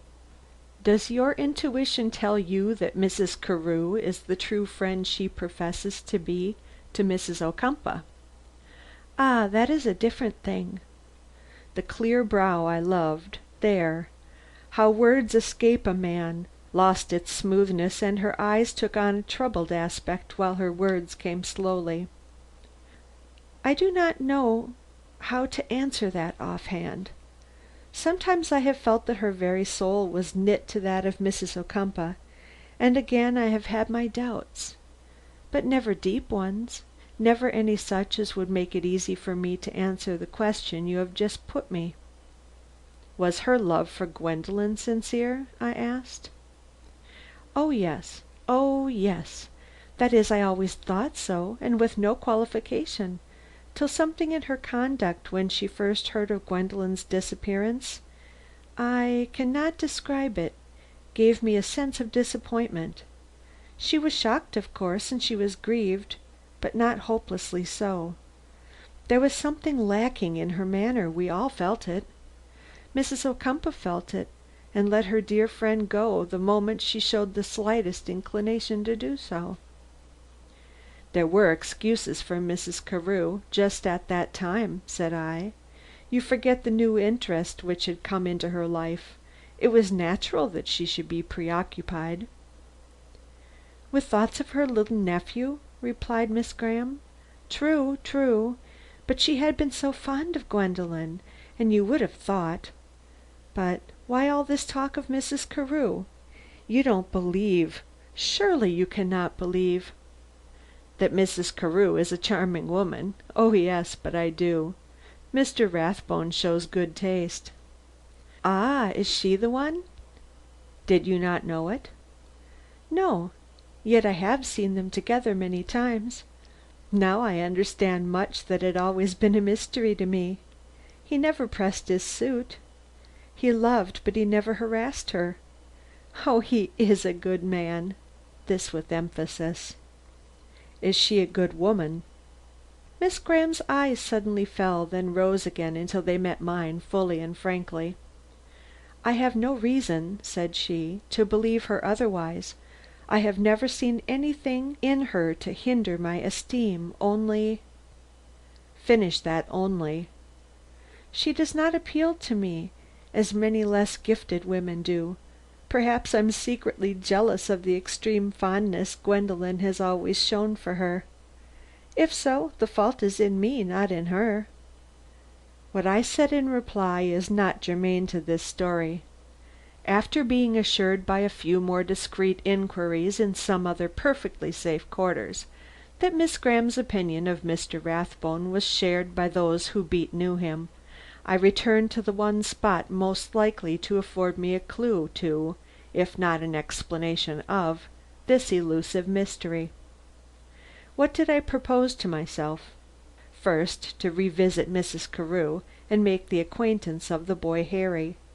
I no longer doubted his being just what she called him, but she had asked me to call for this purpose, and I had no excuse for declining the invitation, even if I had desired to do so.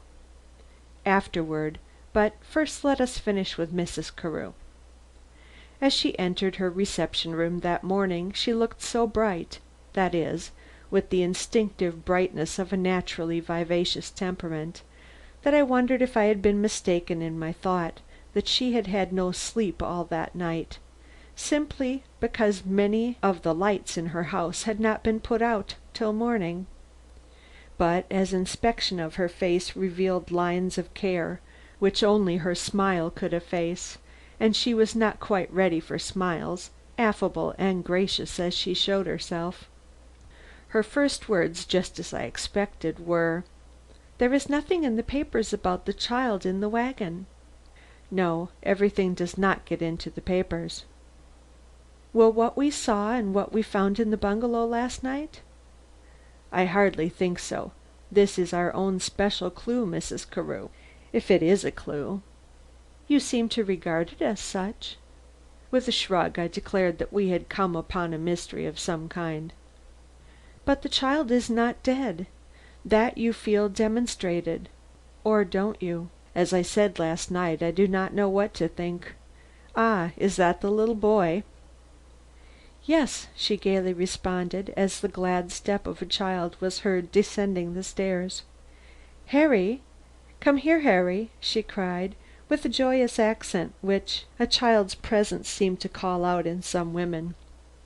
"Here is a gentleman who would like to shake hands with you." A sprite of a child entered, a perfect sunbeam irradiating the whole room.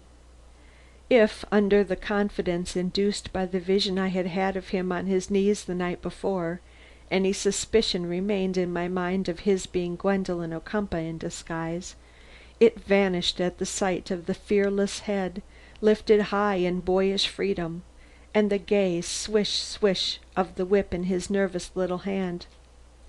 "Harry is playing horse," he cried, galloping toward me in what he evidently considered true jockey style. I made a gesture and stopped him. "How do you do, little man?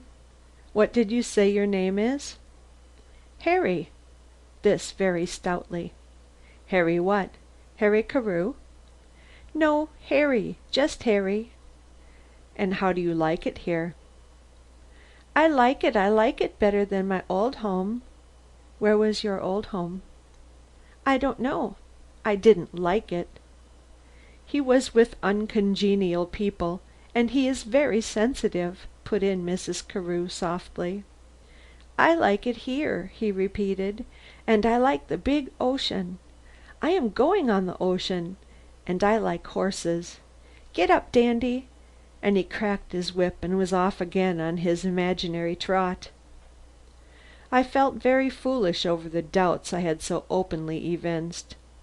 This was not only a boy to the marrow of his bones, but he was, as any eye could see, the near relative she called him. In my embarrassment I rose. At all events I soon found myself standing near the door with Mrs. Carew. "A fine fellow!" I enthusiastically exclaimed, "and startlingly like you in expression. He is your nephew, I believe?" "Yes," she replied somewhat wistfully, I thought. I felt that I should apologize for well, perhaps for the change she must have discerned in my manner. The likeness caused me a shock. I was not prepared for it, I suppose. She looked at me wonderingly. I have never heard anyone speak of it before. I am glad that you see it." And she seemed glad, very glad. But I know that for some reason she was gladder yet when I turned to depart.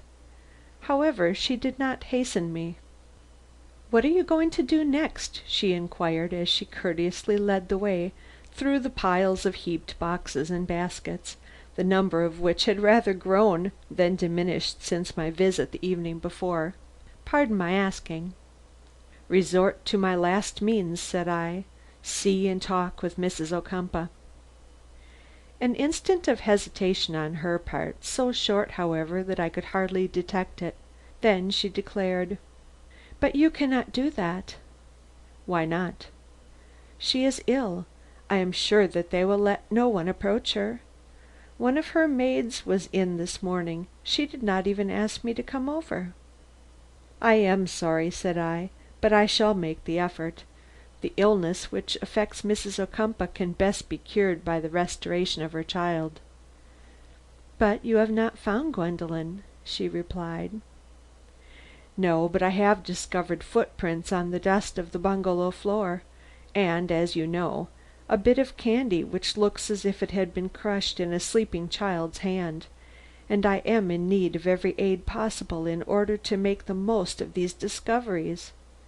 They may point the way to Gwendolen's present whereabouts, and they may not, but they shall be given every chance."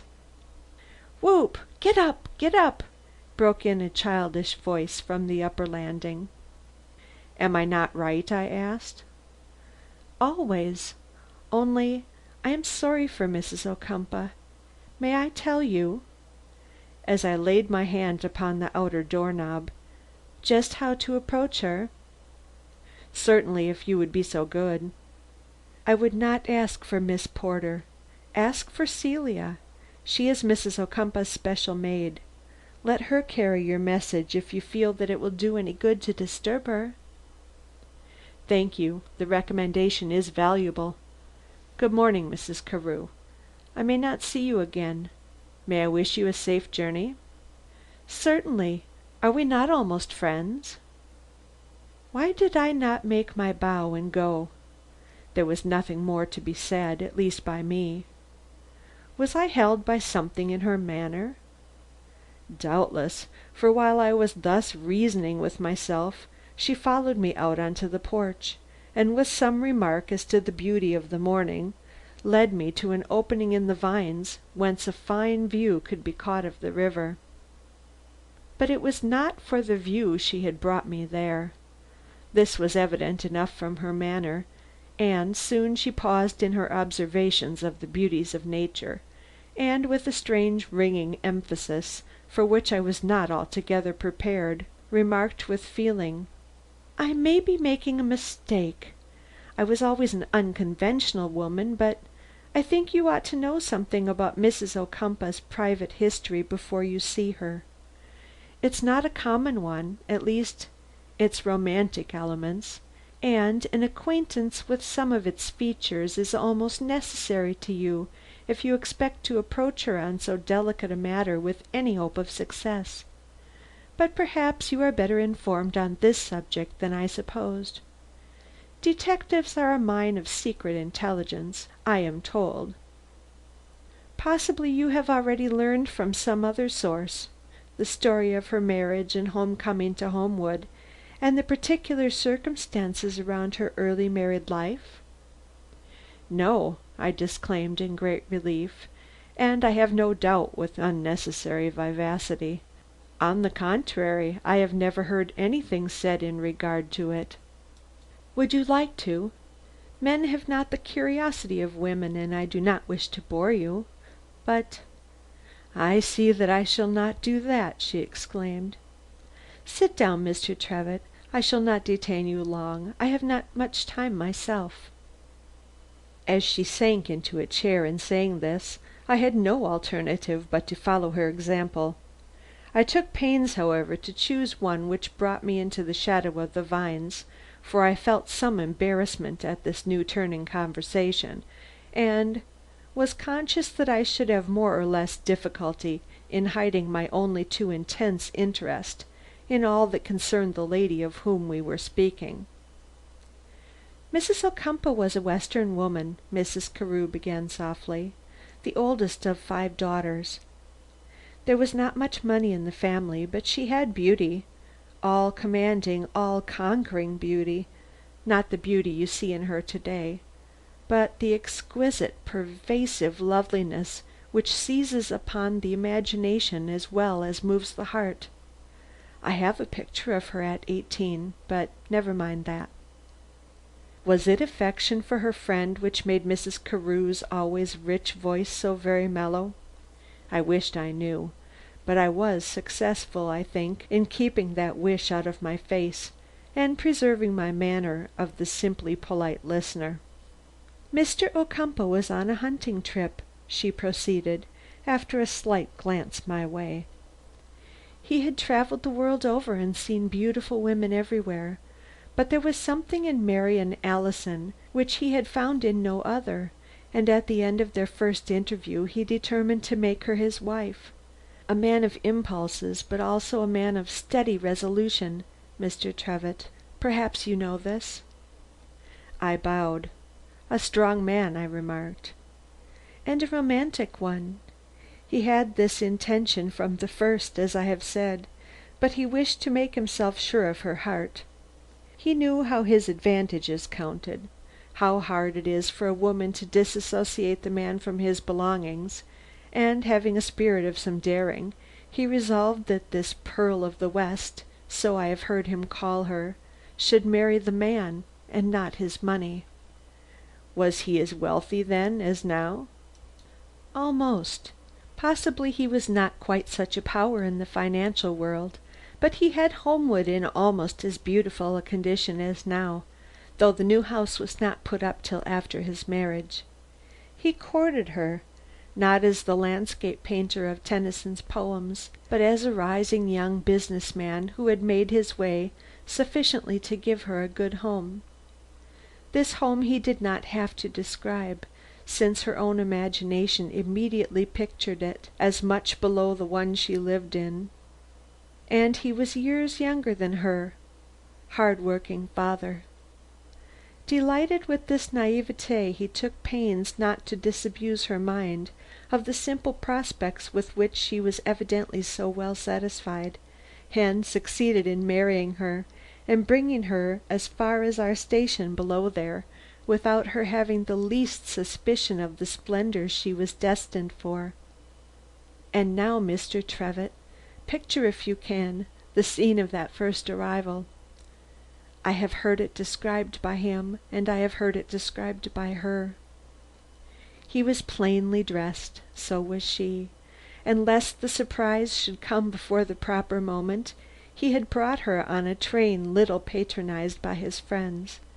The sumptuousness of the solitary equipage standing at the depot platform must in consequence have struck her all the more forcibly, and when he turned and asked her if she did not admire this fine turnout, you can imagine the lovely smile with which she acknowledged its splendor, and then turned away to look up and down for the street car she expected to take with him to their new bridal home. He says that he caught her back with the remark that he was glad she liked it, because it was hers and many more like it. But she insisted that he did not say a word, only smiled in a way to make her see for whom the carriage door was being held open. Such was her entrance into wealth and love, and alas, into trouble. For the latter followed hard upon the 2 first. Mr. Ocumpaugh's mother, who had held sway at Homewood for 30 years or more, was hard as the nether millstone. She was a Rathbone, and had brought both wealth and aristocratic connections into the family. She had no sympathy for penniless beauties, she was a very plain woman herself, and made those first few years of her daughter-in-law's life as nearly miserable as any woman's can be who adores her husband. I have heard that it was a common experience for this sharp-tongued old lady to taunt her with the fact that she brought nothing into the family but herself, not even a towel. and when 2 years had passed and no child came, the biting criticisms became so frequent that a cloud fell over the young wife's sensitive beauty, which no after happiness had ever succeeded in fully dispelling. Matters went better after Gwendolen came, but in reckoning up the possible defects in Mrs. Ocumpaugh's character, you should never forget the twist that may have been given to it by that mother-in-law. "I have heard of Madame Ocumpaugh," I remarked, rising, anxious to end an interview whose purport was more or less enigmatic to me. "She is dead now, happily. A woman like that is accountable for much more than she herself ever realizes. But one thing she never succeeded in doing. She never shook Mr. Ocumpaugh's love for his wife or hers for him. Whether it was the result of that early romantic episode of which I have spoken, or whether their natures are peculiarly congenial, the bond between them has always been one of exceptional strength and purity." "It will be their comfort now," I remarked. Mrs. Carew smiled, but in a dubious way that added to my perplexity and made me question more seriously than ever just what her motive had been in subjecting me to these very intimate reminiscences of one I was about to approach on an errand of whose purport she could have only a general idea. Had she read my innermost soul? Did she wish to save her friend, or save herself, or even save me from the result of a blind use of such tools as were the only ones afforded me? Impossible to determine. She was at this present moment, as she had always been in fact, an insolvable problem to me, and it was not at this hurried time and with such serious work before me that I could venture to make any attempt to understand her. "You will let me know of the outcome of your talk with Mrs. Ocumpaugh," she cried, as I moved to the front of the porch. It was for me to look dubious now. I could make no such promise as that. "I will let you know the instant there is any good news," I assured her. And with that I moved off, but not before hearing the peremptory command with which she entered the house. "Now, Dinah, quick!" Evidently her preparations for departure were to be pushed.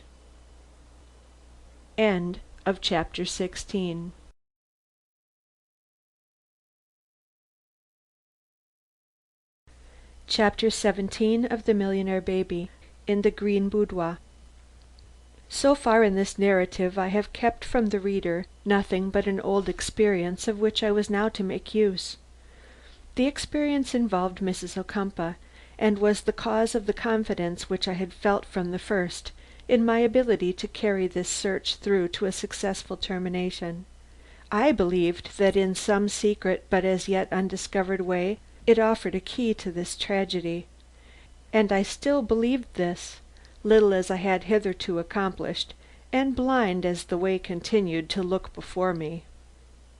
Nevertheless, it was with anything but a cheerful heart that I advanced that morning through the shrubbery toward the Ocumpaugh mansion. I dreaded the interview I had determined to seek. I was young, far too young, to grapple with the difficulties it involved, yet I saw no way of avoiding it, or of saving either Mrs. Ocumpaugh or myself from the suffering it involved.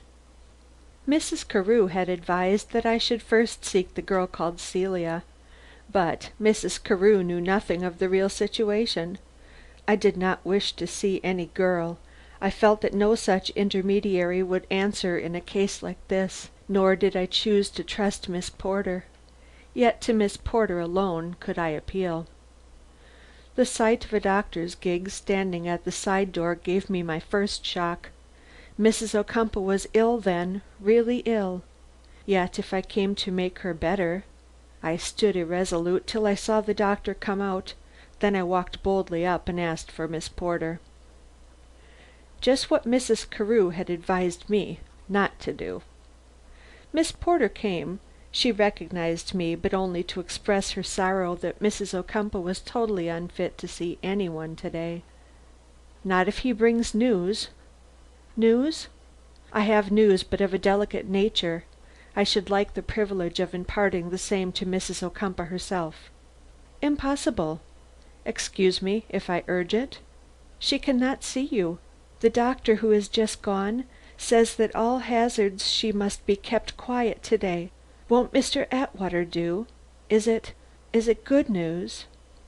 "That Mrs. Ocumpaugh alone can say." "See Mr. Atwater. I will call him." "I have nothing to say to him." "But—" "Let me advise you. Leave it to Mrs. Ocumpaugh. Take this paper up to her. It is only a sketch, and inform her that the person who drew it has something of importance to say either to her or to Mr. Atwater, and let her decide which it shall be. You may, if you wish, mention my name." "I do not understand." "You hold my credentials," said I, and smiled. She glanced at the paper I had placed in her hand. It was a folded one, fastened something like an envelope. "I cannot conceive," she began. I did not scruple to interrupt her. "Mrs. Ocumpaugh has a right to the privilege of seeing what I have sketched there," I said, with what impressiveness I could, though my heart was heavy with doubt.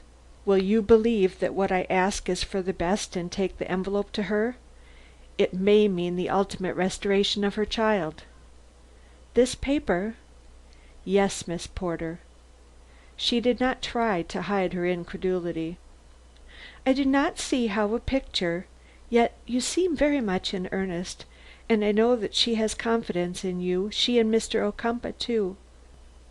I will take it to her if you can assure me that good will come of it, and no more false hopes to destroy the little courage she has left." "I cannot promise that. I believe that she will wish to receive me and hear all that I have to say, after seeing what that envelope contains. That is as far as I can honestly go." "It does not satisfy me. If it were not for the nearness of Mr. Ocumpaugh's return, I would have nothing to do with it. He must hear at Sandy Hook that some definite news has been received of his child." "You are right, Miss Porter, he must." "He idolized Gwendolen. He is a man of strong feelings, very passionate and much given to follow the impulse of the moment. If his suspense is not ended at the earliest possible instant, the result may be such as I dare not contemplate." "I know it. That is why I have pushed matters to this point. You will carry that up to her?" "Yes, and if—" "No ifs. Lay it before her where she sits and come away. But not beyond call. You are a good woman, I see it on your face. Do not watch her as she unfolds this paper. Persons of her temperament do not like to have their emotions observed, and this will cause her emotion. That cannot be helped, Miss Porter. Sincerely and honestly I tell you that it is impossible for her best friends to keep her from suffering now. They can only strive to keep that suffering from becoming permanent." "It is a hard task you have set me," complained the poor woman, "but I will do what I can. Anything must be better for Mrs. Ocumpaugh than the suspense that she is laboring under now." "Remember," I enjoined, with the full force of my secret anxiety, "that no eye but hers must fall upon this drawing. Not that it would convey meaning to any one but herself, but because it is her affair and her affair only, and you are the woman to respect another person's affairs." She gave me a final scrutinizing look and left the room. "God grant that I have made no mistake," was the inward prayer with which I saw her depart. My fervency was sincere. I was myself frightened at what I had done. And what had I done? Sent her a sketch drawn by myself of Doctor Pool and of his office. If it recalled to her, as I felt it must, the remembrance of a certain memorable visit she had once paid there, she would receive me.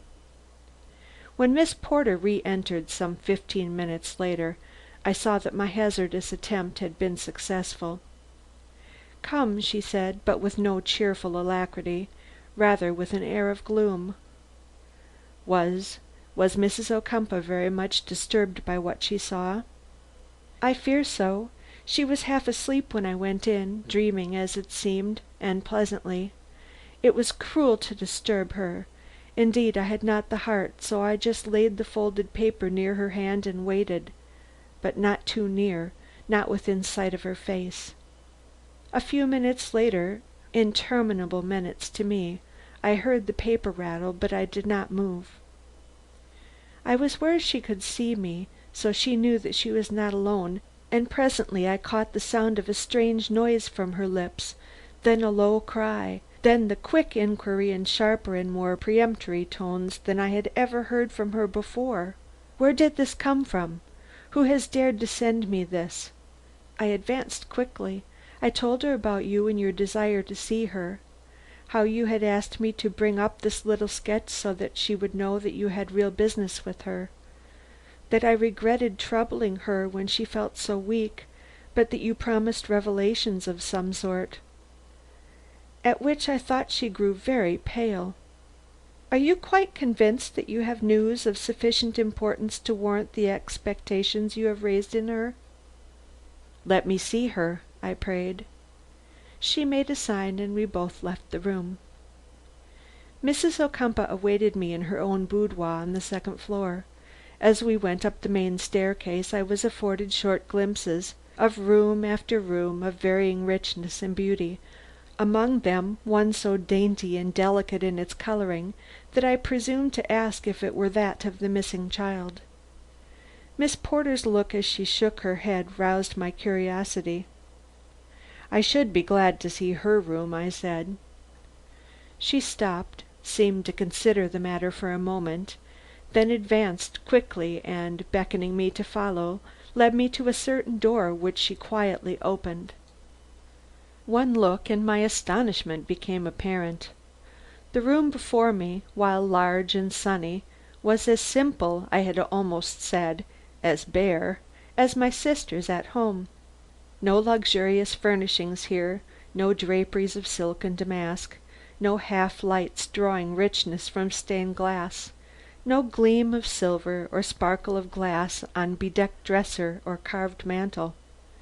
Not even the tinted muslins I had seen in some nurseries, but a plain set of furniture on a plain carpet, with but one real object of adornment within the four walls. That was a picture of the Madonna opposite the bed, and that was beautiful. But the frame was of the cheapest, a simple band of oak.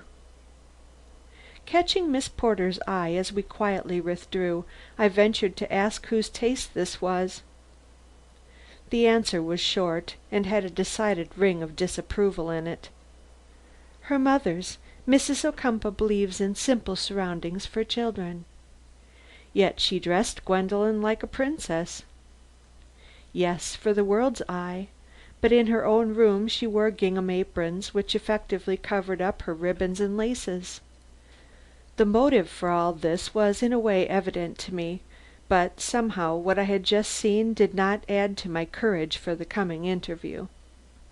We stopped at the remotest door of this long hallway.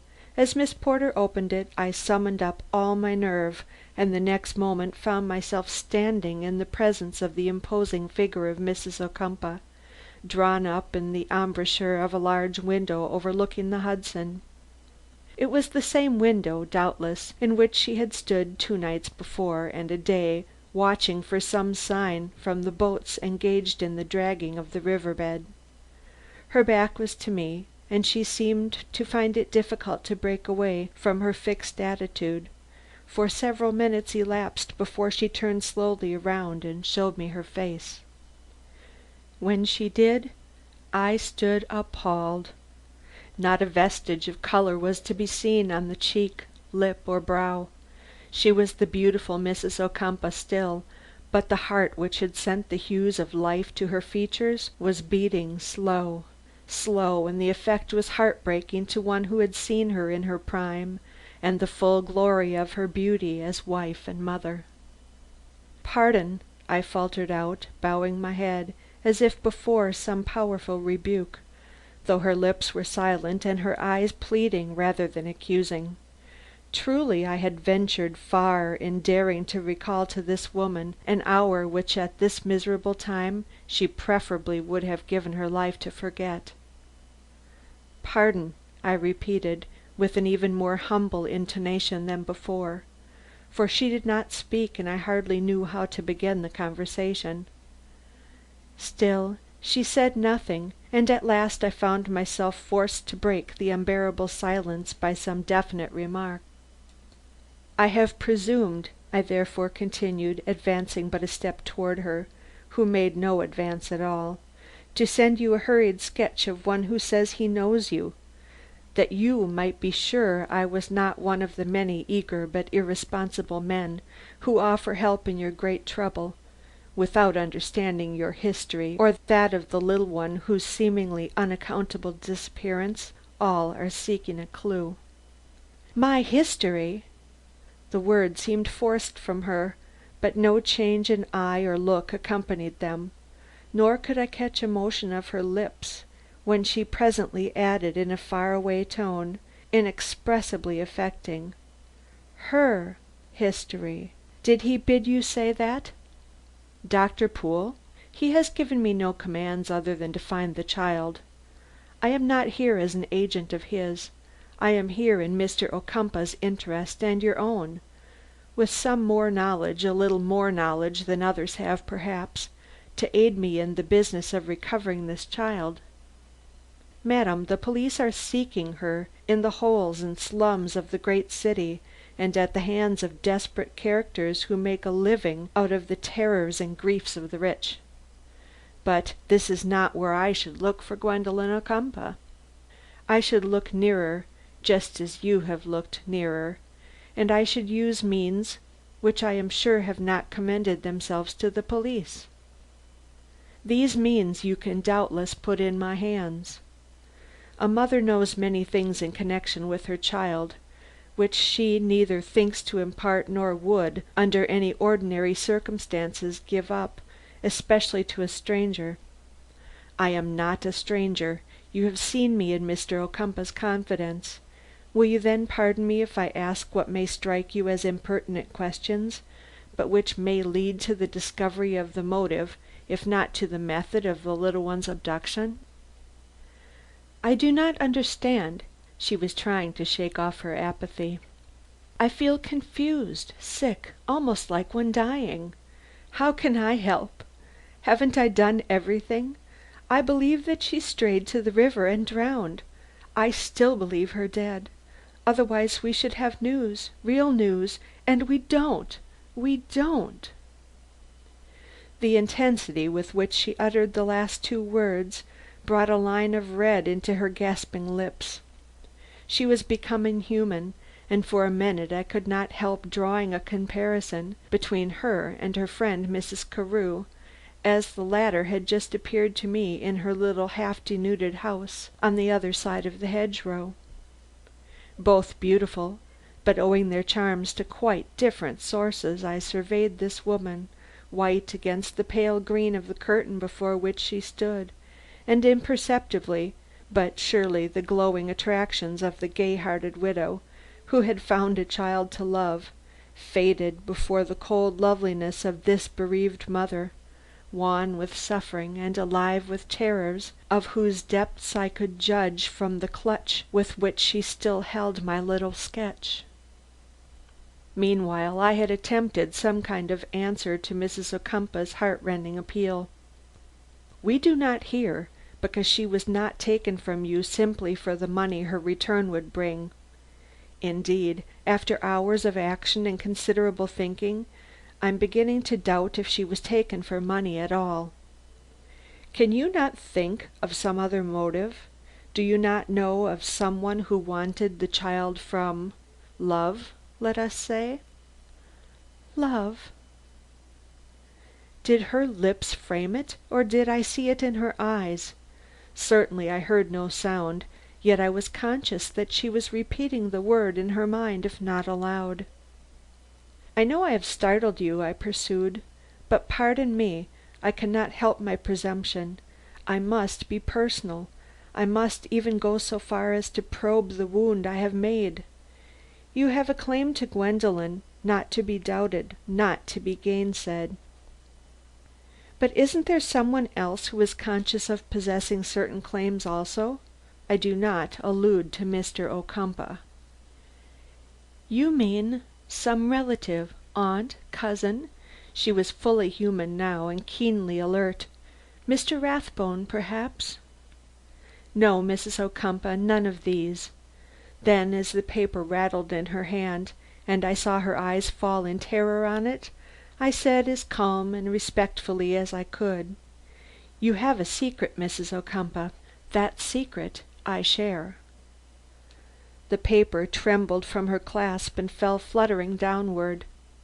I pointed at it and waited until our eyes met, possibly that I might give her some encouragement from my look if not from my words. "I was a boy in Doctor Pool's employ, some 5 years ago, and one day—" I paused. She had made me a supplicating gesture. "Shall I not go on?" I finally asked. "Give me a minute," was her low entreaty. "O God, that I should have thought myself secure all these years, with two in the world knowing my fatal secret!" "I learned it by accident," I went on, when I saw her eye turning again on mine. "On a certain night 6 years ago, I was in the office behind an old curtain. You remember the curtain hanging at the left of the doctor's table over that break in the bookshelves? I had no business there. I had been meddling with things which did not belong to me, and when I heard the doctor's step at the door I was glad to shrink into this refuge and wait for an opportunity to escape. It did not come very soon. First he had one patient, then another. The last one was you. I heard your name and caught a glimpse of your face as you went out. It was a very interesting story you told him. I was touched by it, though I hardly understood." "Oh, oh!" She was swaying from side to side, swaying so heavily that I instinctively pushed her toward a chair. "Sit," I prayed. "You are not strong enough for this excitement." She glanced at me vaguely, shook her head, but made no move toward accepting the proffered chair. She submitted, however, when I continued to press it upon her, and I felt less a brute and hard-hearted monster when I saw her sitting with folded hands before me. "I bring this up," said I, "that you may understand what I mean when I say that some one else, another woman, in fact, may feel her claim upon this child greater than yours." "You mean the real mother? Is she known? The doctor swore—" "I do not know the real mother. I only know that you are not. That to win some toleration from your mother in law, to make sure of your husband's lasting love, you won the doctor over to a deception which secured a seeming heir to the Ocumpaughs. Whose child was given you is doubtless known to you." "No, no!" I stared at her aghast. "What, you do not know?" "No, I did not wish to, nor was she ever to know me or my name." "Then this hope has also failed. I thought that in this mother we might find the child's abductor."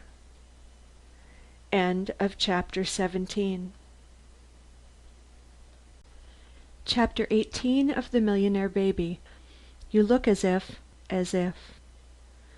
I had studiously avoided looking at her while these last few words passed between us. But as the silence which followed this final outburst continued, I felt forced to glance her way if only to see what my next move should be. I found her gazing straight at me, with a bright spot on either cheek, looking as if seared there by a red-hot iron. "You are a detective," she said, as our regards met. "You have known this shameful secret always, yet you met my husband constantly and have never told." No, I saw no reason. "Did you never? When you saw how completely my husband was deceived, how fortunes were bequeathed to Gwendolen, gifts lavished on her, her small self made almost an idol of, because all of our friends, all our relatives saw in her a true Ocumpaugh, think it wicked to hold your peace and let this all go on as if she were the actual offspring of my husband and myself? No. I may have wondered at your happiness. I may have thought of the consequences if ever he found out, but I dared not go on. The quick, the agonizing nerve of her grief and suffering had been touched, and I myself quailed at the result. Stammering some excuse, I waited for her soundless anguish to subside, then, when I thought she could listen, completed my sentence by saying: "I did not allow my thoughts to stray quite so far, Mrs. Ocumpaugh. Not till my knowledge of your secret promised to be of use did I let it rise to any proportion in my mind. I had too much sympathy for your difficulties. I have to-day." This hint of comfort, perhaps from the only source which could afford her any, seemed to move her.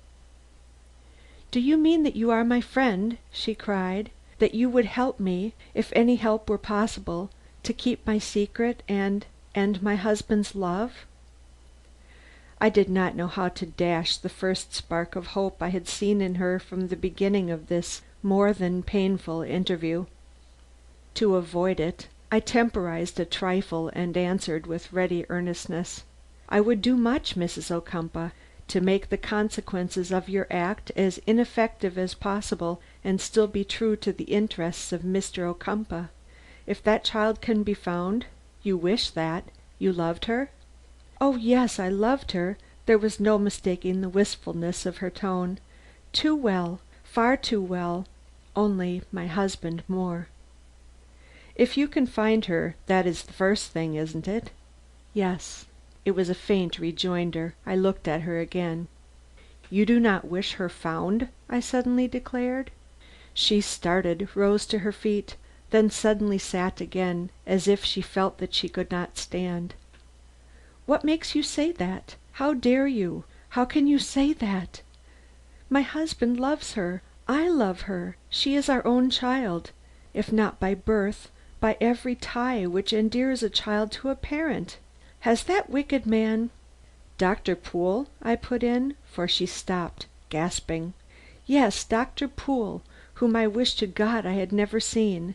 Has he told you any such lies as that? The man who swore—" I put out my hand to calm her. I feared for her reason if not for her life.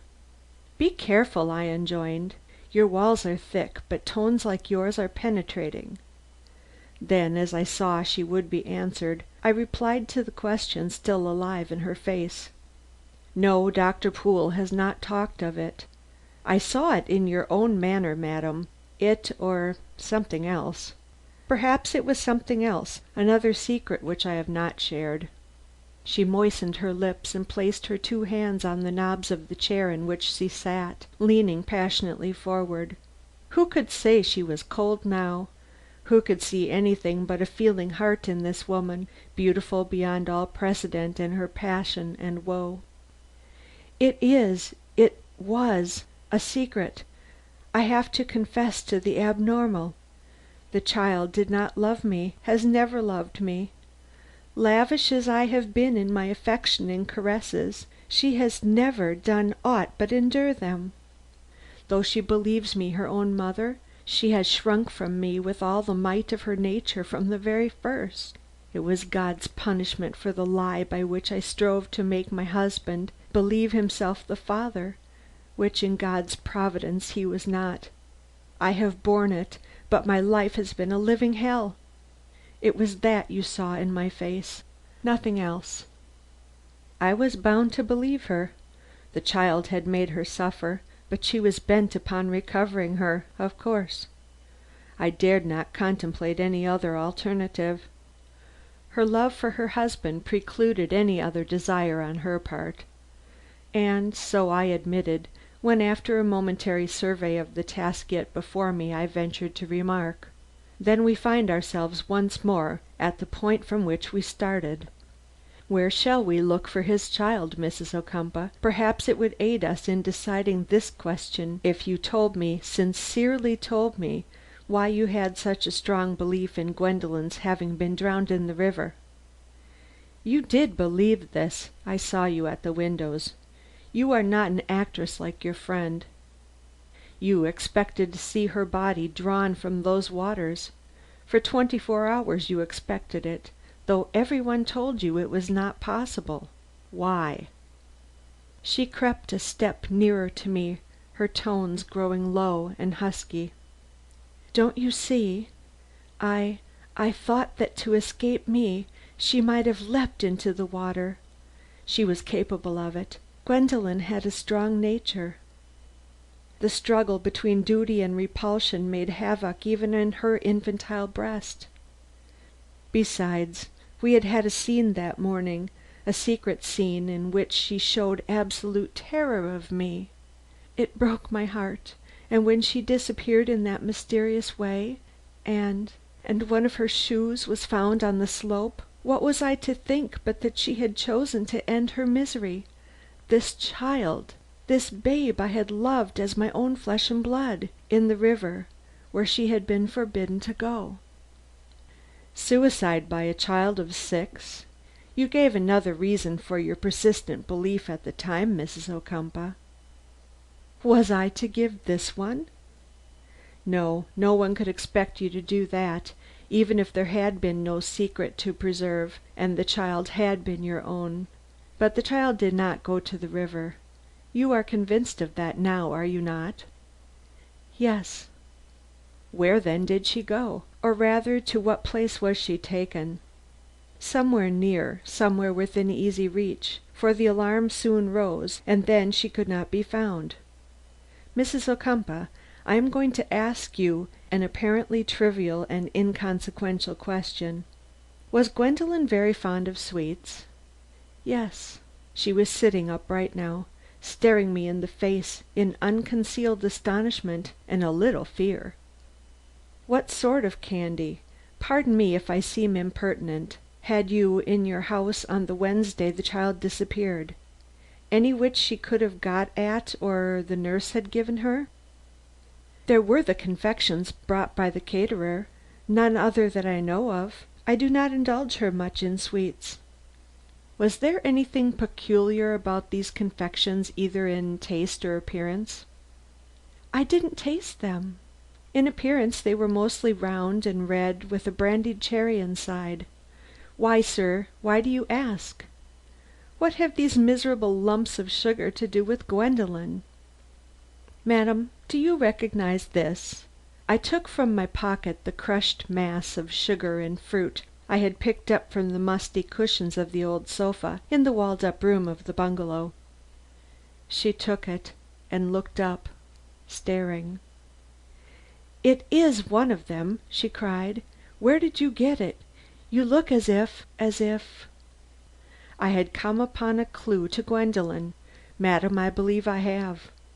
This candy has been held in a hot little hand. Miss Graham or one of the girls must have given it to her as she ran through the dining room or across the veranda on her way to the bungalow. She did not eat it off hand. She evidently fell asleep before eating it, but she clutched it very tight, only dropping it, I judge, when her muscles were quite relaxed in sleep, and then not far, the folds of her dress caught it, for—" "What are you telling me?" The interruption was sudden and imperative. "I saw Gwendolen asleep. She held a string in her hand, but no candy, and if she did—" "Did you examine both hands, madam? Think. Great issues hang on a right settlement of this fact. Can you declare that she did not have this candy in one of her little hands?" "No, I cannot declare that."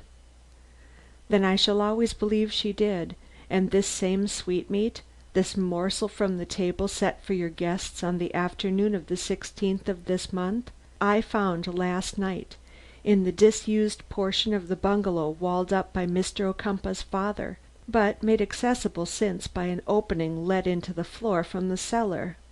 This latter I was enabled to reach by means of a trap door concealed under the rug in the open part of that same building." I am all confused. Say that again," she pleaded, starting once more to her feet, but this time without meeting my eyes. In the disused part of the bungalow? How came you there? No one ever goes there. It is a forbidden place." "The child has been there, and lately." "Oh!" Her fingers began to tremble and twist themselves together. "You have something more than this to tell me. Gwendolen has been found, and—" Her looks became uncertain and wandered, as I thought, toward the river. "She has not been found, but the woman who carried her into that place will soon be discovered." "How? Why?" I had risen by this time and could answer her on a level and face to face. "Because the trail of her steps leads straight along the cellar floor. We have but to measure these footprints." "And what? What?" "We find the abductor." A silence during which one long breath issued from her lips. "Was it a man's or a woman's steps?" she finally asked. "A woman's, daintily shod. A woman about the size of—" "Who? Why do you play with my anguish?" "Because I hate to mention the name of a friend." "Ah, what do you know of my friends?" "Not much. I happened to meet one of them, and as she is a very fine woman with exquisitely shod feet, I naturally think of her." "What do you mean?" Her hand was on my arm, her face close to mine. "Speak! Speak the name!" "Mrs. Carew." I had purposely refrained up to this moment from bringing this lady, even by a hint, into the conversation. I did it now under an inner protest. But I had not dared to leave it out. The footprints I alluded to were startlingly like those left by her in other parts of the cellar floor. Besides, I felt it my duty to see how Mrs. Ocumpaugh bore this name, notwithstanding my almost completely restored confidence in its owner. She did not bear it well. She flushed and turned quickly from my side, walking away to the window, where she again took up her stand.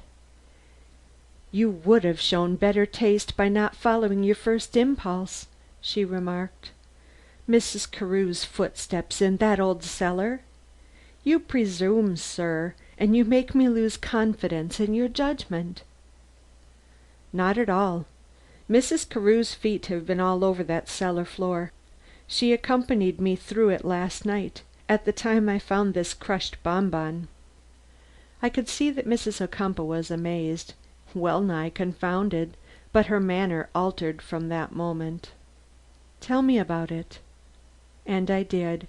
I related the doubts I had felt concerning the completeness of the police investigation as regarded the bungalow, my visit there at night with Mrs. Carew, and the discoveries we had made. Then I alluded again to the footprints and the important clue they offered. "But the child," she interrupted. "Where is the child? If taken there, why wasn't she found there? Don't you see that your conclusions are all wild, incredible? A dream, an impossibility." "I go by the signs," I replied. "There seems to be nothing else to go by." "And you intend to measure those steps?" "That is why I am here, Mrs. Ocumpaugh, to request permission to continue this investigation and to ask for the key to the bungalow. Mrs. Carew's is no longer available, or rather I should prefer to proceed without it." With sudden impulse she advanced rapidly towards me. "What is Mrs. Carew doing this morning?" she asked. "Preparing for departure. She is quite resolved to sail to day. Do you wish to see her? Do you wish her confirmation of my story? I think she will come if you send for her." "There is no need." This after an instant's hesitation. "I have perfect confidence in Mrs. Carew, and in you too," she added, and with what she meant for a kind look. She was by nature without coquetry, and this attempt to please, in the midst of an overwhelming distress absorbing all her faculties, struck me as the most pitiful effort I had ever seen. My feeling for her made it very hard for me to proceed. "Then may I go on?" I said. Of course, of course. I don't know where the key is. I shall have to give orders. You will wait a few minutes, somewhere in one of the adjoining rooms, while I look up Mr. Atwater?" "Certainly." She was trembling, feverish, impatient. "Shall I not go look up Mr. Atwater for you?" I asked. "No, I am feeling better. I can go by myself." In another moment she had left the room, having forgotten her own suggestion that I should await her return in some adjoining apartment.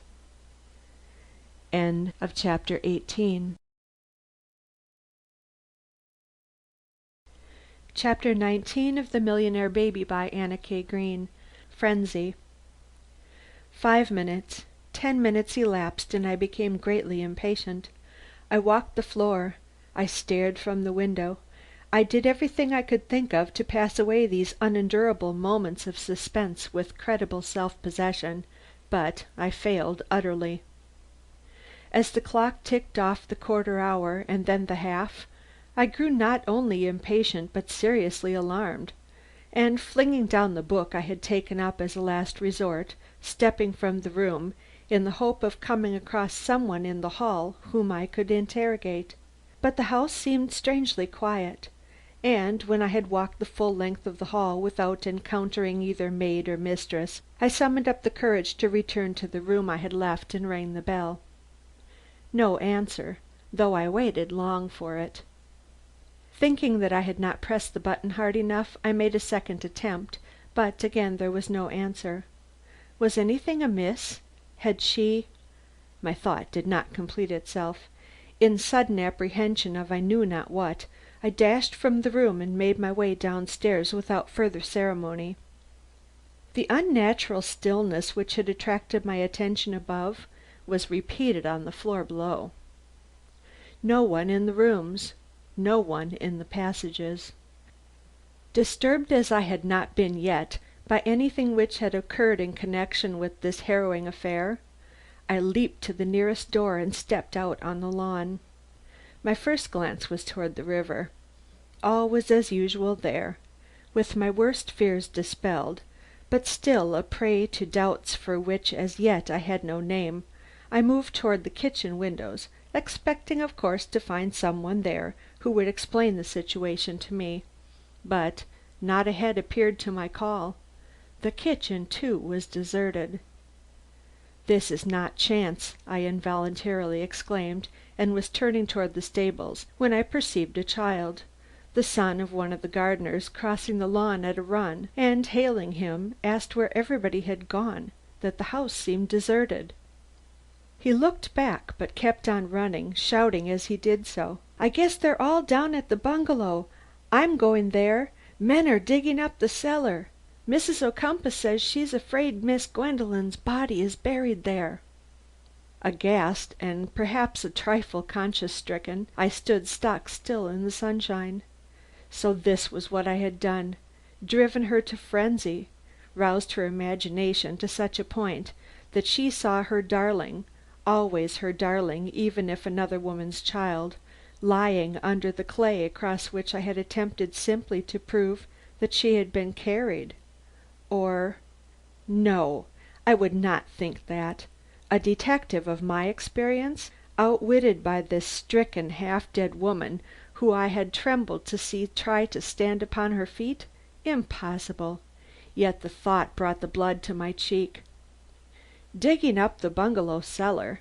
That meant destroying those footprints before I had secured a single impression of the same. I should have roused her curiosity only, not her terror. Now all might be lost unless I could arrive in time to do what? Order the work stopped? With what face could I do that with her standing by in all the authority of motherhood, frenzied motherhood, seeking the possible body of her child? My affair certainly looked dubious. Yet I started for the bungalow like the rest, and on a run, too. Perhaps Providence would favor me and some expedient suggest itself by which I might still save the clue upon which so many hopes had hung. The excitement which had now drawn every person on the place in the one direction was at its height as I burst through the thicket into the path running immediately about the bungalow. Those who could get in at the door had done so, filling the room whence Gwendolen had disappeared, with awe-struck men and chattering women. Some had been allowed to descend through the yawning trap-door, down which all were endeavoring to peer, and, fortified by this fact, I armed myself with an appearance of authority despite my sense of presumption, and pushed and worked my own way to these steps, saying that I had come to aid Mrs. Ocumpaugh, whose attention I declared I had been the first to direct to this place. Struck with my manner if not with my argument, they yielded to my importunity and allowed me to pass down.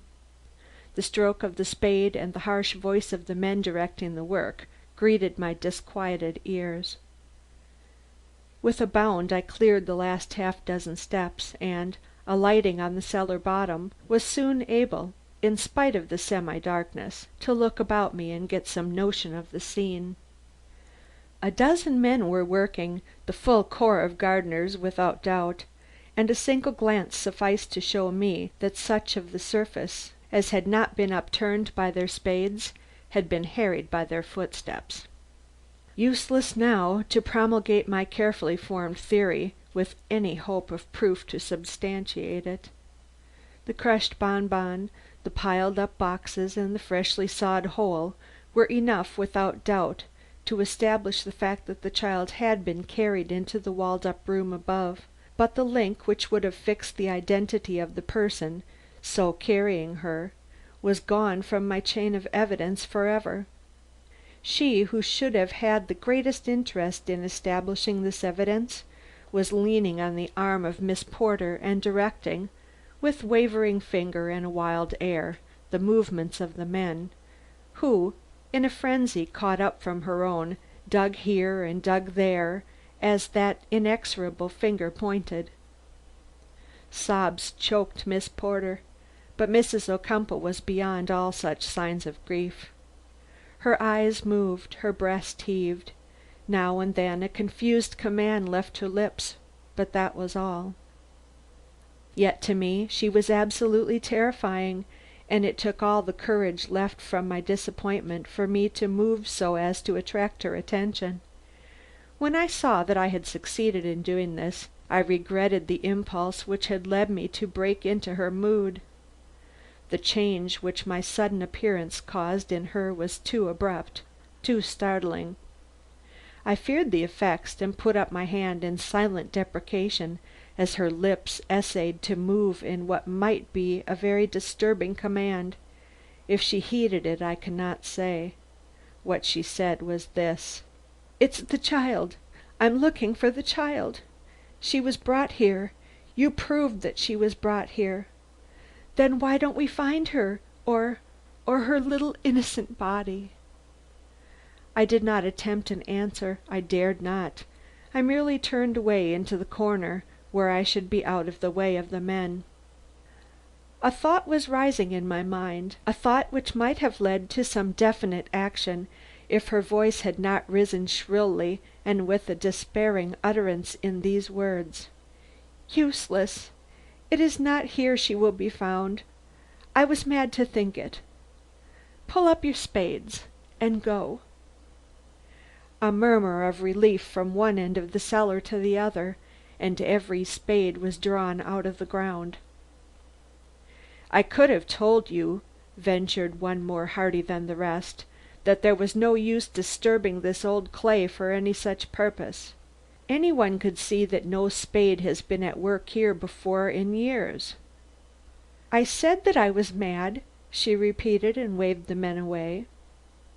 Slowly they retreated with clattering spades and a heavy tread. The murmur which greeted them above slowly died out, and the bungalow was deserted by all but our three selves. When quite sure of this, I turned, and Miss Porter's eyes met mine with a reproachful glance easy enough for me to understand. "I will go too," whispered Mrs. Ocumpaugh. "Oh, this has been like losing my darling for the second time." Real grief is unmistakable. Recognizing the heartfelt tone in which those words were uttered, I recurred to the idea of frenzy with all the sympathy her situation called for. Yet I felt that I could not let her leave before we had come to some understanding. But how express myself? How say here and now in the presence of a sympathetic but unenlightened third party what it would certainly be difficult enough for me to utter to herself in the privacy of that secluded apartment in which we had met and talked before our confidence was broken into by this impetuous act of hers? Not seeing at the moment any natural way out of my difficulties, I stood in painful confusion, conscious of Miss Porter's eyes, and also conscious that unless some miracle came to my assistance, I must henceforth play but a sorry figure in this affair, when my eyes, which had fallen to the ground, chanced upon a morsel of paper so insignificant in size and of such doubtful appearance that the two ladies must have wondered to see me stoop with ill-concealed avidity, pick it up and place it in my pocket. Mrs. Ocumpaugh, whose false strength was fast leaving her, now muttered some words which were quite unintelligible to me, though they caused Miss Porter to make me a motion very expressive of a dismissal. I did not accept it as such, however, without making one effort to regain my advantage. At the foot of the steps I paused and glanced back at Mrs. Ocumpaugh. She was still looking my way, but her chin had fallen on her breast, and she seemed to sustain herself erect only by a powerful effort. Again her pitiable and humiliating position appealed to me, and it was with some indication of feeling that I finally said: "Am I not to have an opportunity of finishing the conversation so unhappily interrupted, Mrs. Ocumpaugh? I am not satisfied, and I do not believe you can be, with the partial disclosures I had then made. Afford me, I pray, a continuation of that interview, if only to make plain to me your wishes. Otherwise I may fall into some mistake, say or do something which I might regret, for matters cannot stand where they are. You know that, do you not, madam?" "Adele, go, go!" This she said to Miss Porter. "I must have a few words with Mr. Trevitt. I have forgotten what I owe him in the frenzy which possessed me." "Do you wish to talk to him here?" asked the lady with very marked anxiety. "No, no, it is too cold, too dark. I think I can walk to Mrs. Carew's. Will you join me there, Mr. Trevitt?" I bowed, but as she passed near me in going out, I whispered in her ear: "I should suggest that we hold our talk anywhere but at Mrs. Carew's house, since she is liable to be the chief suspect in our conversation." "Now?" "Now more than ever. Her share in the child's disappearance was not eliminated or affected in any way by the destruction of her footprints." "I will go back to the house. I will see him in my own room," Mrs. Ocumpaugh suddenly announced to her greatly disturbed companion. "Mr. Trevitt will follow in a few minutes. I must have time to think, to compose myself, to decide." She was evidently thinking aloud. Anxious to save her from any self betrayal, I hastily interrupted her, saying quietly: "I will be at your boudoir door in a half hour from now. I myself have something to think of in the interim. Be careful." It was Miss Porter who stopped to utter this word in my ear. "Be very careful, I entreat. Her heartstrings are strained almost to breaking." I answered with a look. She could not be more conscious of this than I was.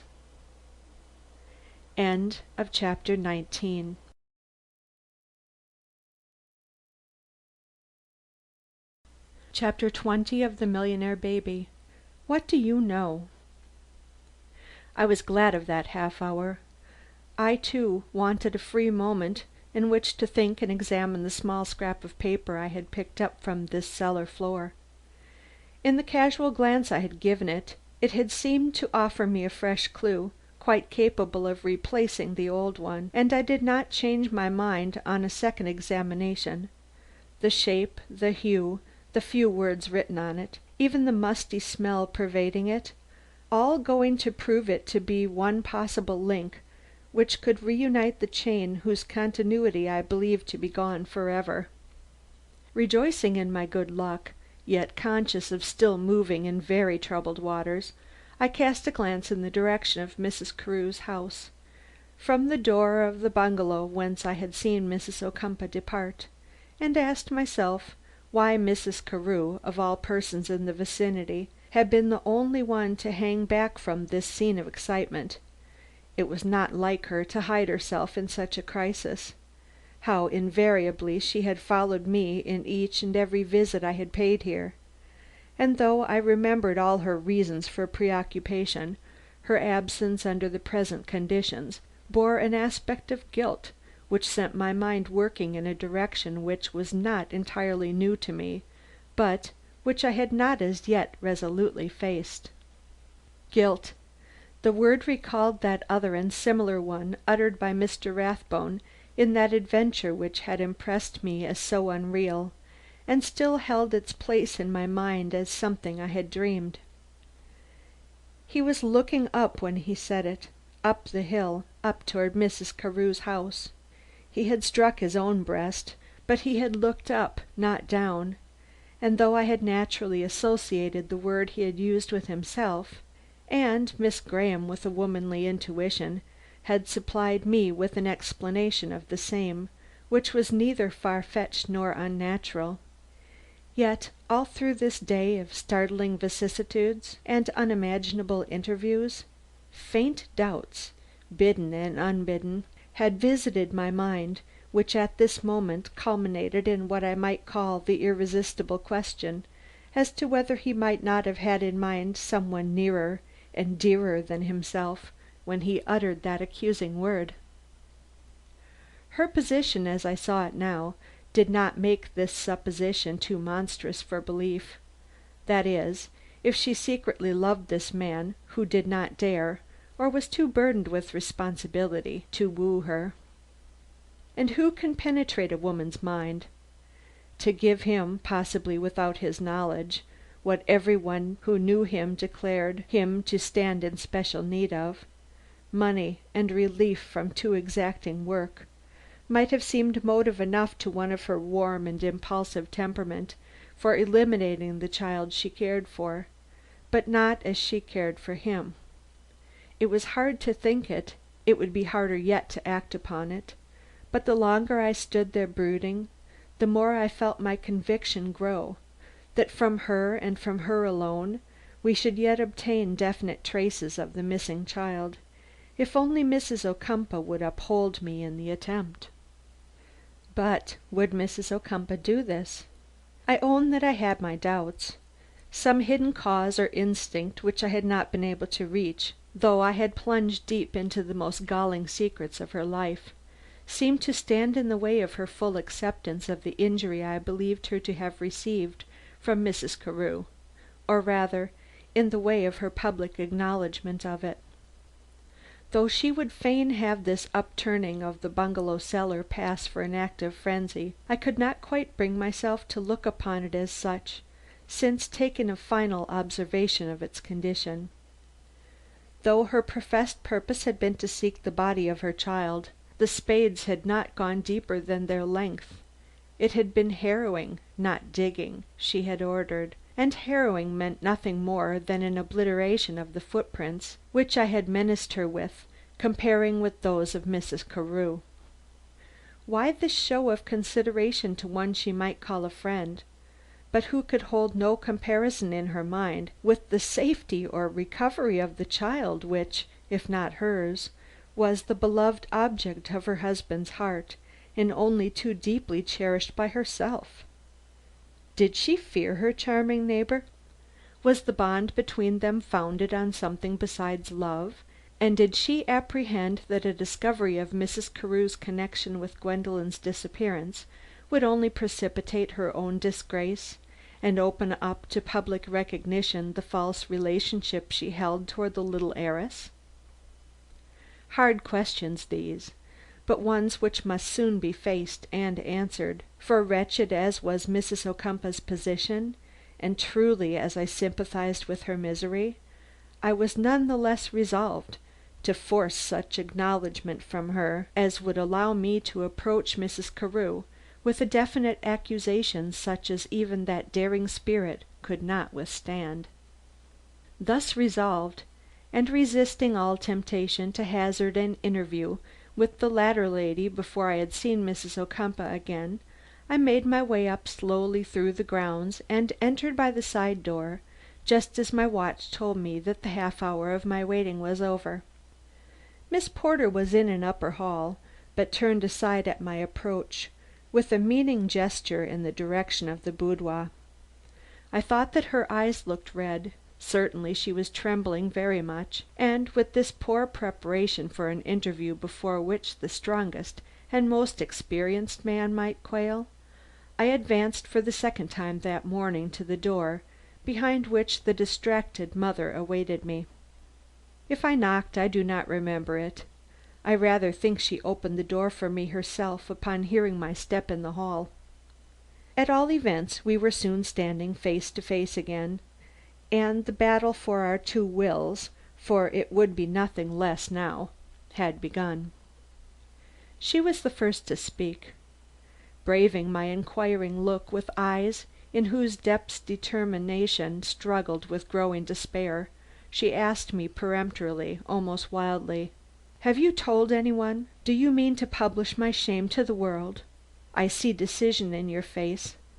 Does it mean that? Tell me, does it mean that?"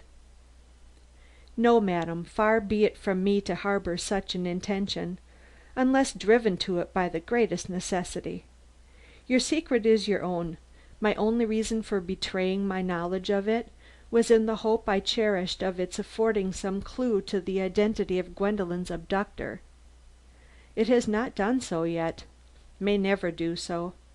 Then let us leave that topic and return to the clue offered by the carrying off of that child into the long closed room back of the bungalow. Mrs. Ocumpaugh, intentionally or unintentionally, the proof upon which I relied for settling the identity of the person so carrying her, has been destroyed." With a flush which her seemingly bloodless condition made perfectly startling, she drew back, breaking into wild disclaimers. "I know, I fear, I was too wild, too eager. I thought only of what might lie under that floor." "In a half foot of earth, madam. Spades did not enter any deeper." With a sudden access of courage, born possibly of her despair, she sought neither to attempt denial or palliate the fact. "And if this was my intention, though I don't acknowledge it, you must recognize my reason. I do not believe, you cannot make me believe, that Gwendolen was carried into that room by Mrs. Carew. But I could see that you believed it, and to save her the shame of such an accusation and all that might follow from it, Oh, Mr. Trevitt, you do not think this possible? Do you know so little of the impulses of a mind, bewildered as mine has been by intolerable suffering? I can understand madness, and I am willing to think that you were mad just then, especially as no harm has been done, and I can still accuse Mrs. Carew of a visit to that room, with the proof in my hand." "What do you mean?" The steady voice was faltering, but I could not say with what emotion. Hope for herself, doubt of me, fear for her friend, it might have been any of these, it might have been all. "Was there a footprint left then? You say proof. Do you mean proof? A detective does not use that word lightly." "You may be sure that I would not," I returned.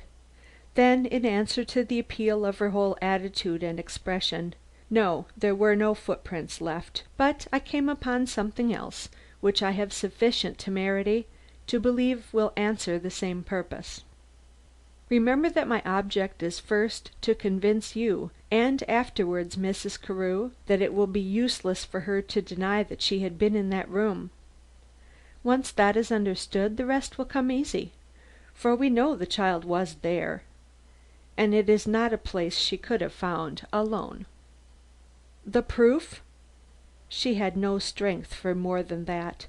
The proof, Mr. Trevitt? The proof?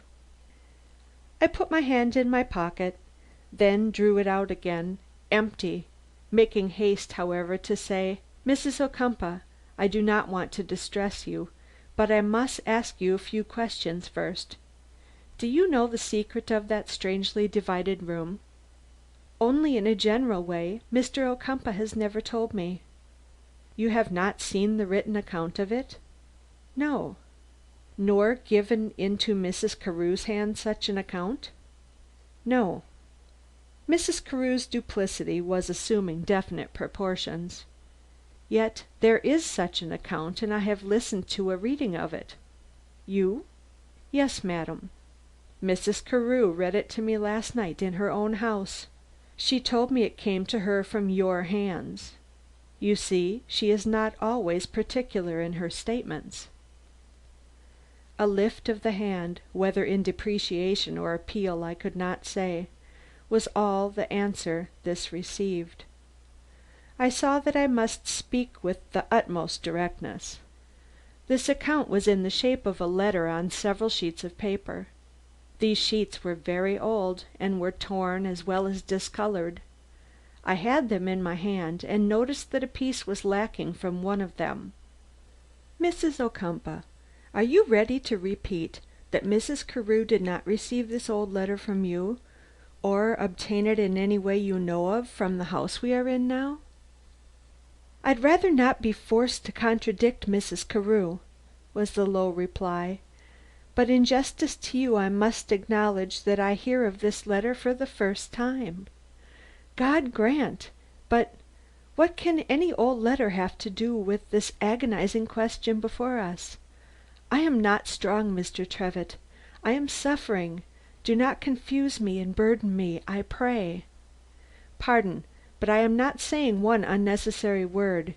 These old sheets, a secret from the family, did not come from this house.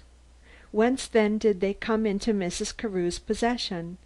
I see you have forestalled my answer, and if you will now glance at this end of paper, picked up by me in your presence from the cellar floor, across which we both know that her footsteps have passed, you will see that it is a proof capable of convicting her of the fact." I held out the scrap I now took from my pocket. Mrs. Ocumpaugh's hand refused to take it or her eyes to consult it. Nevertheless I still held it out. "Pray read the few words you will find there," I urged. "They are an explanation of the document itself, but they will serve to convince you that the letter to which they were attached, and which is now in Mrs. Carew's hand, came from that decaying room." "No, no!" The gesture which accompanied this exclamation was more than one of refusal, it was that of repulse. "I cannot see. I do not need to. I am convinced."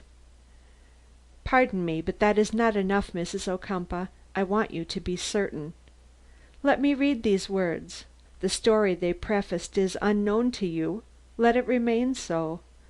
All I need to tell you about is this, that it was written by Mr. Ocumpaugh's father, he who raised this partition, and who is undoubted author of these lines.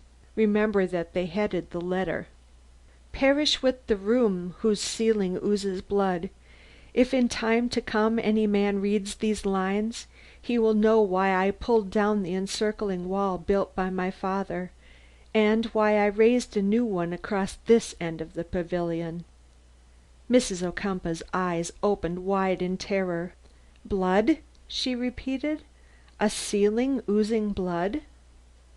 "An old superstition, Mrs. Ocumpaugh, quite unworthy of your attention at the moment. Do not let your mind dwell upon the portion of what I have read, but on the word room. Perish with the room. We know what room was meant. There can be but one.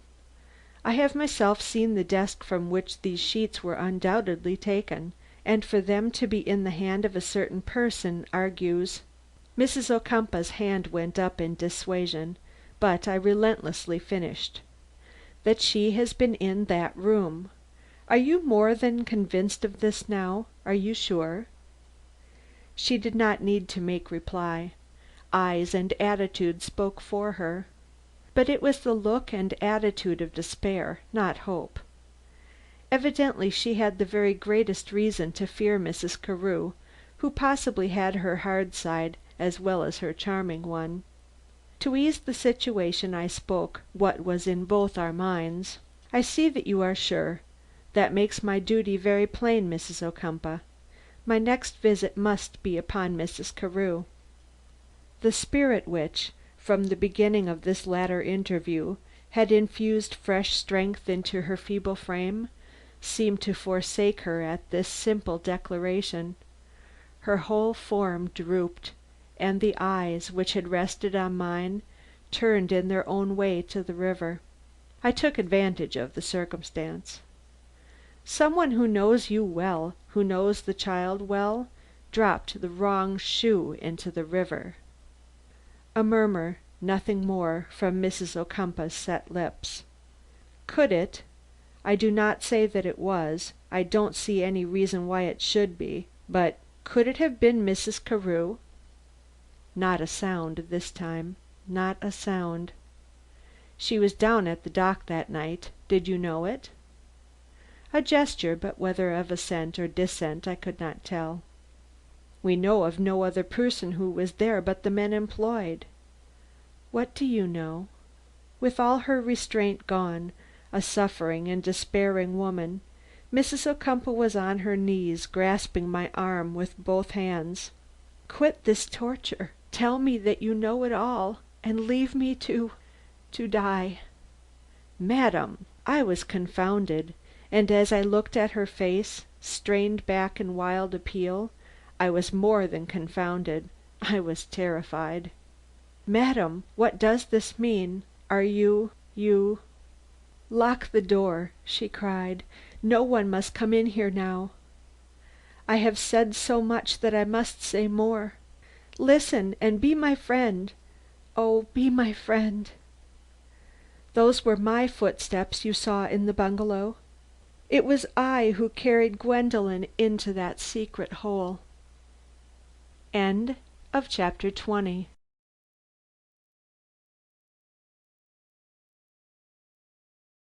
Chapter 21 of The Millionaire Baby, Providence. Had I suspected this? Had all my efforts for the last half hour been for the purpose of entrapping her into some such avowal? I do not know. My own feelings at the time are a mystery to me. I blundered on, with a blow here and a blow there, till I hit this woman in a vital spot and achieved the above mentioned results. I was not happy when I reached it. I felt no elation, scarcely any relief. It all seemed so impossible. She marked the signs of incredulity in my face and spoke up quickly, almost sharply. "You do not believe me. I will prove the truth of what I say. Just wait. And running to a closet, she pulled out a drawer where was her weakness now? And brought from it a pair of soiled white slippers. "If the house had been ransacked," she proceeded pantingly, "these would have told their own tale. I was shocked when I saw their condition, and kept my guests waiting till I changed them. Oh, they will fit the footprints." Her smile was ghastly. Softly she set the shoes down. "Mrs. Carew helped me. She went for the child at night. Oh, we are in a terrible strait, we two, unless you will stand by us like a friend. And you will do that, won't you, Mr. Trevitt? No one else knows what I have just confessed, not even Dr. Poole, though he suspects me in ways I never dreamed of. Money shall not stand in the way. I have a fortune of my own now. Nothing shall stand in the way if you will have pity on Mrs. Carew and myself, and help us to preserve our secret." "Madam, what secret? I pray you to make me acquainted with the whole matter in all its details before you ask my assistance." "Then do you not know it?" "Not altogether, and I must know it altogether. First, what became of the child?" "She is safe and happy. You have seen her. You mentioned doing so just now." "Harry?" "Harry." I rose before her in intense excitement. What a plot! I stood aghast at its daring and at the success it so nearly met with. "I've had moments of suspicion," I admitted, after a short examination of this beautiful woman's face for the marks of strength which her part in this plot seemed to call for. But they all vanished before Mrs. Carew's seemingly open manner and the perfect boyishness of the child. Is she an actress too, Gwendolen?" "Not when she plays boyish games like horse and Indian. She is only acting out her nature. She has no girl tastes. She is all boy, and it was by means of these instincts that Mrs. Carew won her. She promised her that if she would leave her home and go with her to Europe, she would cut her hair and call her Harry, and dress her so that everyone would think her a boy. And she promised her something else, that she should go to her father. Gwendolen idolizes Mr. Ocumpaugh." "But—" "I know. You wonder why if I loved my husband I should send away the one cherished object of his life. It is because our love was threatened by this very object. I saw nothing but death and chaos before me if I kept her. My husband adores that child, but he hates and despises a falsehood, and my secret was threatened by the one man who knows it, your Doctor Poole. My accomplice once, he declared himself ready to become my accuser if the child remained under the Ocumpaugh roof one day after the date he fixed for her removal." "Ah!" I ejaculated, with sudden comprehension of the full meaning of the scrawls I had seen in so many parts of the grounds. "And by what right did he demand this? What excuse did he give you? His wish for money, immense money, old miser that he is?" "No. For money I could have given him. His motive is a less tangible one.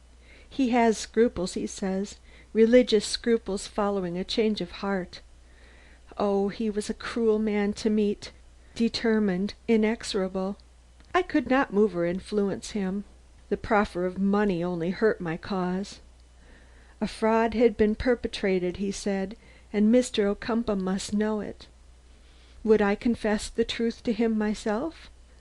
No. Then he would do so for me, and bring proofs to substantiate his statements. I thought all was lost, my husband's confidence, his love, his pleasure even in the child, for it was his own blood that he loved in her, and her connection with his family, of whose prestige he has an exaggerated idea. Made desperate by the thought, I faced this cruel doctor. It was in his office. He had presumed upon that old secret linking us together to summon me there, and told him solemnly that rather than do this I would kill myself. And he almost bade me kill, but refrained when the word had half left his lips, and changed it to a demand for the child's immediate removal from the benefits it enjoyed under false pretenses." And from this Mrs. Ocumpaugh went on to relate how he had told her that Gwendolen had inherited fortunes because she was believed to be an Ocumpaugh; that not being an Ocumpaugh she must never handle those fortunes, winding up with some language as this: "Manage it how you will, only relieve me from the oppression of feeling myself a party to the grossest of deceptions. Cannot the child run away and be lost? I am willing to aid you in that, even to paying for her bringing up in some decent respectable way, such as would probably have been her lot, if you had not interfered to place her in the way of millions. It was a mad thought, half meant and apparently wholly impossible to carry out without raising suspicions as damaging as confession itself. But it took an immediate hold upon the miserable woman he addressed, though she gave little evidence of it, for he proceeded to add in a harsh tone: "That or immediate confession to your husband, with me by your side to substantiate your story. No slippery woman's tricks will go down with me. Fix the date here and now, and I promise to stand back and await the result in total silence. Dally with it by so much as an hour, and I am at your gates with a story that all must hear." Is it a matter of wonder that the stricken woman, without counsel and prohibited, from the very nature of her secret, from seeking counsel, uttered the first one that came to mind, and went home to brood over her position, and plan how she could satisfy his demands with the least cost to herself, her husband, and the child? Mr. Ocumpaugh was in Europe. This was her one point of comfort. What was done could be done in his absence, and this fact greatly minimized any risk she was likely to incur. When he returned he would find the house in mourning, for she had already decided within herself that only by apparent death could this child be safely robbed of her endowments as an Ocumpaugh and an heiress. He would grieve, but his grief would lack the sting of shame, and so in course of time would soften into a lovely memory of one who had been as the living sunshine to him, and, like the sunshine, brief in its shining. Thus, and thus only, could she show her consideration for him. For herself no consideration was possible. It must always be her fate to know the child alive, yet absolutely removed from her. This was a sorrow capable of no alleviation, for Gwendolen was passionately dear to her, all the dearer, perhaps, because the mother thirst had never been satisfied, because she had held the cup in hand, but had never been allowed to drink. The child's future, how to rob her of all she possessed, yet secure her happiness and the prospect of an honorable estate. Ah, there was the difficulty, and one she quite failed to solve, till in a paroxysm of terror and despair, after 5 sleepless nights, she took Mrs. Carew into her confidence and implored her aid. The free, resourceful, cheerful nature of the broader minded woman saw through the difficulty at once. "Give her to me," she cried. "I love little children passionately, and have always grieved over my childless condition. I will take Gwendolen, raise her and fill her little heart so full of love, she will never miss the magnificence she has been brought to look upon as her birthright. Only I shall have to leave this vicinity, perhaps the country." "And would you be willing?" asked the poor mother by right of many years of service, if not of blood. The answer broke her heart, though it was only a smile. But such a smile! Confident, joyous, triumphant, the smile of a woman who had got her heart's wish, while she must henceforth live childless. So that was settled, but not the necessary ways and means of accomplishment. Those came only with time. The two women had always been friends, so their frequent meetings in the Green Boudoir did not waken a suspicion. A sudden trip to Europe was decided on by Mrs. Carew, and by degrees the whole plot was perfected. In her eyes it looked feasible enough, and they both anticipated complete success. Having decided that the scheme as planned by them could be best carried out in the confusion of a great entertainment, cards were sent out for the 16th, the date agreed upon by the doctor's office as the one in which should see a complete change in Gwendolen's prospects. It was also settled that on that same day Mrs. Carew should bring home from a certain small village in Connecticut her nephew, who had lately been left an orphan. There was no deception about this nephew. Mrs. Carew had for some time supplied his needs and paid for his board in the farmhouse where he had been left, and in the emergency which had just come up, she took care to publish to all her friends that she was going to bring him home and take him with her to Europe. Further, a market man and woman, with whom Mrs. Carew had had dealings for years, were persuaded to call at her house shortly after 3 that afternoon, to take this nephew of hers by a circuitous and prolonged ride through the country to an institution in which she had had him entered under an assumed name.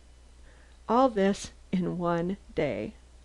Meanwhile Mrs. Carew undertook to open with her own hands a passage from the cellar of the bungalow into the long closed room behind the partition.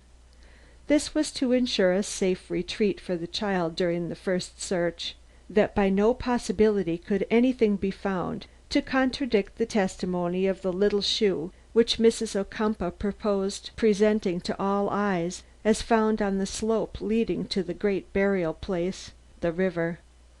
Otherwise the child might have been passed over to Mrs. Carew at once. All this being decided upon, each waited to perform the part assigned to her. Mrs. Carew in the fever of delight, for she was passionately devoted to Gwendolen, and experienced nothing but rapture at the prospect of having this charming child all to herself. Mrs. Ocumpaugh, whose only recompense would be freedom from the threatening exposure which would cost her the only thing she prized, her husband's love, in a condition of cold dread, relieved only by the burning sense of the necessity of impressing upon the whole world, and especially upon Mr. Ocumpaugh, an absolute belief in the child's death. This was her first care. To this her mind clung with an agony of purpose which was the fittest preparation possible for the real display of feeling when the time came. But she forgot one thing. They both forgot one thing. That chance or Providence might ordain that witness should be on the road below Homewood to prove that the child did not cross the track at the time of her disappearance. To them it seemed enough to plead the child's love for the water, her desire to be allowed to fish, the opportunity given her to escape, and the little shoes. Such short-sightedness in face of a great peril could be pardoned Mrs. Ocumpaugh on the verge of delirium under her cold exterior, but Mrs. Carew should have taken this possibility into account, and would have done so probably, had she not been completely absorbed in the part she would be called upon to play when the exchange of children should be made and Gwendolen be entrusted to her charge, within a dozen rods of her own home. This she could dwell on with the whole force of her mind. This she could view in all its relations, and make such a study of it as to provide herself against all contingencies. But the obvious danger of a gang of men being placed just where they could serve as witness, in contradiction of the one fact upon which the whole plot was based, never even struck her imagination. The nursery governess, whose heart was divided between her duty to the child and her strong love of music, was chosen as their unconscious accomplice in this fraud. As the time for the great musicale approached, she was bidden to amuse Gwendolen in the bungalow, with the understanding that if the child fell asleep she might lay her on the divan and so far leave her as to take her place on the bench outside, where the notes of the solo singers could reach her. That Gwendolen would fall asleep, and fall asleep soon, the wretched mother well knew, for she had given her a safe but potent sleeping draught, which could not fail to ensure a 12 hours' undisturbed slumber to so healthy a child. The fact that the little one had shrunk more than ever from her attentions that morning both hurt and encouraged her. Certainly it would make it easier for Mrs. Carew to influence Gwendolen. In her own mind, filled with terrible images of her husband's grief and her long prospective dissimulation, one picture rose in brilliant contrast to the dark one embodying her own miserable future, and that of the soon-to-be bereaved father. It was that of the perfect joy of the hungry-hearted child in the arms of the woman she loved best. It brought her cheer. It brought her anguish. It was a salve to her conscience, and a mortal thrust in an already festering wound. She shut it from her eyes as much as possible, and so the hour came. We know the results, how far the scheme succeeded, and whence its great failure arose. Gwendolen fell asleep almost immediately on reaching the bungalow, and Mrs. Graham, dreaming no harm and having the most perfect confidence in Mrs. Ocumpaugh, took advantage of the permission she had received, and slipped outside to sit on the bench and listen to the music. Presently Mrs. Ocumpaugh appeared, saying that she had left her guests for a moment just to take a look at Gwendolen and see if all were well with her. As she needed no attendance, Miss Graham might stay where she was, and Miss Graham did, taking a pleasure in the music, which was the finest she had ever heard. Meanwhile Mrs. Ocumpaugh entered the bungalow, and, untying the child's shoes as she had frequently done before when she found her asleep, she lifted her and carried her just as she was down the trap, the door of which she had previously raised. The darkness lurking in such places, a darkness which had rendered it so impenetrable by midnight, was relieved to some extent in daylight by means of a little grated opening in the wall under the beams, so that her chief difficulty lay in holding up her long dress and sustaining the heavy child at the same time. But the exigency of the moment, and her apprehension lest Miss Graham should re-enter the bungalow before she could finish her task and escape, gave great precision to her movements, and in an incredibly short space of time she had reached those musty precincts, which, if they should not prove the death of the child, would safely shelter her from every one's eye till the first excitement of her loss was over, and the conviction of her death by drowning become a settled fact in every mind. Mrs. Ocumpaugh's return was a flight. She had brought one of the little shoes with her, concealed in a pocket she had made especially for it, in the trimmings of her elaborate gown. She found the bungalow empty, the trap still raised, and Miss Graham, toward whom she cast a hurried look through the window, yet in her place, listening with enthralled attention to the great tenor upon whose magnificent singing Mrs. Ocumpaugh had relied for the successful carrying out of what she and Mrs. Carew considered the most critical part of the plot. So far, then, all was well. She had but to drop the trap door carefully to its place, replace the corner of the carpet she had pulled up, push down with her foot the 2 or 3 nails she had previously loosened, and she would be quite at liberty to quit the place and return to her guests. But she found that this was not as easy as she had imagined. The clogs of a terrible, almost a criminal consciousness held back her steps.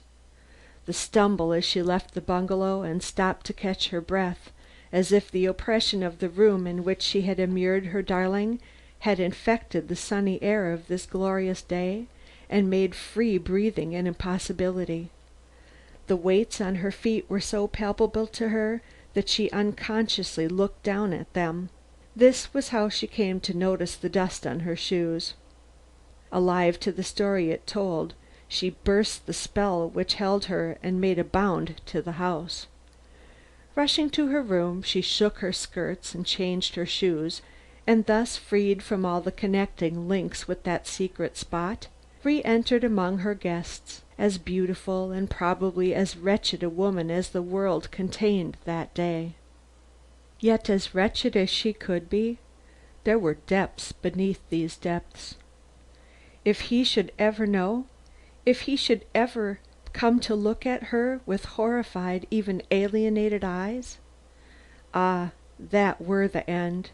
That would mean the river for her, the river which all so soon were to think had swallowed the little Gwendolen. Was that Miss Graham coming? Was the stir she now heard outside the first indication of the hue and cry which would soon ring through the whole place, and her shrinking heart as well? No, no, not yet. She could still smile, must smile, and smite her 2 glove-covered hands together in simulated applause of notes and tones she did not even hear. And no one noted anything strange in the smile, or in that gracious bringing together of hands, which, if any one had had the impulse to touch, but no one thought of doing that. A heart may bleed drop by drop to its death in our full sight, without our expecting it, if the eye above it still beam with the natural brightness. And hers did that. She had always been called impassive. God be thanked that no warmth was expected from her, and that no one would suspect the death she was dying if she did not cry out. But the moment came when she did cry out. Miss Graham entered, told her story, and all Mrs. Ocumpaugh's pent-up agony burst its bounds in a scream which to others seemed but the natural outburst of an alarmed mother. She fled to the bungalow, because that seemed the natural thing to do, and, never forgetting what was expected of her, cried aloud in presence of its emptiness, "The river! The river!" and went stumbling down the bank. The shoe was near at hand, and she drew it out as she went on. When they found her she had fainted. The excess of excitement had this natural outcome. She did not have to play a part. The humiliation of her own deed and the terrors yet to come were eating up her very soul. Then came the blow, the unexpected, overwhelming blow of finding that the deception planned with such care, a deception upon the success of which the whole safety of the scheme depended, was likely to fail, just for the simple reason that a dozen men could swear that the child had never crossed the track. She was dazed, confounded. Mrs. Carew was not by to counsel her. She had her own part in this business to play. And Mrs. Ocumpaugh, conscious of being mentally unfit for any new planning, conscious indeed of not being able to think at all, simply followed her instinct and held to the old cry in face of proof, of persuasion, of reason even, and so did the very wisest thing possible, no one expecting reason in a mother reeling under such a vital shock. But the cooler, more subtle and less guilty Mrs. Carew had some judgment left, if her own friend had lost hers. Her own part had been well played. She had brought her nephew home without giving anyone, not even the maid she had provided herself with in New York, an opportunity to see his face, and she had passed him over, dressed in quite different clothes, to the couple in the farm wagon, who had carried him, as she supposed, safely out of reach and any possibility of discovery. You see, her calculations failed here also. She did not credit the doctor with even the little conscience he possessed, and, unconscious of his near waiting on the highway, in anxious watch for the event concerning which he had his own secret doubts, she deluded herself into thinking that all they had to fear was a continuation of the impression that Gwendolen had not gone down to the river and been drowned. When, therefore, she had acted out her little part, received the searching party and gone with them over the house, even to the door of the room where she said her little nephew was resting after his journey, did they look in? Perhaps and perhaps not.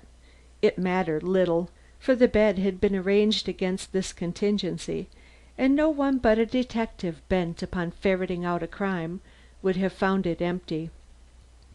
She asked herself how she could strengthen the situation, and cause the theory advanced by Mrs. Ocumpaugh to be received, notwithstanding the evidence of seeming eyewitnesses. The result was the throwing of an additional shoe into the water, as soon as it was dark enough for her to do this unseen. As she had to approach the river by her own grounds, and as she was obliged to choose a place sufficiently remote from the lights about the dock not to incur the risk of being detected in her hazardous attempt, the shoe fell at a spot farther down the stream than searchers had yet reached, and the intense excitement I had seen myself in Mrs. Ocumpaugh's face the day I made my first visit to Homewood sprang from the agony of suspense with which she watched, after 24 hours of alternating expectation and disappointment, the finding of this second shoe which, with fanatic confidence, she hoped would bring all the confirmation to be desired of her oft repeated declaration that the child would yet be found in the river. Meanwhile, to the infinite dismay of both, the matter had been placed in the hands of the police, and word sent to Mr. Ocumpaugh, not that the child was dead, but missing. This meant world-wide publicity, and the constant coming and going about Homewood of the very men whose insight and surveillance were most to be dreaded. Mrs. Ocumpaugh sank under the terrors thus accumulating upon her, but Mrs. Carew, of different temperament and history, rose to meet them with a courage which bade fair to carry everything before it. As midnight approached, the hour agreed upon in their compact, she prepared to go for Gwendolen. Mrs. Ocumpaugh, who had not forgotten what was expected of her at that hour, roused as the clock struck 12, and, uttering a loud cry, rushed from her place at the window to the lawn, calling out that she had heard the men shout aloud from the boats. Her plan was to draw everyone who chanced to be about down to the river bank, in order to give Mrs. Carew full opportunity to go and come unseen on her dangerous errand. And she apparently succeeded in this, for by the time she had crept back in seeming disappointment to the house, a light could be seen burning behind a pink shade in one of Mrs. Carew's upper windows, the signal agreed upon between them of the presence of Gwendolen in her new home. But small was the relief as yet. The shoe had not been found, and at any moment some intruder might force his way into Mrs. Carew's house, and, in spite of all her precautions, succeed in obtaining a view of the little Harry and recognize him as the missing child. Of these same precautions some mention must be made. The artful widow had begun by dismissing all her help, giving as an excuse her speedy departure for Europe, and the colored girl she had brought up from New York saw no difference in the child running about the house in its little velvet suit, from the one who, with bound up face and a heavy shade over his eyes, came up in the cars with her in Mrs. Carew's lap. Her duty being limited to a far off watch on the child, to see that it came to no harm, she was the best witness possible in case of police intrusion or neighborhood gossip. As for Gwendolen herself, the novelty of the experience, and the prospect held out by a speedy departure to "Papa's country," kept her amused and even hilarious. She laughed when her hair was cut short, darkened and parted. She missed but one thing, and that was her pet plaything which she used to carry to bed with her at night. The lack of this caused some tears, a grief which was divined by Mrs. Ocumpaugh, who took pains to assuage it in the manner we all know. But this was after the finding of the second shoe, the event so long anticipated and so little productive. Somehow neither Mrs. Carew nor Mrs. Ocumpaugh had taken into consideration the fact of the child's shoes being rights and lefts, and when this attempt to second the first deception was decided on, it was thought a matter of congratulation that Gwendolen had been supplied with 2 pairs of the same make, and that 1 pair yet remained in her closet. The mate of that shown by Mrs. Ocumpaugh was still on the child's foot in the bungalow, but there being no difference in any of them, what was simpler than to take one of these and fling it where it would be found? Alas! the one seized upon by Mrs. Carew was for the same foot as that already shown and commented on, and thus this second attempt failed even more completely than the first, and people began to cry, "A conspiracy!" And a conspiracy it was, but one which might yet have succeeded, if Dr. Poole's suspicion of Mrs. Ocumpaugh's intentions, and my own secret knowledge of Mrs. Ocumpaugh's real position toward the child, could have been eliminated from the situation. But with those 2 factors against them, detection had crept upon them in unknown ways, and neither Mrs. Ocumpaugh's frantic clinging to the theory she had so recklessly advanced, nor Mrs. Carew's determined effort to meet suspicion with the brave front calculated to disarm it, was of any avail. The truth would have its way and their secret stood. revealed. This was the story told me by Mrs. Ocumpaugh, not in the continuous and detailed manner I have here set down, but in disjointed sentences and wild bursts of disordered speech. When it was finished, she turned upon me eyes full of haggard inquiry. "Our fate is in your hands," she falteringly declared. "What will you do with it?" It was the hardest question which has ever been put me. For minutes I contemplated her in a silence which must have been one prolonged agony to her. I did not see my way. I did not see my duty. Then the $50,000. At last I replied as follows: "Mrs. Ocumpaugh, if you will let me advise you, as a man intensely interested in the happiness of yourself and husband, I would suggest your meeting him at Quarantine and tell him the whole truth." "I would rather die," she said. "Yet only by doing what I suggest can you find peace in life. The consciousness that others know your secret will come between you and any satisfaction you can ever get out of your husband's continued confidence. A wrong has been done. You are the only one to right it." "I cannot. I can die, but I cannot do that." And for a minute I thought she would die then and there. "Dr. Poole is a fanatic. He will pursue you until he is assured that the child is in good hands." "You can assure him of that now." "Next month his exactions may take another direction. You can never trust a man who thinks he has a mission. Pardon my presumption. No mercenary motives prompts what I am saying now." "So you intend to publish my story if I do not?" I hesitated again. Such questions cannot be decided in a moment.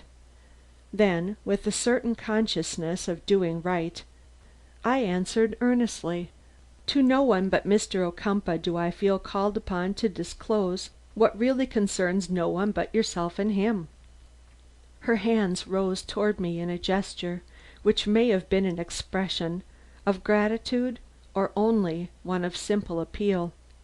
"He is not due until Saturday," I added gently. No answer from the cold lips. I do not think she could have spoken if she had tried.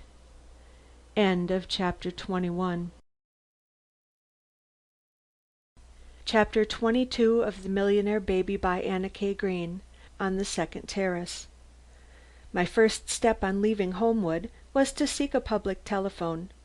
Calling up Dr. Poole in Yonkers, I assured him that he might rest easy as to the young patient to whose doubtful condition he had called my attention; that she was in good hands and was doing well; that I had seen her and would give him all the necessary particulars when I came to interview him later in the day. To his uneasy questions I vouchsafed little reply. I was by no means sure of the advisability of taking him into my confidence. It was enough for him to know that his demands had been complied with without injury to the child. Before hanging up the receiver, I put him a question on my own behalf. How was the boy in his charge? The growl he returned me was very non-committal and afforded me some food for thought as I turned back to Mrs. Carew's cottage, where I now proposed to make a final visit. I entered from the road. The heavily wooded grounds looked desolate. The copper beeches which are the glory of the place seemed to have lost color since I last saw them above the intervening hedges. Even the house, as it gradually emerged to view through the close shrubbery, wore a different aspect from usual. In another moment I saw why. Every shutter was closed and not a vestige of life was visible above or below.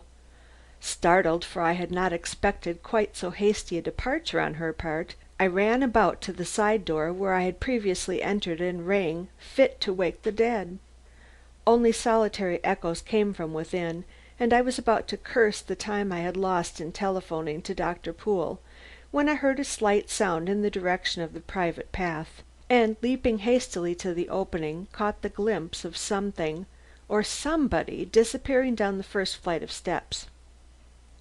Did I run? You may believe I did, at least till I had descended the first terrace, then my steps grew gradually wary and finally ceased, for I could hear voices ahead of me, on the second terrace to which I had now come, and these voices came from persons standing still. If I rushed on, I should encounter these persons, and that was undesirable. I accordingly paused just short of the top, and so heard what raised the moment into one of tragic importance. One of the speakers was Mrs. Carew, there was no doubting this. The other was Mr. Rathbone.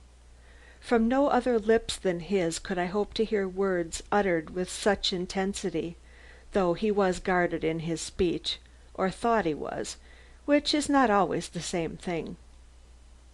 He was pleading with her, and my heart stood still with the sense of threatening catastrophe as I realized the attitude of the pair. He, as every word showed, was still ignorant of Gwendolen's fate, consequently of the identity of the child who I had every reason to believe was at that very moment fluttering a few steps below in the care of a colored maid, whose voice I could faintly hear. She, with his passion to meet and quell, had this secret to maintain, hearing his wild entreaties with one ear and listening for the possible outbursts of the not to be restrained child with the other. Mad to go, to catch the train before discovery overwhelmed her, yet not daring to hasten him, for his mood was a man's mood, and not to be denied. I felt sorry for her, and cast about in my mind what aid to give the situation, when the passion of his words seized me, and I forgot her position in the interest I began to feel in his. "Valerie, Valerie," he was saying, "this is cruelty. You go with no good cause that I can see, put the sea between us, and yet say no word to make the parting endurable. You understand what I suffer, my hateful thoughts, my dread, which is not so much dread as oh, that I should say it! Oh, that I should feel it! Hope, guilty, unpardonable hope. Yet you refuse me the little word, the kindly look, which would alleviate the oppression of my feelings, and give me thought of you to counteract this eternal brooding upon Gwendolen and her possible fate. I want a promise, conditional, oh God, but yet a promise, and you simply bid me to have patience, to wait, as if a man could wait who sees his love, his life, his future trembling in the balance against the fate of a little child. If you loved me, hush." The feeling in that word was not for him, I felt it at once. It was for her secret, threatened every instant she lingered there by some move, by some word which might escape a thoughtless child. "You do not understand me, Justin. You talk with no comprehension of myself or of the event. 6 months from now, if all goes well, you will see that I have been kind, not cruel. I cannot say any more. I should not have said so much. Go back, dear friend, and let me take the train with Harry. The sea is not impassable. We shall meet again, and then—" Did she pause to look behind her down those steps, to make some gesture of caution to the uneasy child? "You will forgive me what seems cruelty to you now. I cannot do differently. With all the world weeping over the doubtful fate of this little child, you cannot expect me to make any promise conditional upon her death." The man's cry drove the irony of the situation out of my mind. Puerilities, all puerilities. I, a man, life, soul, are worth some sacrifices. If you loved me— A quick ingathering of his breath, then a low moan, then the irrepressible cry she vainly sought to hush. "Oh, Valerie, you are silent. You do not love me. 2 years of suffering, 2 years of repression, then this delirium of hope, of possibility, and you silent. I will trouble you no more. Gwendolen alive or Gwendolen dead? What is it to me? I Hush! There is no doubt on that topic. The child is dead. Let that be understood between us." This was whispered, and whispered very low, but the air seemed breathless at that moment, and I heard her. "This is my last word to you. You will have your fortune whether you have my love or not. Remember that, and—" "Auntie, make Dinah move away. I want to see the man you are talking to." Gwendolen had spoken. End of chapter 22.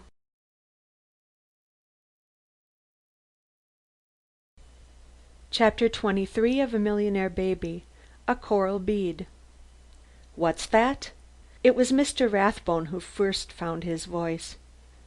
"To what a state have I come when in every woman's face, even in hers who is dearest, I see expressions I no longer understand, and in every child's voice catch the sound of Gwendolen's." "Harry's voice is not Gwendolen's," came a desperate protest from the ready widow. A daring assertion for her to make to him, who had often held this child in his arms for hours together. "You are not yourself." "Justin, I am sorry. She almost gave her promise. Almost she risked her future, possibly his, by saying, under the stress of her fears, what her heart did not prompt her to, when a quick move on her part, a low cry on his, and he came rushing up the steps. I had advanced at her hesitating words and shown myself. When Mr. Rathbone was well up the terrace, he hardly honored me with a look as he went by. I slowly began my descent to where she stood, with her back toward me and her arms thrown round the child she had evidently called to her, in her anxiety to conceal the little beaming face from this new intruder. She had not looked as high as my face, I felt assured. That she would not show me hers unless I forced her to seemed equally certain. Every step I took downward was consequently of moment to me. I wondered how I should come out of this. What would she do? What I myself should say? The bold course commended itself to me. No more circumlocution, no more doubtful playing of the game with this woman. I would take the bull by the horns, and I had reached the step on which she crouched. I could catch sight of the child's eyes over her shoulder, a shoulder that quivered. Was it with the storm of the last interview, or with her fear of this? I would see. Pausing, I said to her with every appearance of respect, but in my most matter-of-fact tones, "Mrs. Carew, may I request you to send Gwendolen down to the girl I see below there? I have something to say to you before you leave." "Gwendolen?" With a start which showed how completely she was taken by surprise, Mrs. Carew rose. She may have recognized my voice, and she may not. It is hard to decide in such an actress.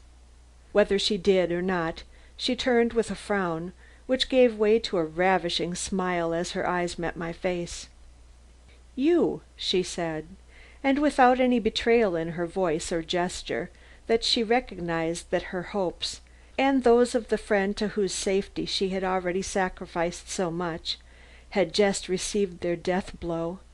She gave a quick order to the girl, who, taking the child by the hand, sat down on the steps Mrs. Carew now quitted, and laid herself out to be amusing.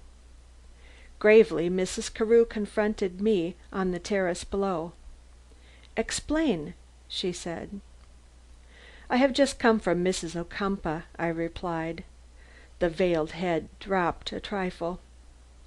"She could not sustain herself, so all is lost?" "That depends, but I must request you not to leave the country till Mr. Ocumpaugh returns." The flash of her eyes startled me. "Who can detain me," she cried, "if I wish to go?" I did not answer in kind. I had no wish to rouse this woman's opposition. "I do not think you will want to go when you remember Mrs. Ocumpaugh's condition. Would you leave her to bear the full burden of this deception alone? She is a broken woman. Her full story is known to me. I have the profoundest sympathy for her. She has only 3 days in which to decide upon her course. I have advised her to tell the whole truth to her husband." "You!" But the word was but a breath. But I heard it, yet I felt no resentment against this woman. No one could under the spell of so much spirit and grace. Did I not advise her right? "Perhaps, but you must not detain me. You must do nothing to separate me from this child. I will not bear it. I have experienced for days now what motherhood might be, and nothing on earth shall rob me of my present rights in this child." Then, as she met my unmoved countenance, "If you know Mrs. Ocumpaugh's whole story, you know that neither she nor her husband has any real claim on the child." "In that you are mistaken," I quickly protested. "6 years of care and affection such as they have bestowed on Gwendolen, to say nothing of the substantial form which these have taken from the first, constitute a claim which all the world must recognize if you do not. Think of Mr. Ocumpaugh's belief in her relation to him. Think of the shock which awaits him when he learns that she is not of his blood and lineage." I know." Her fingers worked nervously. The woman was showing through the actress. "But I will not give up the child, ask anything but that." "Madam, I have had the honor so far to make but one requirement, that you do not carry the child out of the country yet." As I uttered this ultimatum, some influence, acting equally upon both, caused us to turn in the direction of the river, possibly an apprehension lest some word of this conversation might be overheard by the child or the nurse. A surprise awaited us which effectually prevented Mrs. Carew's reply. In the corner of the Ocumpaugh grounds stood a man staring with all his eyes at the so called little Harry. An expression of doubt was on his face. I knew the minute to be critical and was determined to make the most of it. "Do you know that man?" I whispered to Mrs. Carew. The answer was brief but suggestive of alarm. "Yes, one of the gardeners over there, one of whom Gwendolen is especially fond." "She's the one to fear, then. Engage his attention while I divert hers." All this in a whisper while the man was summoning up courage to speak. "A pretty child," he stammered as Mrs. Carew advanced toward him smiling.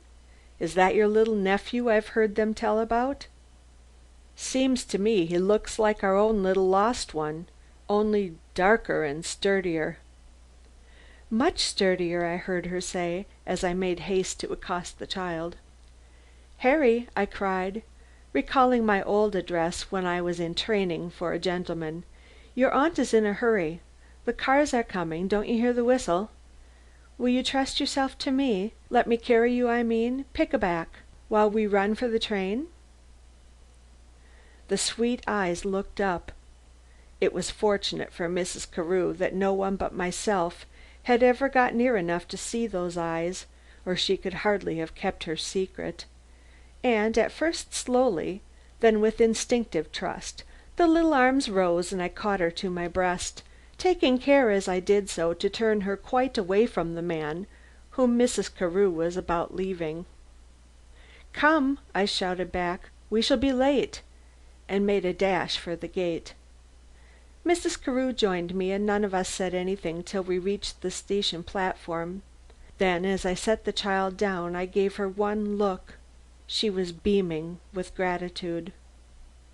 That saved us, together with the few words I could edge in between his loud regrets at my going and his exclamations over the grief of Gwendolen's loss. "On the train I shall fear nothing. If you will lift him up I will wrap him in this shawl as if he were ill.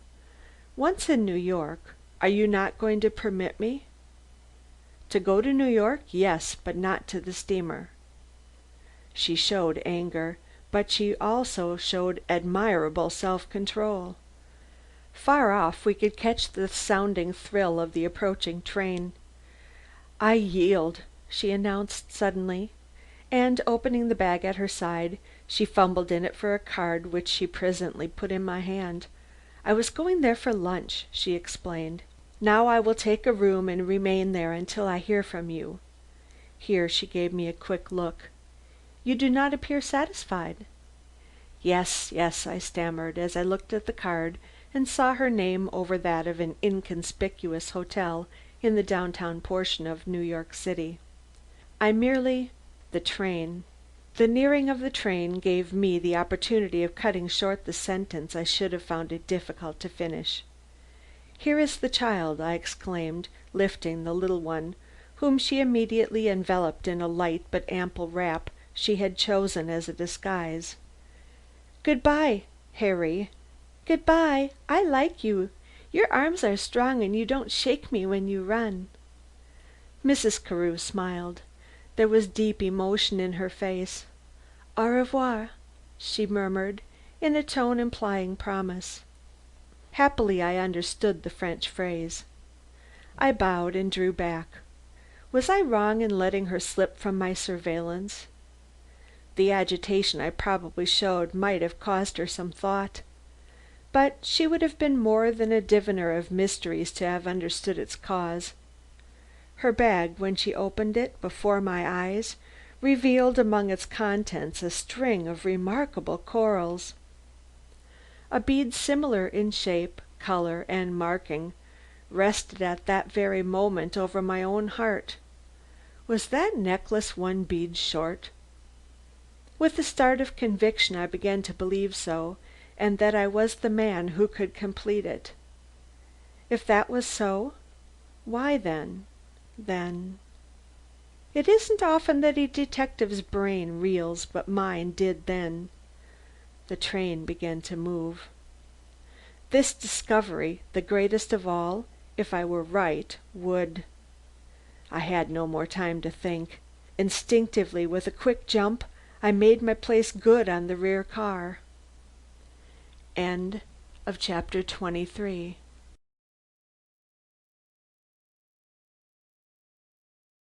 Chapter 24 of The Millionaire Baby. Shall I give him my word, Harry? I did not go all the way to New York on the train which Mrs. Carew and the child had taken. I went only as far as Yonkers. When I reached Dr. Poole's house I thought it entirely empty.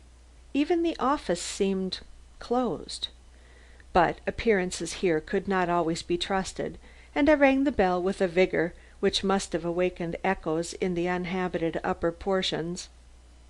I know that it brought the doctor to the door, and in a state of doubtful amiability. But when he saw who awaited him, his appearance changed, and he welcomed me in, with a smile, or what was as nearly like one as his austere nature would permit. "How now? Want your money? Seems to me you have earned it with unexpected ease." "Not such great ease," I replied, as he carefully closed the door and locked it. "I know that I feel as tired as I ever did in my life." "The child is in New York under the guardianship of a woman who is really fond of her. You can dismiss all care concerning her." "I see. And who is the woman? Name her." "You do not trust me, I see." "I trust no one in business matters." "This is not a business matter yet." "What do you mean?" "I have not asked for money. I am not going to until I can perfectly satisfy you that all deception is at an end, so far as Mr. Ocumpaugh at least is concerned." "Oh, you would play fair, I see." I was too interested in noting how each of his hands involuntarily closed on itself, in his relief at not being called upon to part with some of his hoardings, to answer with aught but a nod. "You have your reasons for keeping close, of course," he growled, as he led me toward the basement stairs. "You're not out of the woods, is that it? Or has the great lady bargained with you? Hum?" He threw the latter ejaculations back over his shoulder as he descended to the office. This displeased me, and I made no attempt to reply. In fact, I had no reply ready. Had I bargained with Mrs. Ocumpaugh? Hardly. Yet "She is handsome enough," the old man broke in sharply, cutting in two my self communings. "You're a fellow of some stamina, if you have got at her secret without making her a promise. So the child is well. That's good. There's one long black mark eliminated from my account. But I have not closed the book, and I am not going to, till my conscience has nothing more to regret. It is not enough that the child is handed over to a different life. The fortunes that have been bequeathed her must be given to him who would have inherited them had this child not been taken for a veritable Ocumpaugh." "That raises a nice point," I said, "but one that will drag all false things to light." "Your action in the matter along with the rest?" I suggested. "True, but do you think I stop because of that?" He did not look as if he would stop because of anything. "Do you not think Mrs. Ocumpaugh worthy of some pity? Her future is a ghastly one, whichever way you look at it." "She sinned," was his uncompromising reply. "The wages of sin is death." "But such death!" I protested. "Death of the heart, which is the worst death of all." He shrugged his shoulders, leading the way into the office. "Let her beware," he went on surlily. "Last month I saw my duty no further than the exaction of this child's dismissal from the home whose benefits she enjoyed under a false name. To day I am led further by the inexorable guide which prompts the anxious soul.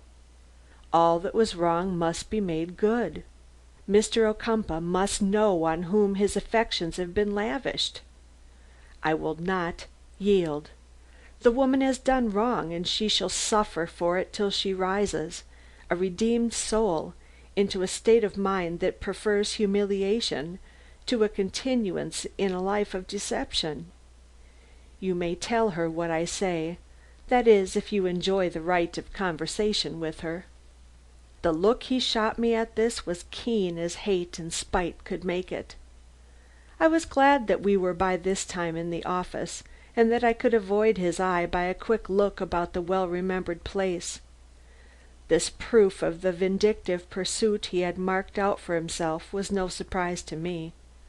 I expected no less, yet it opened up difficulties which made my way, as well as hers, look dreary in the prospect. He perceived my despondency and smiled, then suddenly changed his tone. "You do not ask after the little patient I have here. Come, Harry, come. Here is some one I would like you to meet." The door of my old room swung open, and I do not know which surprised me more, the kindness in that rugged old voice that I had never before heard lifted in tenderness, or the look of confidence and joy on the face of the little boy who now came running in, so inexorable to a remorseful and suffering woman, and so full of consideration for a stranger's child. "Almost well," pronounced the doctor, and lifted him on his knee. "Do you know this child's parentage and condition?" he sharply inquired, with a quick look toward me. I saw no reason for not telling the truth. "He is an orphan, and was destined for an institution." "You know this?" "Positively." "Then I shall keep the child. Harry, will you stay with me?" To my amazement the little arms crept around his neck. A smile, grim enough in my estimation, but not at all frightful to a child, responded to this appeal. I did not like the old man and woman, he said. Dr. Poole's whole manner showed triumph. "I shall treat him better than I did you," he remarked. "I am a regenerate man now." I bowed. I was very uneasy. There was a question I wanted to ask, and could not in the presence of this child. "He is hardly of an age to take my place," I observed, still under the spell of my surprise, for the child was handling the old man's long beard, and seeming almost as happy as Gwendolen did in Mrs. Carew's arms. "He will have one of his own," was the doctor's unexpected reply.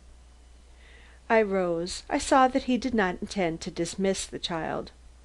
"I should like your word, in return for the relief I have undoubtedly brought you, that you will not molest certain parties till the 3 days are up which I have mentioned as the limit of my own silence." "Shall I give my word, Harry?" The child, startled by the abrupt address, drew his fingers from the long beard he was playfully stroking, and, eyeing me with elfish gravity, seemed to ponder the question as if some comprehension of its importance had found entrance into his small brain. Annoyed at the doctor's whim, yet trusting to the child's intuition, I waited with inner anxiety for what those small lips would say, and felt an infinite relief, even if I did not show it, when he finally uttered a faint "Yes," and hid his face against the doctor's breast. My last remembrance of them both was the picture they made as the doctor closed the door upon me, with the sweet, confiding child still clasped in his arms. Chapter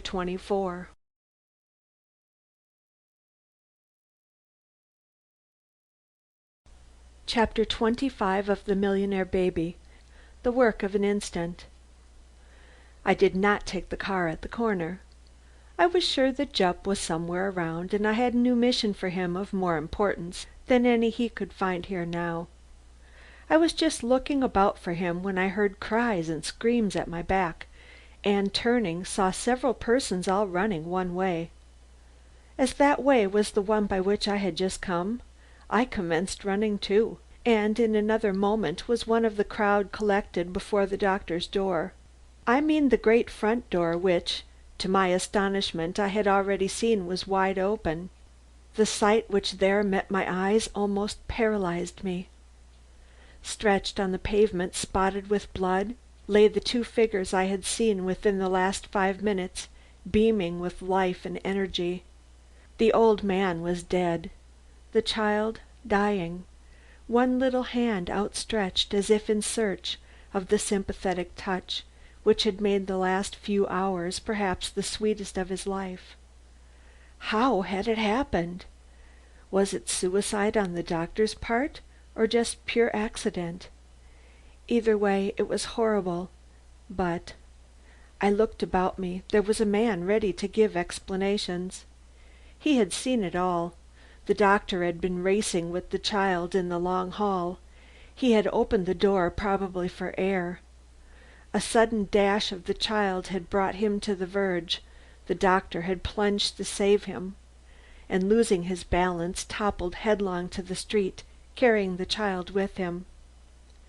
It was all the work of an instant. One moment, 2 vigorous figures; the next, a mass of crushed humanity. A sight to stagger a man's soul. But the thought which came with it staggered me even more. The force which had been driving Mrs. Ocumpaugh to her fate was removed. Henceforth her secret was safe, if I chose to have it so. Chapter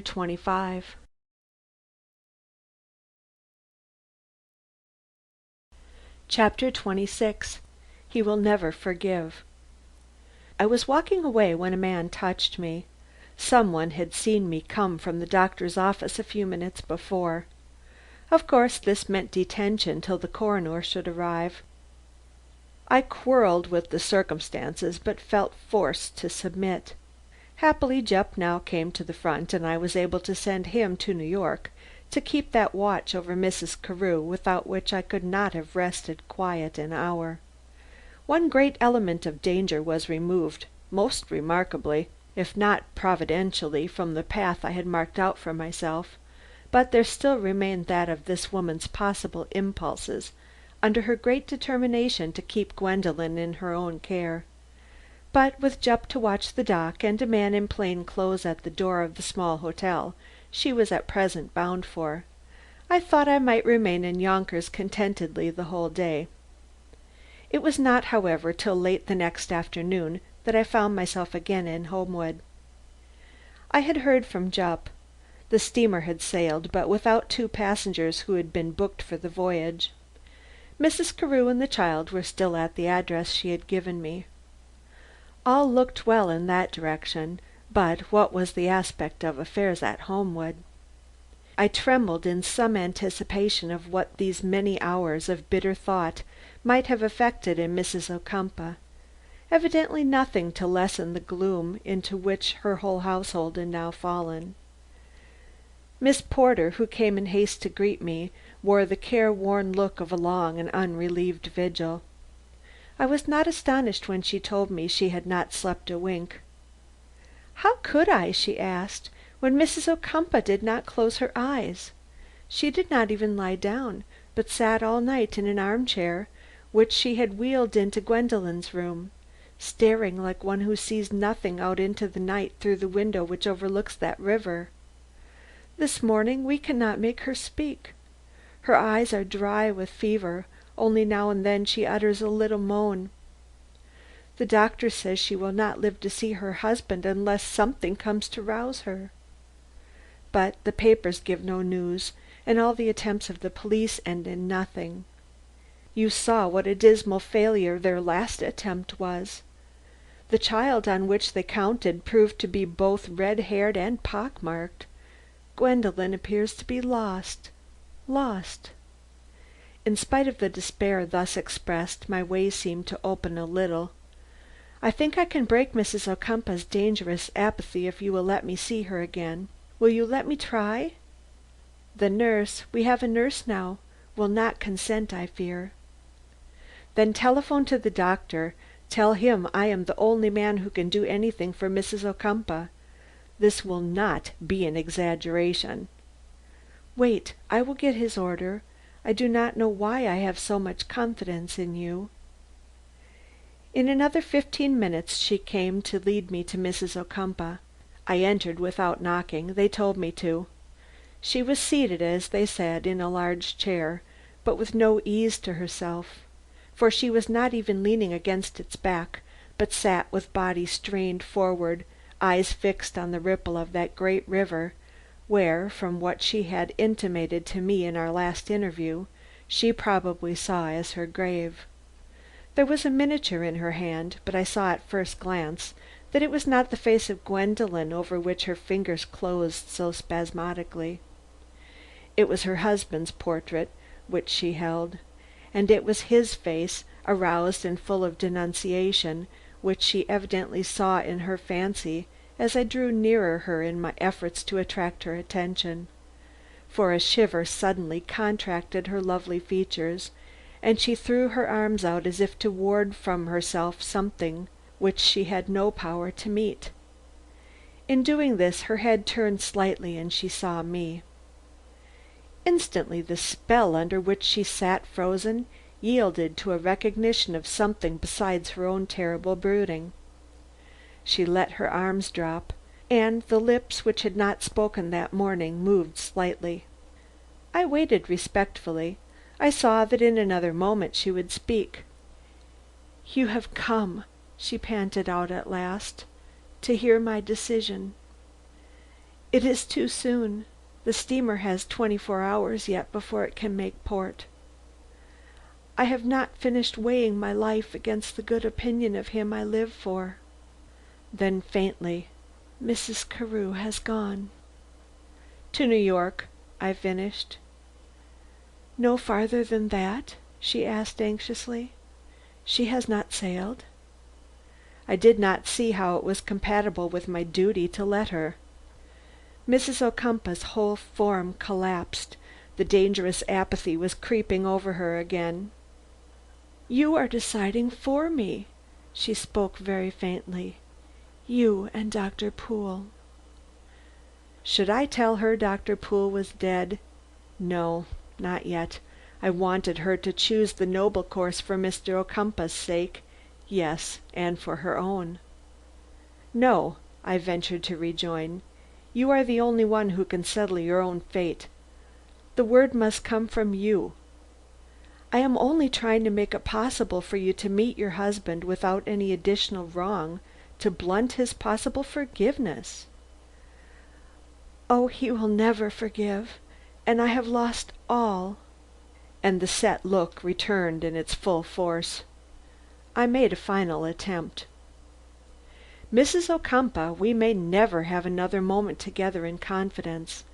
There is one thing I have never told you, something which I think you ought to know, as it may affect your whole future course. It concerns Gwendolen's real mother. You say you do not know her." "No, no, do not bring that up. I do not want to know her. My darling is happy with Mrs. Carew, too happy. Oh, God, give me no opportunity for disturbing that contentment. Don't you see that I am consumed with jealousy, that I might—" She was roused enough now. Cheek and lip and brow were red. Even her eyes looked bloodshot. Alarmed, I put out my hand in a soothing gesture, and when her voice stopped and her words trailed off into inarticulate murmur, I made haste to say: "Listen to my little story. It will not add to your pain, rather alleviate it. When I hid behind the curtain that day we all regret, I did not slip from my post at your departure. I knew that another patient awaited the doctor's convenience in my own small room, where he had hastily seated her when your carriage drove up. I also knew that this patient had overheard what you said as well as I, for impervious as the door looked, I had often heard the doctor's muttering when he thought I was safe beyond earshot, if not asleep, and I wanted to see how she would act when she rejoined the doctor, for I had heard a little of what she had said before, and was quite aware that she could help you out of your difficulty if she wished. She was a married woman, or she had been, and she had no use for a child, being very poor and anxious to earn her own living. Would she embrace this opportunity to part with it when it came? You may imagine my interest, boy though I was." "And did she? Was she?" "Yes. She was ready to make her compact with the doctor, just as you had done. Before she left, everything was arranged for. It was her child you took, reared, loved, and have now lost."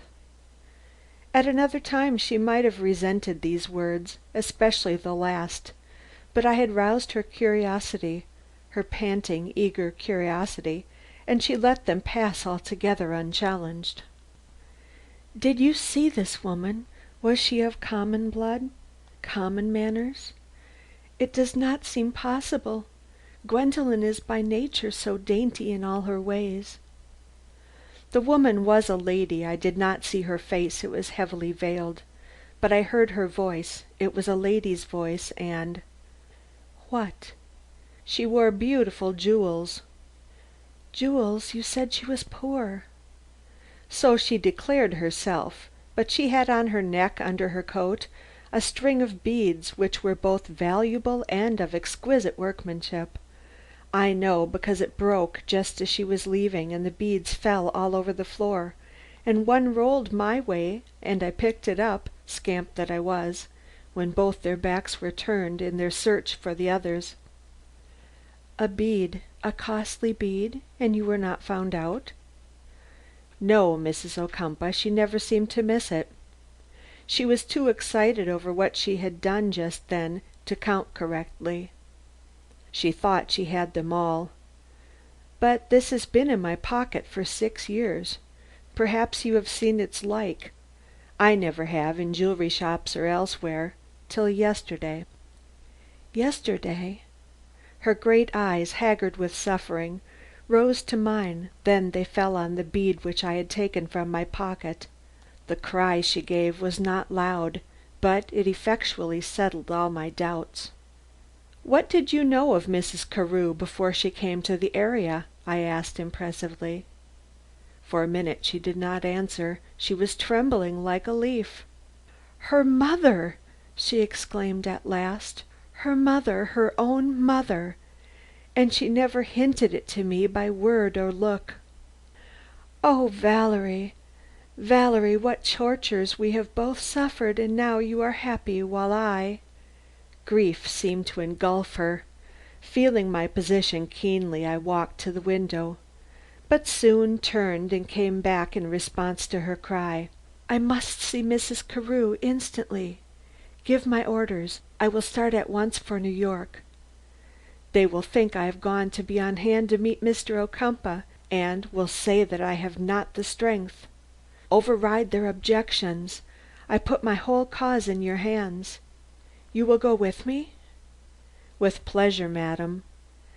And thus was that terrifying apathy broken up, to be succeeded by a spell of equally terrifying energy. Chapter 27 of The Millionaire Baby. The Final Struggle. She, however, did not get off that night. I dared not push the matter to the point of awakening suspicion, and when the doctor said that the ship was not due for 24 hours, and that it would be madness for her to start without a night's rest and 2 or 3 good meals, I succumbed, and she also, to the few hours' delay. More than that, she consented to retire, and when I joined her in her carriage the following morning, it was to find her physically stronger, even if the mind was still a prey to deepest anguish and a torturing indecision. Her nurse accompanied us, and the maid called Celia, so conversation was impossible, a fact I did not know whether to be thankful for or not. On the cars she was shielded as much as possible from everyone's gaze, and when we reached New York we were driven at once to the Plaza. As I noticed the respect and intense sympathy with which her presence was met by those who saw nothing in her broken aspect but a mother's immeasurable grief, I wondered at the secrets which lie deep down in the hearts of humanity, and what the effect would be if I should suddenly shout aloud, "She is more wretched than you think. Her suspense is one that the child's return would not appease. Dig deeper into mortal fear and woe if you would know what has changed this beautiful woman into a shadow in 5 days." And I myself did not know her mind. I could neither foresee what she contemplated, nor what the effect of seeing the child again would have upon her. I only knew that she must never for a moment be out of sight of some one who loved her. I myself never left the hall upon which her room opened, a precaution for which I felt grateful when, late in the evening, she opened the door and seeing me stepped out fully dressed for the street. "Come and tell Sister Angelina that I may be trusted with you," she said. Sister Angelina was the nurse. Of course I did as she bade me, and after a few more difficulties I succeeded in getting her into a carriage without attracting any special attention. Once there she breathed more easily, and so did I. "Now take me to her," she said. Whether she meant Mrs. Carew or Gwendolen I never knew. I now saw that the hour had come for telling her that she no longer need have any fear of Doctor Pool. Whatever she contemplated must be done with a true knowledge of where she stood and to just what extent her secret remained endangered. I do not know if she felt grateful. I almost think that for the first few minutes she felt rather frightened than relieved to find herself free to act as her wishes and her preservation of her place in her husband's heart and the world's regard impelled her. For she never for a moment seemed to doubt that now the doctor was gone I would yield to her misery and prove myself the friend she had begged me to be from the first. She turned herself toward me and sought to read my face, but it was rather to find out what I expected of her than what she had yet to fear from me. I noted this and muttered some words of confidence, but her mood had already changed and they fell on deaf ears. I was not present at the meeting of the two women. That is, I remained in what they call a private parlor while Mrs. Ocumpaugh passed into the inner room, where she knew she would find Mrs. Carew and the child. Nor did I hear much. Some words came through the partition. I caught most of Mrs. Carew's explanation of how she came to give up her newborn child. She was an actress at the time, with a London success to her credit, but with no hold as yet in this country. She was booked for a tour the coming season. The husband who might have seen to the child was dead. She had no friends, no relatives here save a brother poorer than herself, and the mother instinct had not awakened. She bartered her child away as she would have parted with any other encumbrance likely to interfere with her career. But here her voice rose, and I heard distinctly. A fortune was suddenly left me.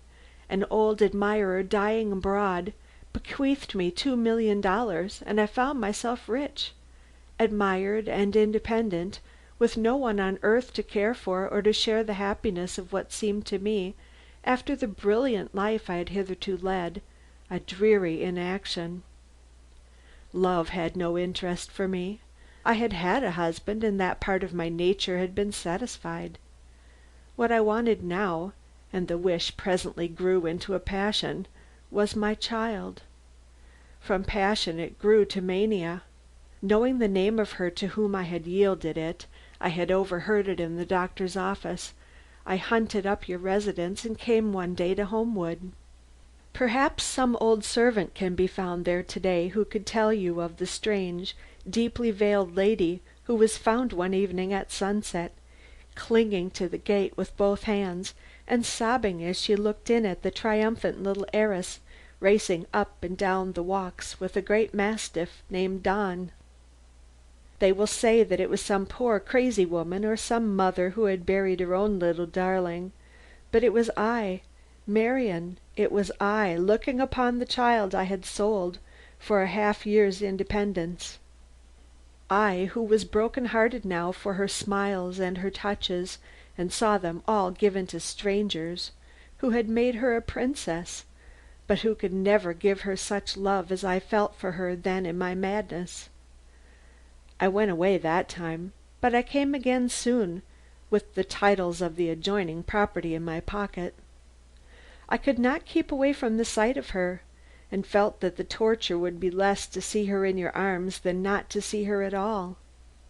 The answer was not audible, but I could well imagine what it was. As everyone knew, the false mother had not long held out against the attractions of the true one. Instinct had drawn the little one to the heart that beat responsive to its own. What followed I could best judge from the frightened cry which the child suddenly gave. She had evidently waked to find both women at her side. Mrs. Carew's "Hush, hush!" did not answer this time. The child was in a frenzy, and evidently turned from one to the other, sobbing out alternately, "I will not be a girl again.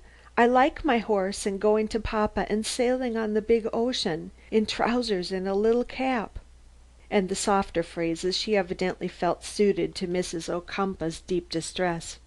"Don't feel bad, mamma. You shall come to see me some time. Papa will send for you. I am going to him." Then silence, then such a struggle of woman heart with woman heart as I hope never to be witness to again. Mrs. Ocumpaugh was pleading with Mrs. Carew, not for the child, but for her life. Mr. Ocumpaugh would be in port the next morning. If she could show him the child, all would be well. Mr. Trevitt would manage the details, take the credit of having found Gwendolen somewhere in the city, and that would ensure him the reward, and them his silence. I heard this. There was no one else to fear. Dr. Poole, the cause of all this misery, was dead, and in the future, her heart being set to rest about her secret, she would be happier and make the child happier, and they could enjoy her between them. And she would be unselfish and let Gwendolen spend an hour or more every day with Mrs. Carew, on some such plea as lessons in vocal training and music. Thus pleaded Mrs. Ocumpaugh. But the mother hardly listened. She had eaten with the child, slept with the child, and almost breathed with the child for 3 days now, and the ecstasy of the experience had blinded her to any other claim than her own. She pitied Mrs. Ocumpaugh, pitied most of all her deceived husband, but no grief of theirs could equal that of Rachel crying for her child. Let Mrs. Ocumpaugh remember that when the evil days come. She had separated child from mother, child from mother. Oh, how the wail swept through those 2 rooms! I dared not prophesy to myself at that point how this would end. I simply waited. Their voices had sunk after each passionate outbreak, and I was only able to catch now and then a word which told me that the struggle was yet going on. But finally there came a lull, and while I wondered, the door flew suddenly open, and I saw Mrs. Ocumpaugh standing on the threshold, pallid and stricken, looking back at the picture made by the other 2, as Mrs. Carew fell on her knees by the bedside and held to her breast the panting child. "I cannot go against nature," she said. "Keep Gwendolen, and may God have pity on me and Philo." I stepped forward. Meeting my eye, she faltered this last word. "Your advice was good. Tomorrow when I meet my husband, I will tell him who found the child and why that child is not at my side to greet him." That night I had a vision. I saw a door, shut, ominous. Before that door stood a woman, tall, pale, beautiful. She was there to enter, but to what no mortal living could say. She saw nothing but loss and the hollowness of a living death behind that closed door. But who knows? Angels spring up unknown on the darkest road, and perhaps Here the vision broke. The day and its possibilities lay before me. End of chapter 27. End of The Millionaire Baby by Anna K. Green. Read for you by Dawn Larsen in Minnesota. Thank you for listening.